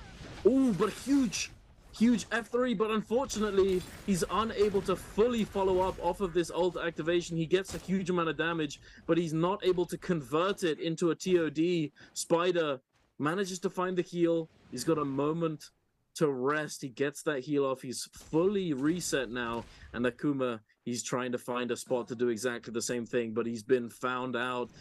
T225 with that bell buff, he's able to spot him through the walls. Akuma desperately trying to find a spot. Oh, into the chimney. This could be either extremely grief or extremely good. You drop down into the gold Halbert's blender, or you get mosh pitted in the chimney with no ultimate, and it's just over. But he does opt to get out of there. He's not looking to take the big risk. Fair enough, big dog. I can understand that. Blue armor, no ult. It's not the best situation to be in, with all of these players lurking around. Not only does T225 have the bell buff, have the Mystic Might, but there is a bell. No, he's back in the chat. He's back! Oh, he's gone home. He's like, okay, do you know what? There aren't cookies at the bottom of this chimney. Like you said, there's charged up legendary halberds waiting as T225 has to use the elbow, taking a lot of pressure coming through from GG Sha with the dagger, looking to try and chunk this Taka down into throwing him into panic using that ultimate. But Sha is actually the one on the receiving end of the cannon fire coming through. That flame breath doing so much damage, chunking that health bar down in a matter of moments. Sha having to drop the V3, and that is the question: where is he gonna go? Because he can't boost. Oh, Kaibao snipes it. There's no Skyroofs built up in these buildings, and like you said, Wolves Kaibao coming in with the musket shot snipes the kill away. That's 2 snipes he's got in this game. 2 snipes coming through for him as WBG Spider sees that purple armor, wants to try and take it. AOW's like griefing with the pulse on Scarish on cooldown, just trying to bait Spider into trying to take this purple. It is like you said, she's in the trap if Spider wants to try and take this, but Mike is still charging up the Scarishes as Pandaman and Spider now go into a snipe off. Spider's still unable to pick up the purple. Scarish is closer. Will be able to yank it, but it's broken. It's broken, and Spider-Man has the Scarish outside of the building took so much damage from Akuma coming in with the charged R&B on those legendary halberds on the stairs, but Spider will be able to break away from the pack, repair the purple armor, but Mike is chasing him down. He sees the Spider just run. The V2 has to come through from Spider on that zip. The V1 doing so much work to try and keep himself alive. The health bar almost back to full in a matter of moments. The F1 about to come onto that cycle as well as Spider is able to break free. Spider, I mean, honestly, in terms of movement, I think mechanically he's the best zip in the world. Like, hands down, especially on Holoff. His movement is what essentially was able to clutch him out the world title in December. So no surprises that his zip movement is still as clean as it ever is. As, by the way, he is back in the exact same building, trying to get any intel on whether or not Mike is in the area, because he knows there's one player that will grief him like that, and it's AOW's Mike. So he knows that Mike is still here. He knows that Mike is still around, and he knows that Mike was the zip scale rushing on cooldown with the pole sword, and he wants to try and challenge, because you look at how close these two are on the leaderboard. Well, it's a couple of kills in it. Oh, no, Akuma, my guy, he's on the run yet again. Ooh! It's just...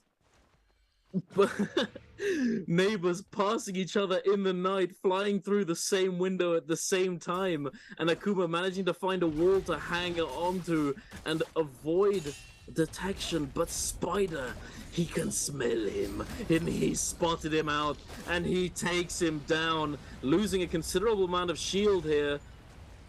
Using his using that ultimate as well, but thankfully he is chilling. He's Bing chilling.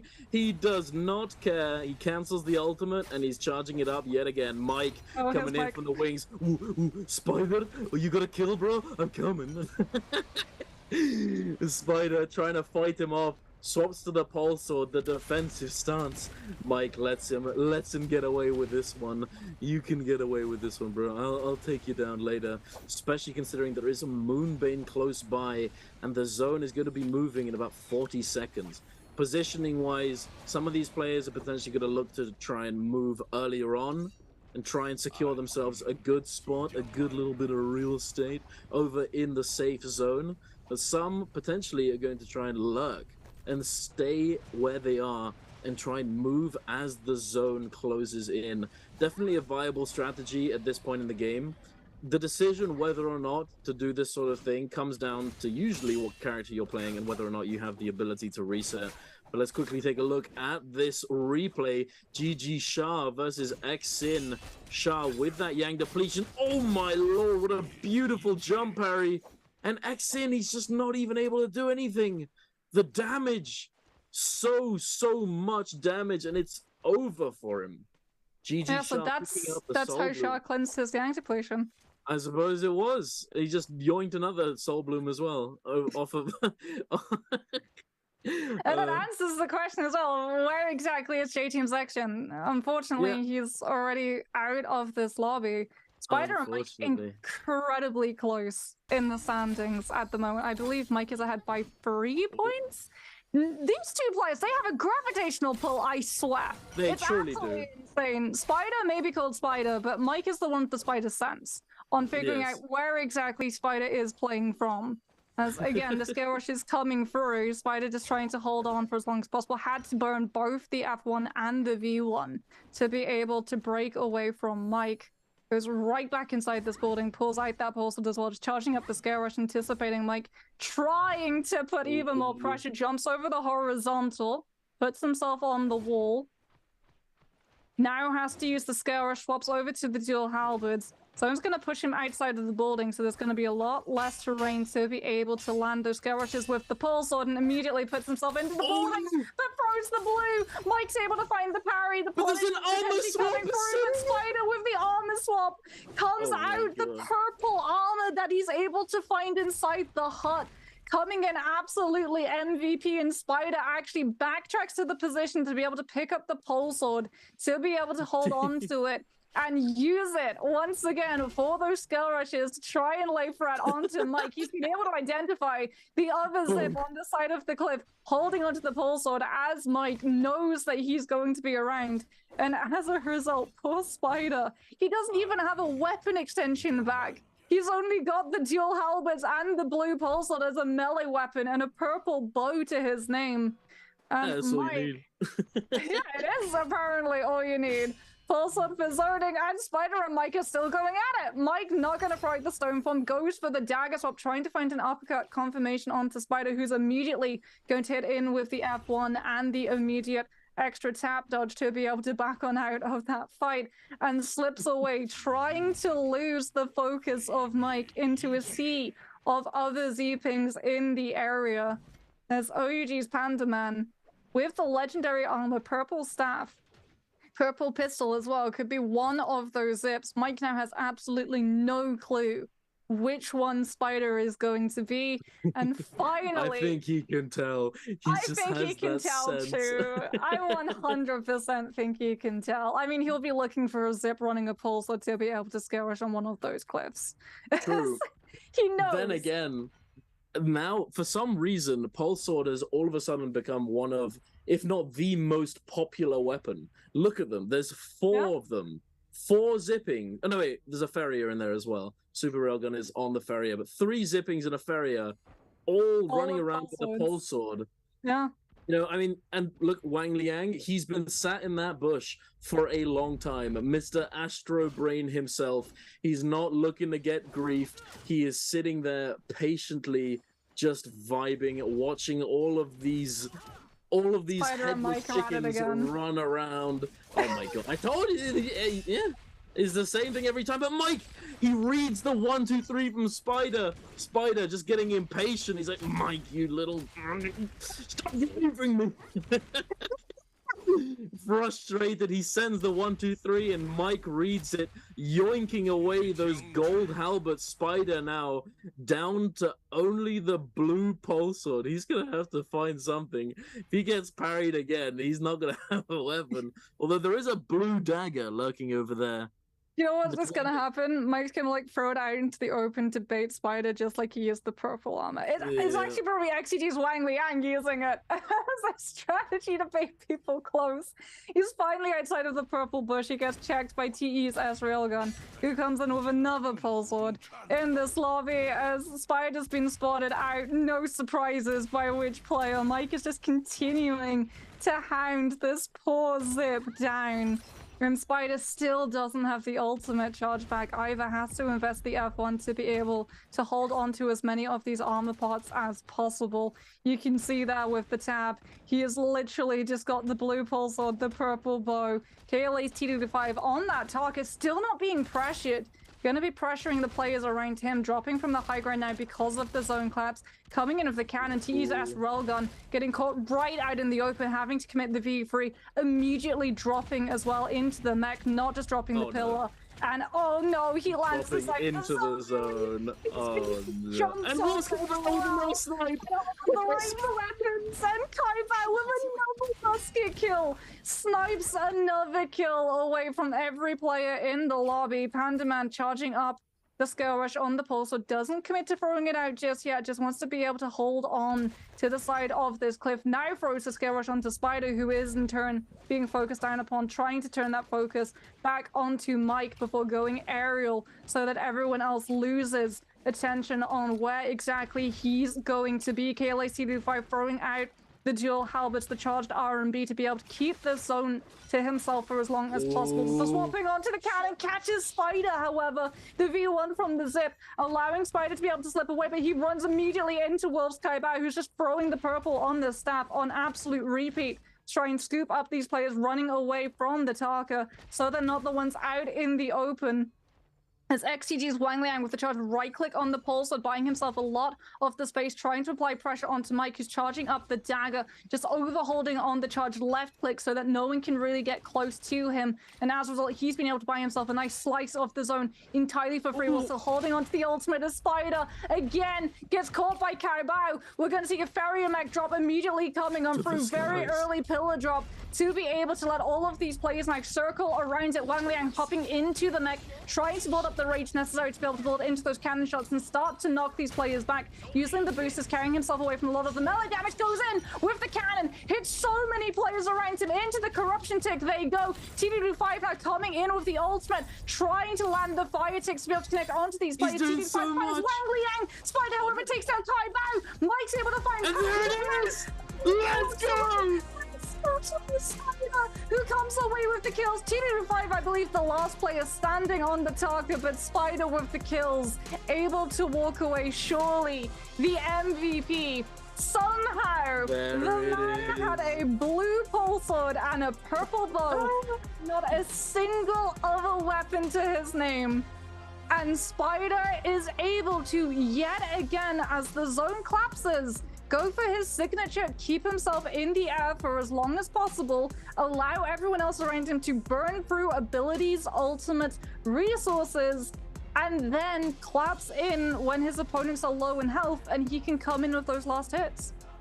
Yeah, absolutely. Doing so much work. I was keeping an eye on T225 at the end there. He was trying his best to contest the zipping. He was just throwing out the RMBs on the staff over and over and over again, trying to find an opening, essentially to get a parry or to clank or to just get a essentially bait them into overholding, with them expecting him to look for a 0.9 parry timing and go for a blue focus or something along those lines. But he kept getting bonked over and over again. He kept trying to find some kind of opening. He manages to take to the skies, using the grapples over and over again to try and stay airborne as long as possible. But unfortunately, he gets grappled out of the air, brought down to the ground, and then the moment that the last Farrier in the lobby, slams down into that turret form, he gets knocked out into the zone, takes a little bit extra zone damage, jumps up into the air with that ultimate, breaking out of the knockback, and just goes to town with the flame breath cannon. Oh my lord. If he'd had a purple cannon, I think he probably would have come out on top. Oh yeah, if he had like Rupture Gale as well, potentially. Rupture Gale. Exactly. Yeah, if he'd had that, he wins. He literally wins. The amount of damage he put out was insane. I think the saving grace right there at the end was the poison splash as well. The poison splash having come in and doing damage to the health bars of everybody after the flame breath cannon had already been, he'd stopped throwing them out essentially. He dropped down and he tried to make something happen with the dual halberds. Potentially he just ran out of cannonballs in his cannon, you know. He had to just go melee, potentially go for a punch with the fire punch in Tarka roll. But sadly, I wanted to see how many kills he had. I'm pretty sure he was so close to taking it. So unbelievably close. And especially considering he came in first place, getting those 3 points from placement, it must be down to the wire. I reckon it's probably less than a point. There it is.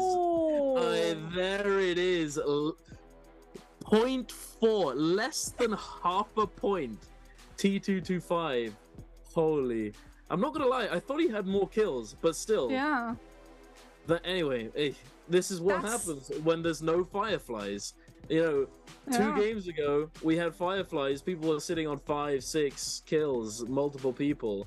But here, no fireflies, Farriers, Zippings, Takedas, Tarkas, all of this. Still, no one's able to get more than 3 kills. And it makes sense. Is at that kind of point throughout the transition between mid to end game, nobody wants to commit. And we've got all of these people who have lost Realms of Yang, who are desperately trying to find a Soul Bloom and trying to force fights. Everyone's just going to be waiting for that to happen. You know, as a player in this lobby, if you're not going to be looking for Realms of Yang, you can potentially look to go for the Morris Blessings, which is what Pandaman did. Pandaman, as opposed to going for the Realms of Yang, he went for the Morris Blessings. Oh my god, this fight was insane. Speak of the devil, my boy. This was insane. Thing is, both of them actually got griefed by terrain, but the thing is, Pandaman got griefed by terrain first. Pandaman actually had Spider in a kill combo, but the terrain griefed him, and then after that, Spider was able to recover, get Prio, and put Pandaman into a kill combo, but then he got griefed by terrain. Rather unfortunate. The universe stays balanced, okay? Exactly. But oh my lord, this was beautifully done by Spider. Catches him on the ceiling or on the wall with the horizontal blue from the dagger, and then quick into the bow shot and then into the parry. Beautifully done. Look at this from T225 as well. This just jump on cannon, fire, artillery, pulls out the longsword, tries to go in for the punch with after the wind slash, but sadly is unable to confirm another kill for himself. And although he does take home the first place, he's unable to take the first place in terms of actual points. Spider just overtaking him by less than half a point, but oh my lord, Spider, you played so unbelievably well. He played this game so well, with Mike biting at his heels at every second, every corner. Yeah. Waiting around it was Mike, ready to run at Spider. But hey, he made it work with that melee resist, poison splash. It was his poison splash at the end. That's what won him the game, legitimately. Poison splash won Spider this game. Yes! The pettiest Soul Jade comes away with a win. I like to think as well that he was just stacking the melee resists because he knew that Mike was just going to continue to try and grief him. 25,000 healing as well on Spider. Absolutely insane coming through from him, just playing survivability, knowing that when the zone collapses, he's going to try and, with those melee resists, chunk down all of the players around him that are incredibly low. I think looking at the replay too, when we saw T225 in that last fight, I think he got griefed by the terrain again because he throws out a charged LMB on the longsword, but it's on a slope. And as a result, it goes over the players' heads and it doesn't connect. And as a result, like you said, that poison splash is able to deal the last tick of damage on some of the players that are still alive in the lobby, as opposed to the charge LMB on the longsword. And T225 loses the kill to Spider, and that kill is unfortunately what separates the first and second place position. But now we get to see what separates our leaderboard overall. And oh boy, it was close for game number 5. I still think it's going to be all up in the air for game number 6. Who's going to be in the lead? It's Spider! It's ever so slightly Spider! 0.3!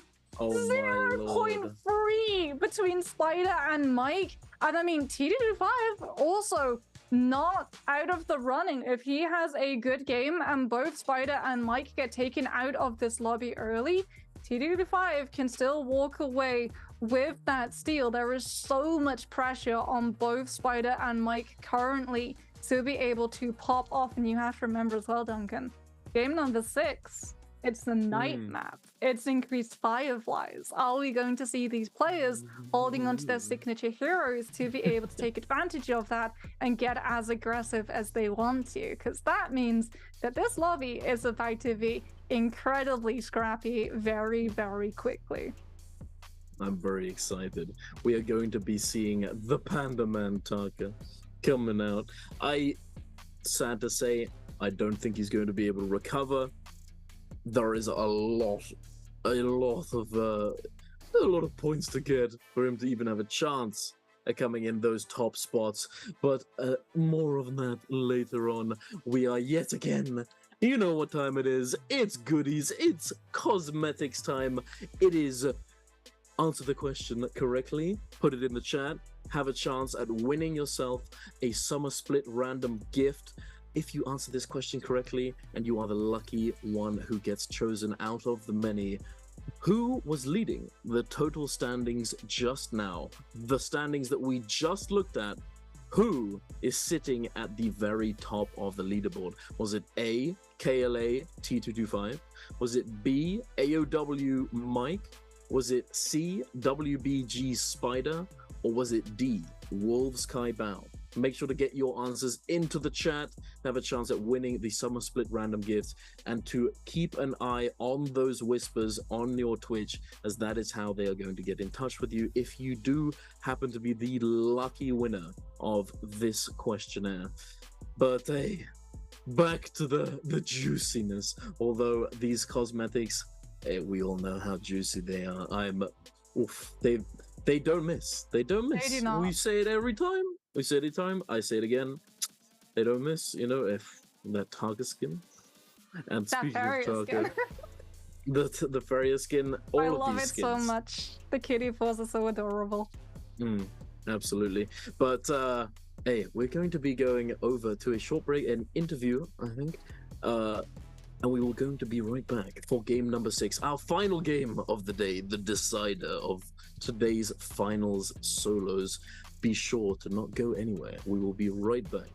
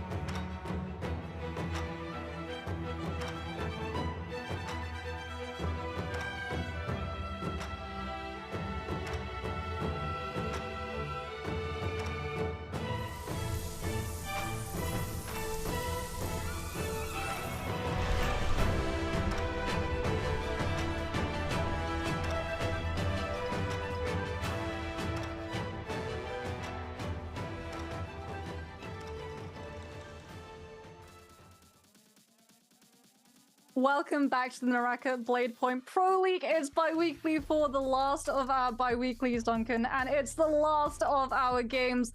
But that is not to say that we know who is going to walk away with their name on the scroll today, because it is still all up in the air. 0.3 points currently stand between Spider and Mike, and T25 is also still hot on their heels, and something else that's going to be hot is the blood of this lobby, because it's Fireflies. It's our only other night map coming in, and that means it's going to get aggressive, it's going to get scrappy, and the action is going to get started the second that we drop. And something that we see constantly between Spider and Mike is just the griefing of these two players on the drop. Spider sometimes trying to drop onto Mike, Mike changing up his drop locations to try and play around Spider.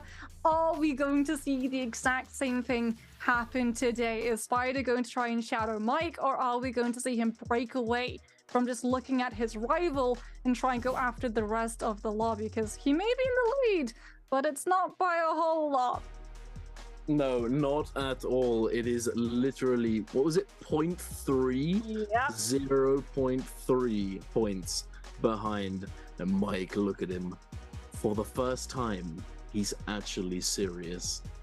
That is scary. You know, when Mike, he's always having a good time. He's always vibing. You know, I've watched his perspective when he's playing in Nbpl. There's a clip a while ago that I took of him infiniting somebody and then doing the Ainsley Harriet while doing it. Like, no cap, this guy, it's as if he's streaming, you know, it's just another day in the office, he's just vibing, he's just having a good time. But the thing is, he plays so unbelievably well when he's vibing like that. Can you imagine like how scary Mike can be when he's actually truly serious? Yeah, that's terrifying. I mean, if I'm Spider, I'm feeling that pressure, especially because when Mike won his bi-weekly, he actively called Spider out. He said he was looking at the Nbpl championship and then he was coming for the world's title. And well, Spider lost the Nbpl title to Mike, currently holds on to the world's title. Whether or not he'll be able to retain that, we'll get to see at the end of the year. But you do not want to head into Worlds knowing that you've been dethroned twice by the guy that everyone said would beat you if he got to go to Worlds himself. So there is a lot of pressure, a lot of story between those two players, and I love the fact as well that there's still banter between them. You and I were discussing this in between the break about how it was so funny that Spider and Mike essentially had the purple armor between them, and it was like, well, if you can't get it, I don't get it, so neither of us are gonna get it. And you just saw the mind games come into full, where Spider and Mike, they may be serious about the game, but they can still have a little bit of fun with each other, and they will, no matter what's on the line. Yeah, no, 100%. Mike and Spider. Thing is, though, I have a slight feeling that Spider, he's kind of sick of it at this point. You know, like, initially they were probably like good buds, you know, vibing, having fun. But at a certain point, when Mike, like, your buddy, he's just non-stop running at you every single chance he gets, it's bound to get really, really annoying. You know, he's just like, he's like this kid, this dog that just won't leave you alone. You're like the mailman just trying to do your job, and the dog just comes up to the mail van. And he's just, oh, it's a cute dog, nice, cool. Every day it's just like, and the mailman just gets annoyed after a certain amount of time. No, the dog nipping at his heels. Oh, look at him, Spider. He's laser focused. But there's a twinge of frustration there. I can definitely see it. He's still performing extremely well, and it speaks to how strong his mental is, how well he is able to stay level-headed consistently. Not only him, but also Mike, Wang Liang, T25, Pandaman, all of these players staying level-headed, staying calm, and there it is. There it is, the Panda Man. Game 2. Fire Dog and T225 as well. also running the Taka in the final game of the day. We've got Wang Liang and Chu Zheng on the ACOS Kai Bao going over to the Zai. Mike. V3 Tessa. Ooh, Mike the only Justina. V3 Tessa, indeed. Xin, definitely a V3 Tessa enjoyer. It's actually really, really good. And I talked about this a little bit earlier with Demo. The amount of value that you can get out of V3 when you're using it in a specific way. So with V1 and V2, it's much better as a third-partying tool, or as a tool that you would use coming late into a fight. Actually using it in the middle of a fight can be extremely difficult because the majority of players are very good at dodging it, very good at being able to actually prevent you from getting value out of it. Although obviously you can still start up a combo, get an opening on someone, start up a combo, use the ultimate during the combo, and then follow up, preventing them from getting their soul back. However, that's not always possible. Getting an opening onto these players in this lobby is not an easy thing to do. So V3, having such a fast cast time, having such a big area of effect, giving you that healing as well during the charge up time or the startup of the charm activation, does so much for you, and is much stronger in duels than V1 and V2 the majority of the time, as long as it's not a hyper extended fight. As well as the fact that if you do happen to miss, you don't consume the full 100%, you do 50%. But if you do hit someone, you will use 100%. So it's a bit of a trade-off, but definitely a very, very strong pick. Initially, when I first saw it come out, I didn't think it was going to be all that good, but I have been proven wrong. But yeah, as well, going into this game, I think we saw Matari coming out from GG Shah. Not a bad pick. Not a bad pick at all. Matari is still a pretty solid pick. Speak of the devil, GG Shah, having picked up a Firefly, I think there is a Firefly very close to where they currently are, getting parried, but able to get the armor swap. The Katana, though, the difference in power, the tools at your disposal, Katana versus Nunchucks, it can be very, very difficult to create an opening for yourself on Katana against those Nunchucks, as you're able to just hold horizontal constantly, and the horizontal just being so much faster and so much better on Nunchucks than Katana. One of the reasons why we don't see very much play, it's definitely rather evident at this point. But Mike, not having that ultimate available, not looking to fully commit, considering that there are other players in the vicinity. Speaking of which, Spider coming in does have that ultimate available on the Takeda with blue armor. He's definitely looking to take some of these fights here. He's going to look to try and get as oogly boogly as he can. Although, a bit of somewhat of a blunder here from Spider. Using that F3 into ult activation, he immediately used the blade. At this point, considering that it is a Firefly map, it's pretty safe to assume that a lot of people that you're going to be fighting early on are going to have their ultimates.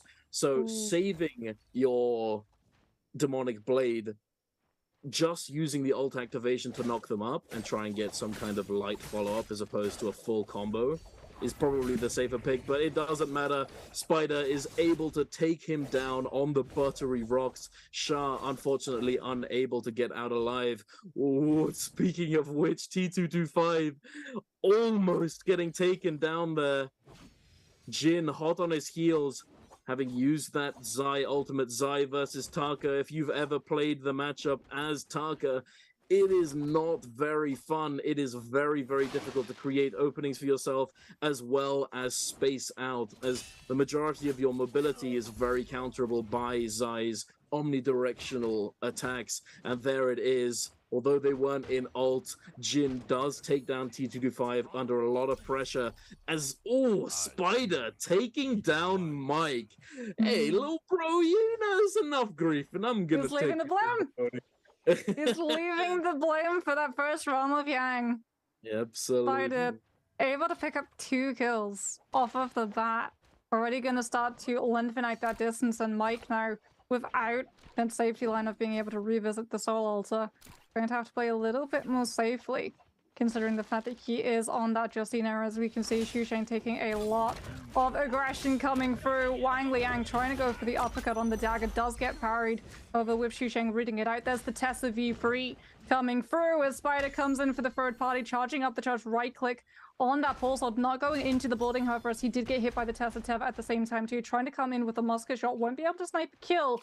However, as J-Team's action with the greatsword is actually able to chunk Xu Sheng down, but Spider with the charge right click on that pulse sword, still threatening presence in that fight. If they're not too careful, they're not going to be anticipating the parry. Spider throws out the one, not going for the second follow-up, however, to be locked into the blue focus. Takes a little bit of opportunity, hanging back to be able to find the armor reset, charging up the scale rush now on the katana to come through. Throws out the F3 as we're going to see the Tessa F1 to be able to scale away. Spider still has 2 shoves available to his name actions.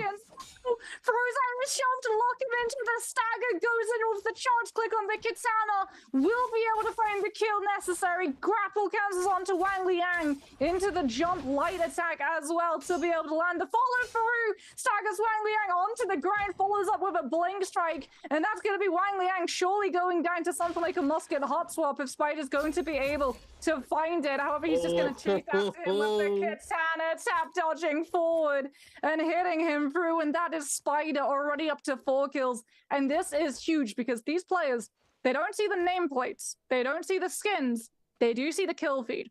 Mike is going to know that Spider is currently on 4 kills and that the distance between the two of them is widening. And if he doesn't play aggressive, that distance is going to be insurmountable if he's not careful. Something I actually found out, apparently they can't see the names in the kill feed. It actually shows the name of the character as opposed to the player now. Ooh. They've recently changed it. I'm not sure how long ago, but recently when I was watching the perspective of one of these players in Nbpl, I saw that it showed the kill feed as characters killing other characters, not players. Interestingly enough, so now it's actually possible that Mike has no idea, although it is entirely possible that, you know how you can always check who the kill leader is by pressing J. By pressing, yeah. Yeah, little tip chat, if you press J on your keyboard in game, it will pull up not only a death recap if you've died already in the game, but also give you the option to check who the kill leader of the lobby is and how many kills and how much damage you have yourself as well. Very nice. Plus the equipment of the people that killed you with. Yeah, the equipment as well. Only, however, when they killed you with it. It does not actively track them. So, like, if you go down to someone at the very beginning and then you press J to pull up how they're doing, it is still stuck in the static state of when they killed you. Yeah, that would be rather overpowered if that wasn't the case. Like, you can reverse track bounties, what's this guy got now? Oh, he just got himself a pole. Oh, he got a gold dagger. I'm avoiding that guy. You know, yeah. But yeah, it's possible that that still functions in Immortal War, even in the tournament, to check who the kill leader actually is, which if Mike were to check, he would be able to see Spider sitting at the top with the most number of kills and potentially about to pick himself another one up against T225 in the realm of Yang. Spider's hitting the musket as well behind one of those pillars, by the way. I'm not sure if he's done it on because he's trying to hide it. It's possible that he just wanted to drop it in case he parried T225's weapon and wanted to pick it up. Yeah. It's entirely possible, but oh, it looks as though it may be over for our boy T225. The jump R&B coming in from the dagger. So much pressure from the Takeda ultimate. T225 trying to create some kind of opening, trying to bait out one of these demonic blades from Spider, but he doesn't need to do anything. He can just simply chill, not use a single one until he actually gets staggered. And there it is, Spider picking up his 5th kill of the game and golden nunchucks.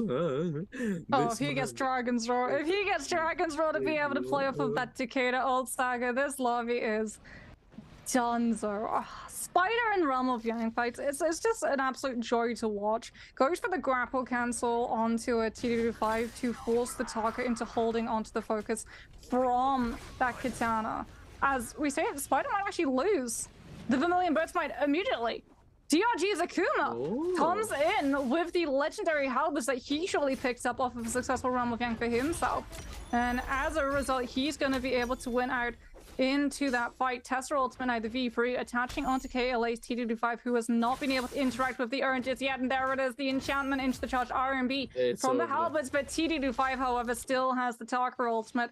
Chases with the jump RMB from that staff, will be able to land the damage onto the Tessa before she's able to disengage and find the reset, as Mike's able to find a parry onto Shah.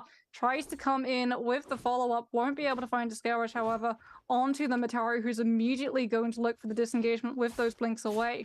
But Mike's still able to track him down. Flashes the red, first of all, now coming in with the Justina ultimate to be able to gold focus, as Shah is still incredibly low and has not been able to disengage the distance safely. The freeze comes out, attaching onto the Matari. Shah incredibly low, trying to find the backstab, but Mike still applying this consistent pressure. Scale rushing off of the cliffs to be able to hold on to these dashes as well. Still has 2 freezes left. Now we'll use one. Sees the Matari, uses a grapple, still holding on to one, uses it at the tail end of the ultimate to be able to intercept. GG Sharon comes in with the dual halberds, dealing enough damage. Now has to worry about TE's S railgun, trying to find the kill, knowing that Mike is going to be out of the ultimate and essentially vulnerable, as this Justina does have the free shell from this. Mike looks to try and break the ankle, swapping over to the dagger to be able to prioritize the movement, as well as be able to clank against the staff before he's able to overhold. This has to use the free shell to be able to break away from the focus. Just going for the ankle break, scale rushing off of the buildings onto the cliffs, onto the top of the trees, almost went into the fire cage. That could have been dicey. Both you and I sank a little bit lower in our seats as that one popped up into view. As KLA's TD5, unfortunately, if he's not careful, might be going 6 feet under, as he is incredibly low, no armor to his name. Tarker ultimate having to be invested. Goes for the jump to be able to come in with the vertical slam down on that staff. Trying to find this lockdown onto Akuma, but the ultimate is about to burn out. Will be able to find one hit onto Akuma as the jump did not... into the firm shove, and Akuma's able to follow up with the halberds. Oh my goodness, so much of the terrain is griefing these players today, Duncan. It is insane. T225, you getting greedy, bro. What?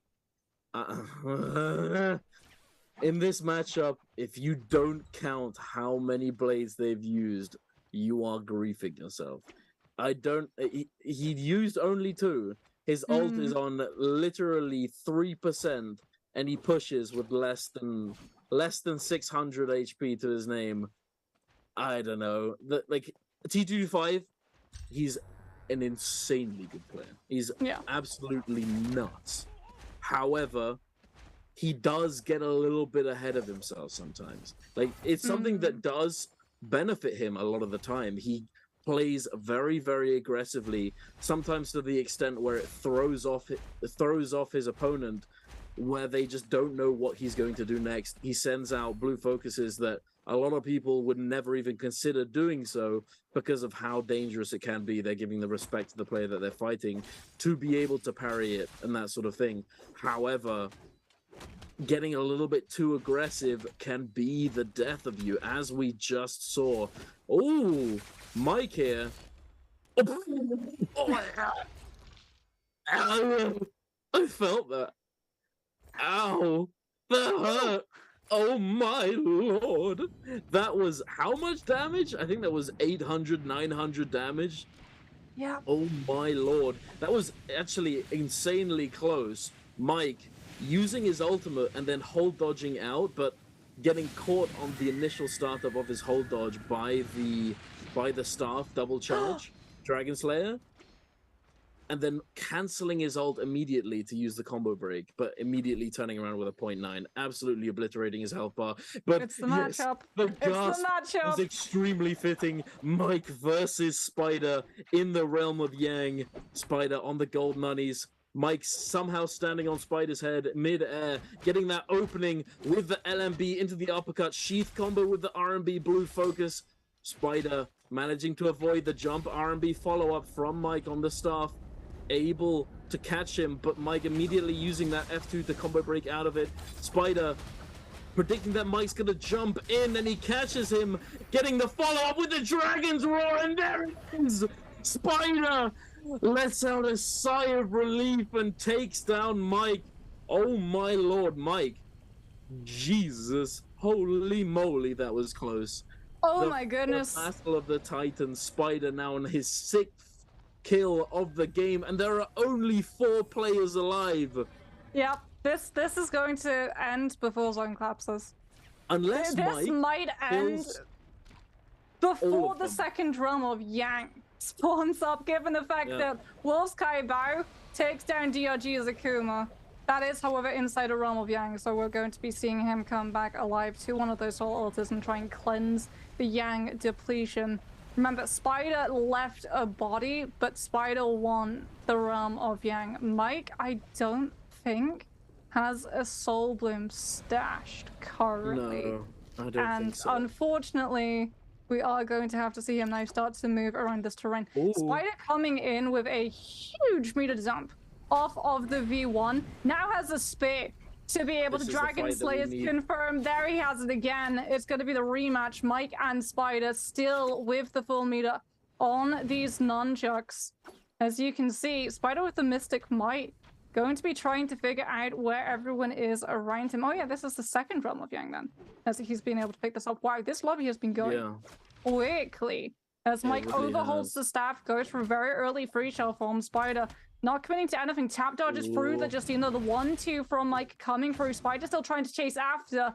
So we are going to see both activate their ultimates. Mike to be able to back out, create the distance, and try and open up with these bow shots to land onto Spider and lock him down for the freeze to be able to come through. Gets a 1-2 into uppercut confirmation to be able to come into the freeze. The third party, but like you said, he doesn't have the bow repaired to be able to follow it up.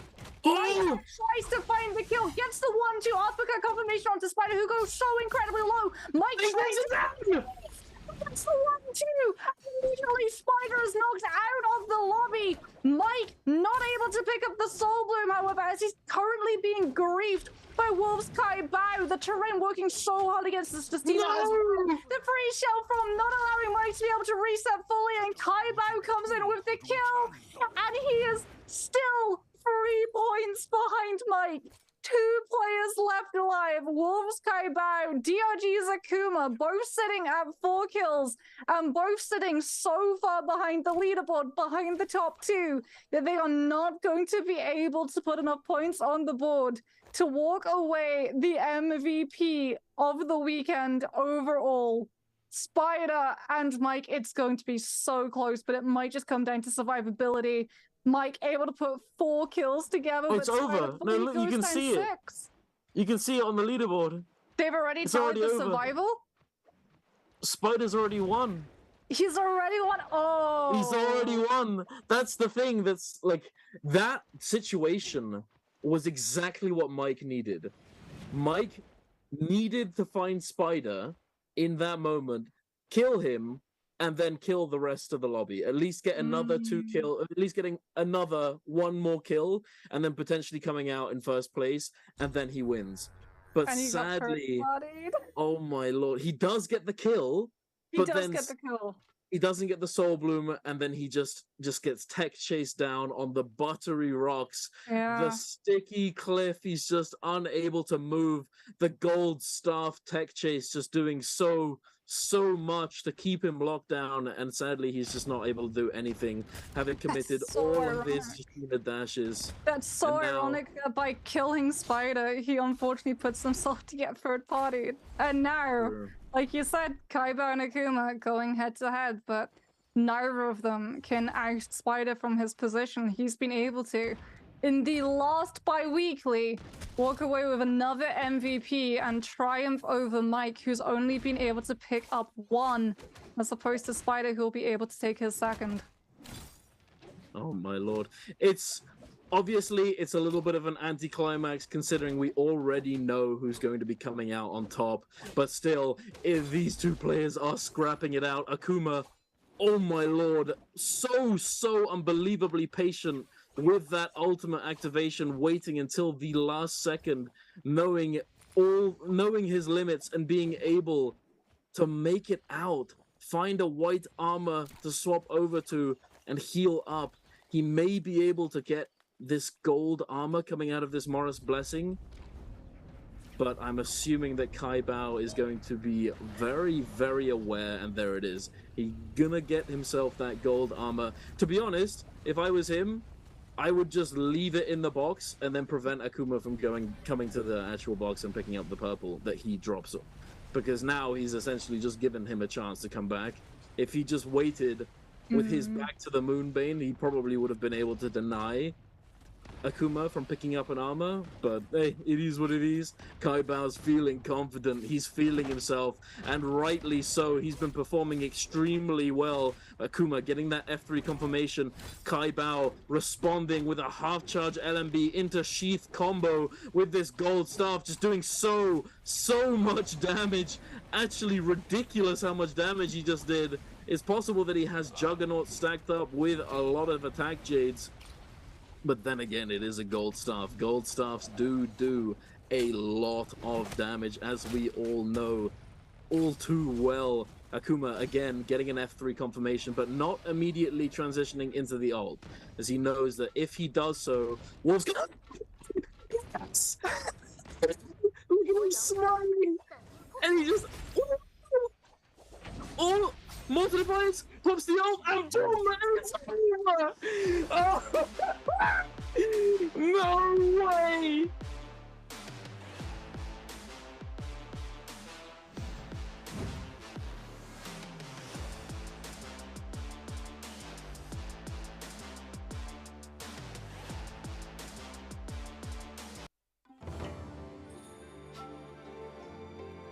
Hope for the best and prepare for the best.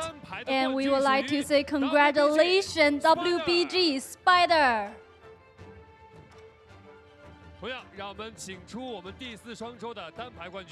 And welcome our bi-weekly final championship of the solo game to the center of the stage. And what amazing matches today, and we would like to say thank you to everyone.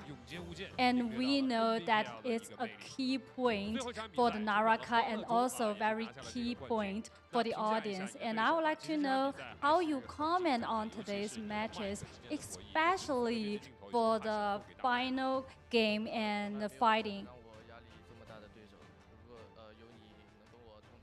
I would like to say thank you to all my opponents, because you guys are really strong, and your opponent here make me more brave. So anything you want to say to Kai Bao? Okay, we know you have a lot of things want to say just on your face. And actually, we know that whatever you guys are the opponent or you guys are friends, there's a lot of like friendship between you guys. And we know that today is also a finish for the regular race. And now you're like for the fourth bi-weekly, so I would like to know how you can keep like the best status like you right now. I think, yeah, just adjust yourself, like your fighting or your psychology, until you have the best performance. And we know we have the honor time that you will show your Seal and Scorro, and now it's your honor time to show your Scorro and Seal.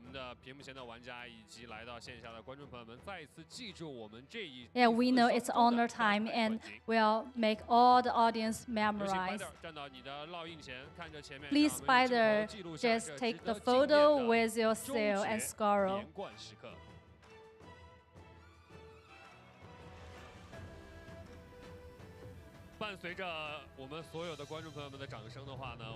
We'll see the cloud pin just on side, and I would like to know, like you said in the regular matches, you think you adjust a lot, but we saw that in the last game, in the latest game, so always you can keep a good status. So how you can do that?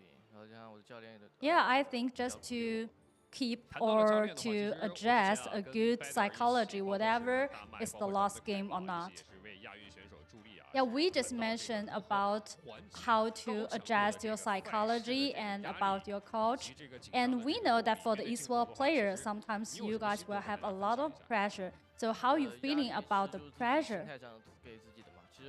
Yeah, I think the pressure sometimes is from ourselves, and I think sometimes we should calm down when we're on the stage, when we have the matches. It's a good method for us to keep the good psychology. So when the rest time, so how you can like keep your psychology? Yeah, to be honest, I think every time when we have a rest time, so I will like communicate with my coach. Yeah, and he helped me a lot. We will appreciate all the players today because you guys just bring me very excellent matches today. And we know we are going to have the grand final soon. So anything you want to say to your fans? I would like to say thank you to my fans, like you guys just always support me. Anything you want to say about grand final? I wish I can get another championship in the grand final. We know it's a good chance that you have very strong opponent that you guys can stand together and fighting together. So we would like to say congratulations again. Our bi-weekly final championship of solo game, WBG Spider.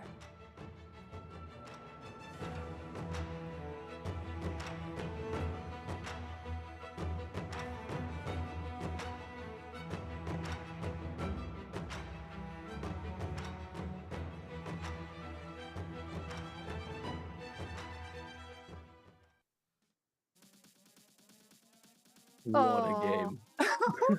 Oh my god. Like, it took so long to recover from the realm of Yang fight with Spider and Mike. Mike getting Spider so low, and then Spider comes in with just sheer CC lockdown into the Dragon's Roar, into that last Fear and Shove follow-up to be able to confirm the kill, and then running into Mike immediately off of the rip of the Soul Altar. Mike getting Spider, again, incredibly low, but not being able to finish him up because he hasn't got the bow repaired, and unlike melee weapons, when ranged weapons are out of durability, you literally cannot use them, and as a result, the third party potential comes through. Spider still goes down to Mike, but Kai Bao is too close and is able to come in with the tech chase on the golden staff, and then the last fight.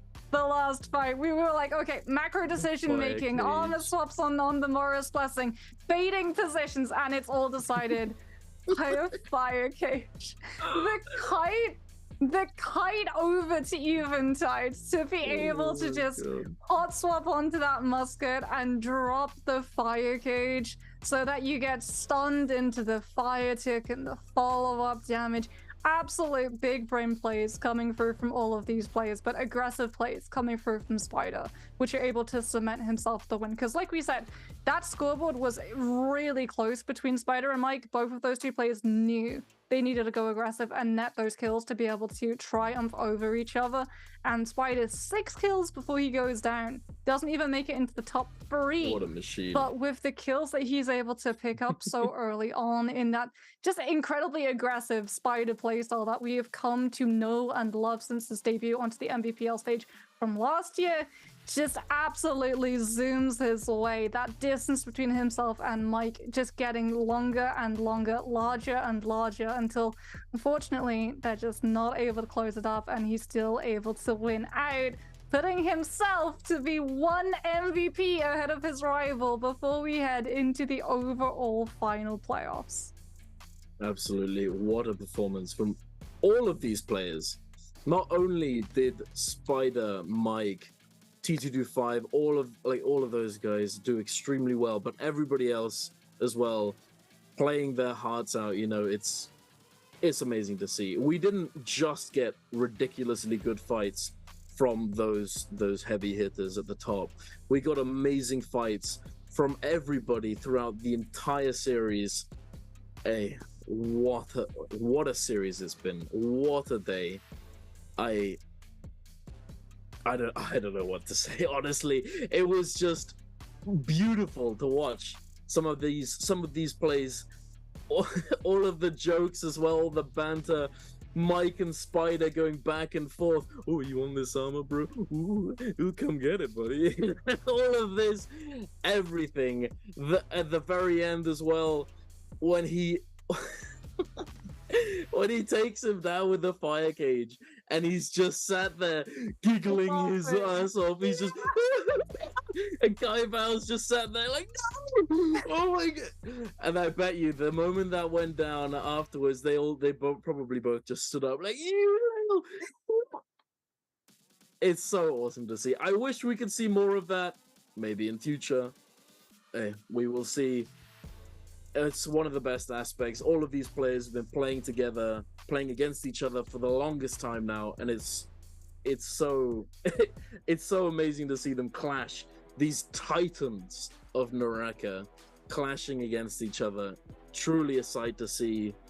Oh my lord. Akuma coming out with 10 points though at the very end. 5 kills in the first place finish. Doing so much. Spider though with 6. Coming in 4th. Still coming in with 9.3. Wolves Kai Bao 7.6. Mike, unfortunately, he does get the kill on Spider. He gets that one opportunity that would actually win him the series, and sadly, it just doesn't go his way. He doesn't have the arrows left in his bow, in his quiver, to finish off Spider with that freeze. And he manages to get the kill, but no Soul Bloom, and Kai Bao does an excellent job of chasing him down and putting him down. You know, what a series though, what a performance. I think back throughout the series, so many things come to mind. The Panda Man Spider fight with Zippings on Holoroth, the jokes with the armors, etc. The the insane plays at the very end, the clutches from Spider going into the realm of Yang with no ultimate, not really caring, going to the zone, finding himself a Soul Bloom he got from he left himself at the beginning of the game, and somehow managing to avoid Wang Liang with the Mystic Might, not spotting him out, just walking right past him.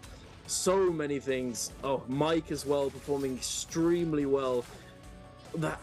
I think back to the 180 parry he had in the bush area over to the northeast of Celestra. Oh my lord, he played so unbelievably well in this game. And Spider with that huge turnaround. Oh my lord, absolutely bonkers. What an amazing day. What an amazing showing of beautiful NARAKA. And I'm so glad that I get to be here watching, casting with all of you guys. Truly amazing, and I'm sure a lot of you feel the same way. But sadly, that is it. That is all for today. I'm very... Bonk. I have to say, I have been treated to some really funny plays. I was there when Alliance TP'd into the Phony Roller on Holoroth. Now I get to be there on the Fire Cage.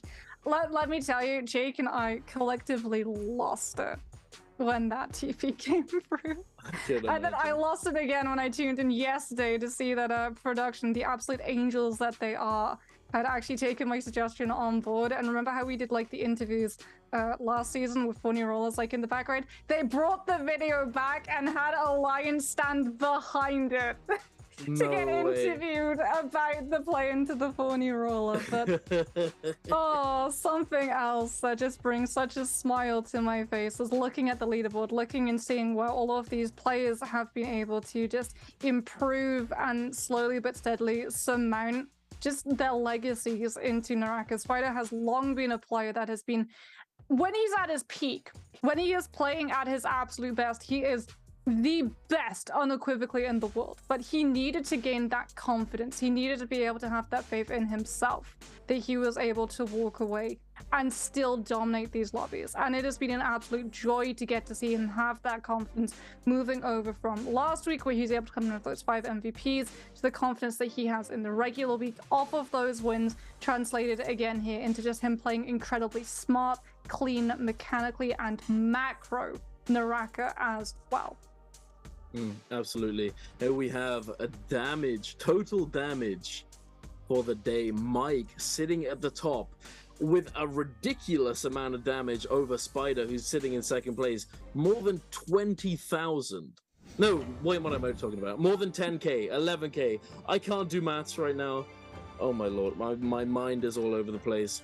But Spider coming out with the win. And the thing is, we talked about it earlier as well, how he wasn't having the best of games in the first 3. He was doing all right, but it wasn't crazy, you know. And then, just like he did in the first day, or in his first day playing last week in the bi-weekly solo qualifiers, he turned it around in the second half and he just went full throttle, focused up, and took it home. Hey, maybe it's a mental thing, you know, maybe it's a mental edge, you know. Oh, I'm not doing so well today, guys, and come at me. And then he just turns it, boom, laser focused, obliterates the lobby, all planned, calculated. Who knows, but hey, who knows what's going on in the mind of the god himself, Spider. What I have nothing else to say. This was just an amazing day of NARAKA. I think we could all agree that it was amazing to watch, and we're all very sad that it's over, because sadly that is the last game of the day that we're going to be having, and that is the end of the bi-weeklies. In the following weeks, we're going to be heading into, isn't it the repechage or something? Last chance calls, yeah. Yes, exactly. So the last opportunity for players to qualify to get into Worlds, qualify to Worlds, to be able to play for the World Championship, the J Cup. And oh my lord, I'm excited for that. It's going to be a banger this year, especially considering that I'm gonna be there. Hell yeah. Those of you who don't know, I, myself, and Moxie as well, we're both going to China. We're both going in person. What? Yeah, I hadn't told people. Wait, you hadn't told people? No! How have you not told people? Oh no, I'm sorry, I just leaked it. Lamau. I told plenty of people that I'm going to China. I've not been able to control that I'm going to control myself from telling people that I'm going to China, and it's going to be amazing to experience that in person, and potentially I'll be able to report back to you how the relationships and the banter and all the jokes are, and the dynamics between these players are. Yeah, I'm just forward because you're all gonna see how small I am. What do you mean? How tall are you? And you don't have to say it. 5'4". 5'4". That's not that short. So, it'll be fine. Don't worry about it. Oh, but no, we can have a look back and see the total points currently. WBG Spider in solos tied at the moment for total points with Mike. That is, ooh. That is incredibly interesting. That's a new page on the story between both of these players, Duncan. That is going to be one that is going to be decided this season. But you know what else is going to be decided? Because it may be the end of the bi-weeklies for the solos. It is definitely not the end of the bi-weeklies for the trios. We still have all of that action coming tomorrow, and I cannot wait because we've got Tessa v3 just as we saw it in solos today, but we also have Justina making her mark in the meta. Transformers is no longer the absolute titans, the juggernauts, the best composition on the block. It is being significantly taken down a couple of rungs by the Sand Siphon composition, and with the Justina changes as well on the anti-transformer. For those ultimates and that 3-second duration on the stun rather than 1.6 seconds, Transformers are really getting challenged by every single composition that a lot of these teams are cooking up with all of those new changes. And when you put it all in one pot and you boil it together, you get some really interesting and smart NARAKA compositions. You also get a couple of kitchen fires with some teams trying a little too experimentally on some compositions, but tomorrow, regardless, is sure to be an absolute banger with all of our strongest trio teams making it to try and take the last Biweekly 4 before the season and Biweeklies properly end as well. Absolutely. You mentioned some comps being a little too spicy. I think I saw a Wu Chen Tamulk Tianhai comp played yesterday. It was rather questionable. Let's just say that. A really good way of griefing all of your hero points. But yeah, hey, we're gonna see some spicy things coming out tomorrow, hopefully. V3 Justina, I hope it gets played, because that is very interesting. Does a lot. Having the increased freeze duration and the blue health when freezing Transformers, the inherent counter to Feria, she comes out of the mech, frozen again. You know, it's gonna get spicy, and make sure you don't miss it. Not only that, but we are going to be having the NA Morris Cup finals this weekend as well. We're going to be having, I think it's solos today, and then trios tomorrow night. That's going to be later, much later on tonight. How long is it? In another 10 hours or so, I think, something along those lines. Maybe, yeah, 10 hours. So be sure to come back to the official NARAKA Twitch channel and tune in for that. It's going to be exciting. Plenty of ooglers to root for, trying to make their way over to Worlds, over to China, and qualify themselves. Only 3 spots for solos and trios, 3 each. But extremely competitive. Definitely going to be a really, really good series to watch. Perhaps not as exciting as this one, I'm not gonna lie. This was insanely good. But hey, I can't wait. I'm definitely gonna be checking it out. Although I may be passing out. I might miss tonight's one, because I didn't say, but I actually haven't slept. I got mixed up this weekend. But hey, I'm gonna have to watch it at some point tomorrow. Definitely going to be very exciting.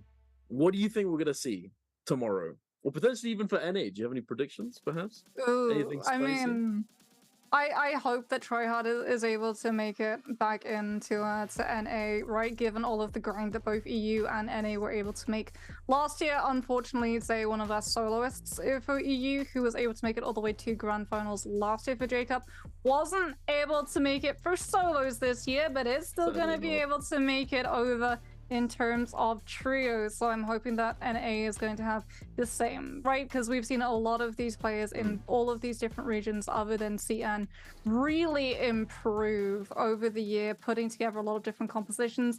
I know a lot of SEA likes to be running Zai in their trios. I think that is going to have a little sort of impacts in terms of meta, especially for how some of these players are in terms of realms of Yang and whether or not they feel confident going up against the Zai favored teams. And I know that NA and EU have also been working on a couple of different things, including some Zai with some F3, which I know that both yourself and Raven have been enjoying in your downtime as well. And that could potentially be a pretty good counter to the Tessa, considering the fact that you can use that Zai F3 to be able to get around the back of the Tessa to be able to interact with the urn while still applying a lot of pressure on the Tessa, forcing her to tap dodge away from the Comet Hurl so that she's not really able to punish the interaction, and you can turn what should be an opening for her into an opening for you instead. Indeed. But hey, we're going to have to wait and see. I do definitely think there's going to be Justina tonight. There's been a lot of teams. I've been playing a decent amount of trios recently. You know, getting ugly, you know. Running Taka, Justina, Zipping. And even though it's Taka in trios, which a little questionable, Justina, oh my god. You take a bunch of rage, it's just you never don't have ultimate. It's actually ridiculous how much uptime you actually have with Justina V3. The synergy with Transformers, still probably not with Taka. I do imagine there being some kind of potentially a Yueishan Justina zipping, or potentially, I don't know, Tamulk Justina Tessa, potentially. Tessa and Justina both having ultimates that have ridiculous uptime, with them only costing around 50%, can Yeah, we be have really, seen that. really impactful. We have seen that in Nbpl. We've seen Tessa being paired both with Justina, but also with Viper as well. It seems like the V1 Tessa coupled up with V2 Viper is immensely strong against the Transformers with a Wu-Chen alongside it, because obviously with the V2 on the silence with the Viper, Transformers can't iframe animation through the Tessa ultimate, and as a result they get stuck in the stagger and just get absolutely melted within seconds. It really has been incredibly problematic for a lot of those Transformer teams that, again, like we've said, are taking a lot of attacks from different angles with Sand Siphon and the Zip V2, meaning that even if you secure those double grabs, you don't always secure those kills coming through either. So it is definitely changing the forefront of the NARAKA Trios meta, which has long since been Transformers at the top, everyone else very, very, very far below. Yeah. I mean, I think they've probably been the most long-standing composition that's just always been in meta. And when Viper, Wu-Chen, Yoto sort of initially started getting played and started getting seen in Nbpl, it definitely died down to some extent, especially because Yoto was so unbelievably strong at the time. But after the nerfs, and even the buffs to Tianhai, and I think there were also buffs to Yueishan as well. Karumi now too. They've essentially just buffed the recast on the ult. Yeah, insane the mobility, because before it used to be like, okay, well, you could just kite it, and if the Karumi ultimate came through, you would have your other monk just shove in the rock paper scissors the other transformed monk out of the Karumi ultimate. But now you can jump and you can recast the Kurumi ultimate in a different position. So again, like, that monk versus monk matchup has changed drastically as well, especially inside this realm of Yanks. Absolutely. And one thing as well that you mentioned with the Justina Viper Wu-Chen comp, that comp really does well as a sort of assassination comp, a third party finding those perfect opportunities to come in and just assassinate members of a team and dip out without really a care in the world. But with Justina V3, it essentially changes the dynamic and makes it so that now, instead of it being a full assassination comp, it's much more sustained fighting, long engagements where you can survive without necessarily needing the Wu-Chen to teleport you out in case it goes wrong. You're able to stay in the fight. And one thing that I've always thought is definitely really cool when it comes to certain comps is that you don't necessarily need to have a get out of jail free card, a full-on support. You can definitely go for something that, as opposed to getting you out, something that helps you getting you out of the fight, you can go for something that helps you stay in it. And Justina V3, I feel like, fulfills that role so perfectly. And I hope we get to see it. Of course, I'm going to hope we get to see some Taka, but that's not going to happen. We've got a little bit of few statistics here from Mike. It was very interesting. We get so many numbers now. Like, we get the stats that track the damage that trios do in realms of Yang, which is really fun to get to see. And we also get to see all of these lovely stats about, like, what weapon these players favor and the amount of total kills that they've been able to pick up. Damage done with melee weapons, 217,989. Coming through from Mike, as a large majority of his weapon melee time has been the staff. No surprises that it is followed up by both the dagger and the pole sword, given the fact that Mike is one of those players who will just run the hot swap as often as he possibly can. As we can have a look there, it is confirmation that our trios are going to be tomorrow on the exact same day and night cycle, which sadly, I like you, Duncan, have missed the quad days of increased Fireflies. That was insane. That was so hectic and so aggressive, and so many compositions were run at really weird, wacky times because of the increased fireflies coming through. Everything was up in the air, especially given the fact that none of these teams actually get to see what everyone else is locking in now. Another one of the changes that we got made to Nbpl, so it's even harder to be able to counterpick. It's a lot easier now to see, like, okay, those fireflies are going to be on those matches, compositions are probably going to be run on those maps as a result, so we can save these specific compositions for these specific times. Absolutely. Well, it's going to get very spicy tomorrow, because although, yes, there aren't any fireflies, it does mean that there are going to have to be a lot more stacked endgames. You know, you're going to have to run aggressive compositions in lobbies where you'd want to have fireflies, but simply don't, because there aren't as many. Meaning that it's going to be very interesting to see how these teams are going to create opportunities for themselves to actually accelerate and snowball with compositions that kind of depend on that to succeed. So definitely going to be interesting to see how they manage to do that. I still think it's mainly going to be a lot of Monk, considering that Monk, Yueshan, Karumi is always going to be one of, if not the best composition to pick on these daytime maps. However, as you said, Siphon, the Sand Siphon has been doing extremely well.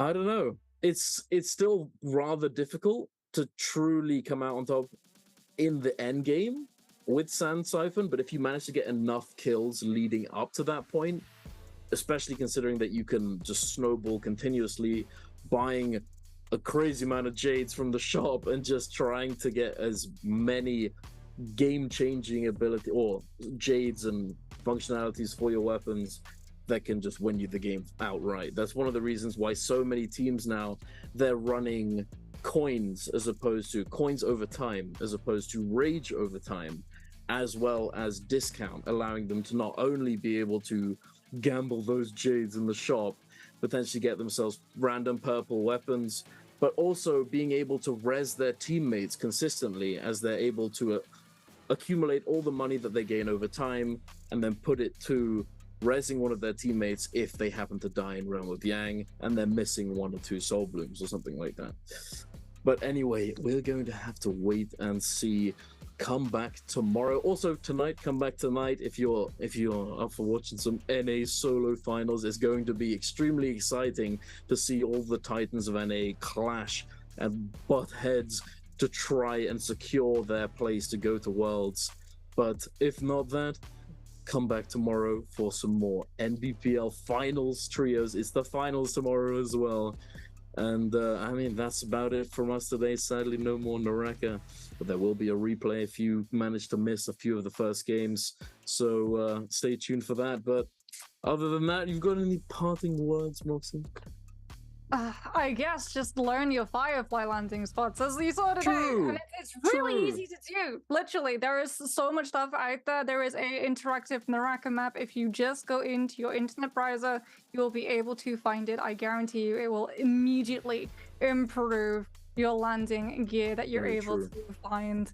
As Duncan and I, we both agree, macro decision making really can come up trumps in terms of being able to win you these lobbies, even if you're a little bit behind in terms of those mechanical skills. But I do believe that is all the time that we have available. He's been Duncan. I really hope I'm pointing in the right direction. I'm not. I'm gonna swap over to this one. I've been Moxie, and that's gonna be us signing off for today. Bye-bye.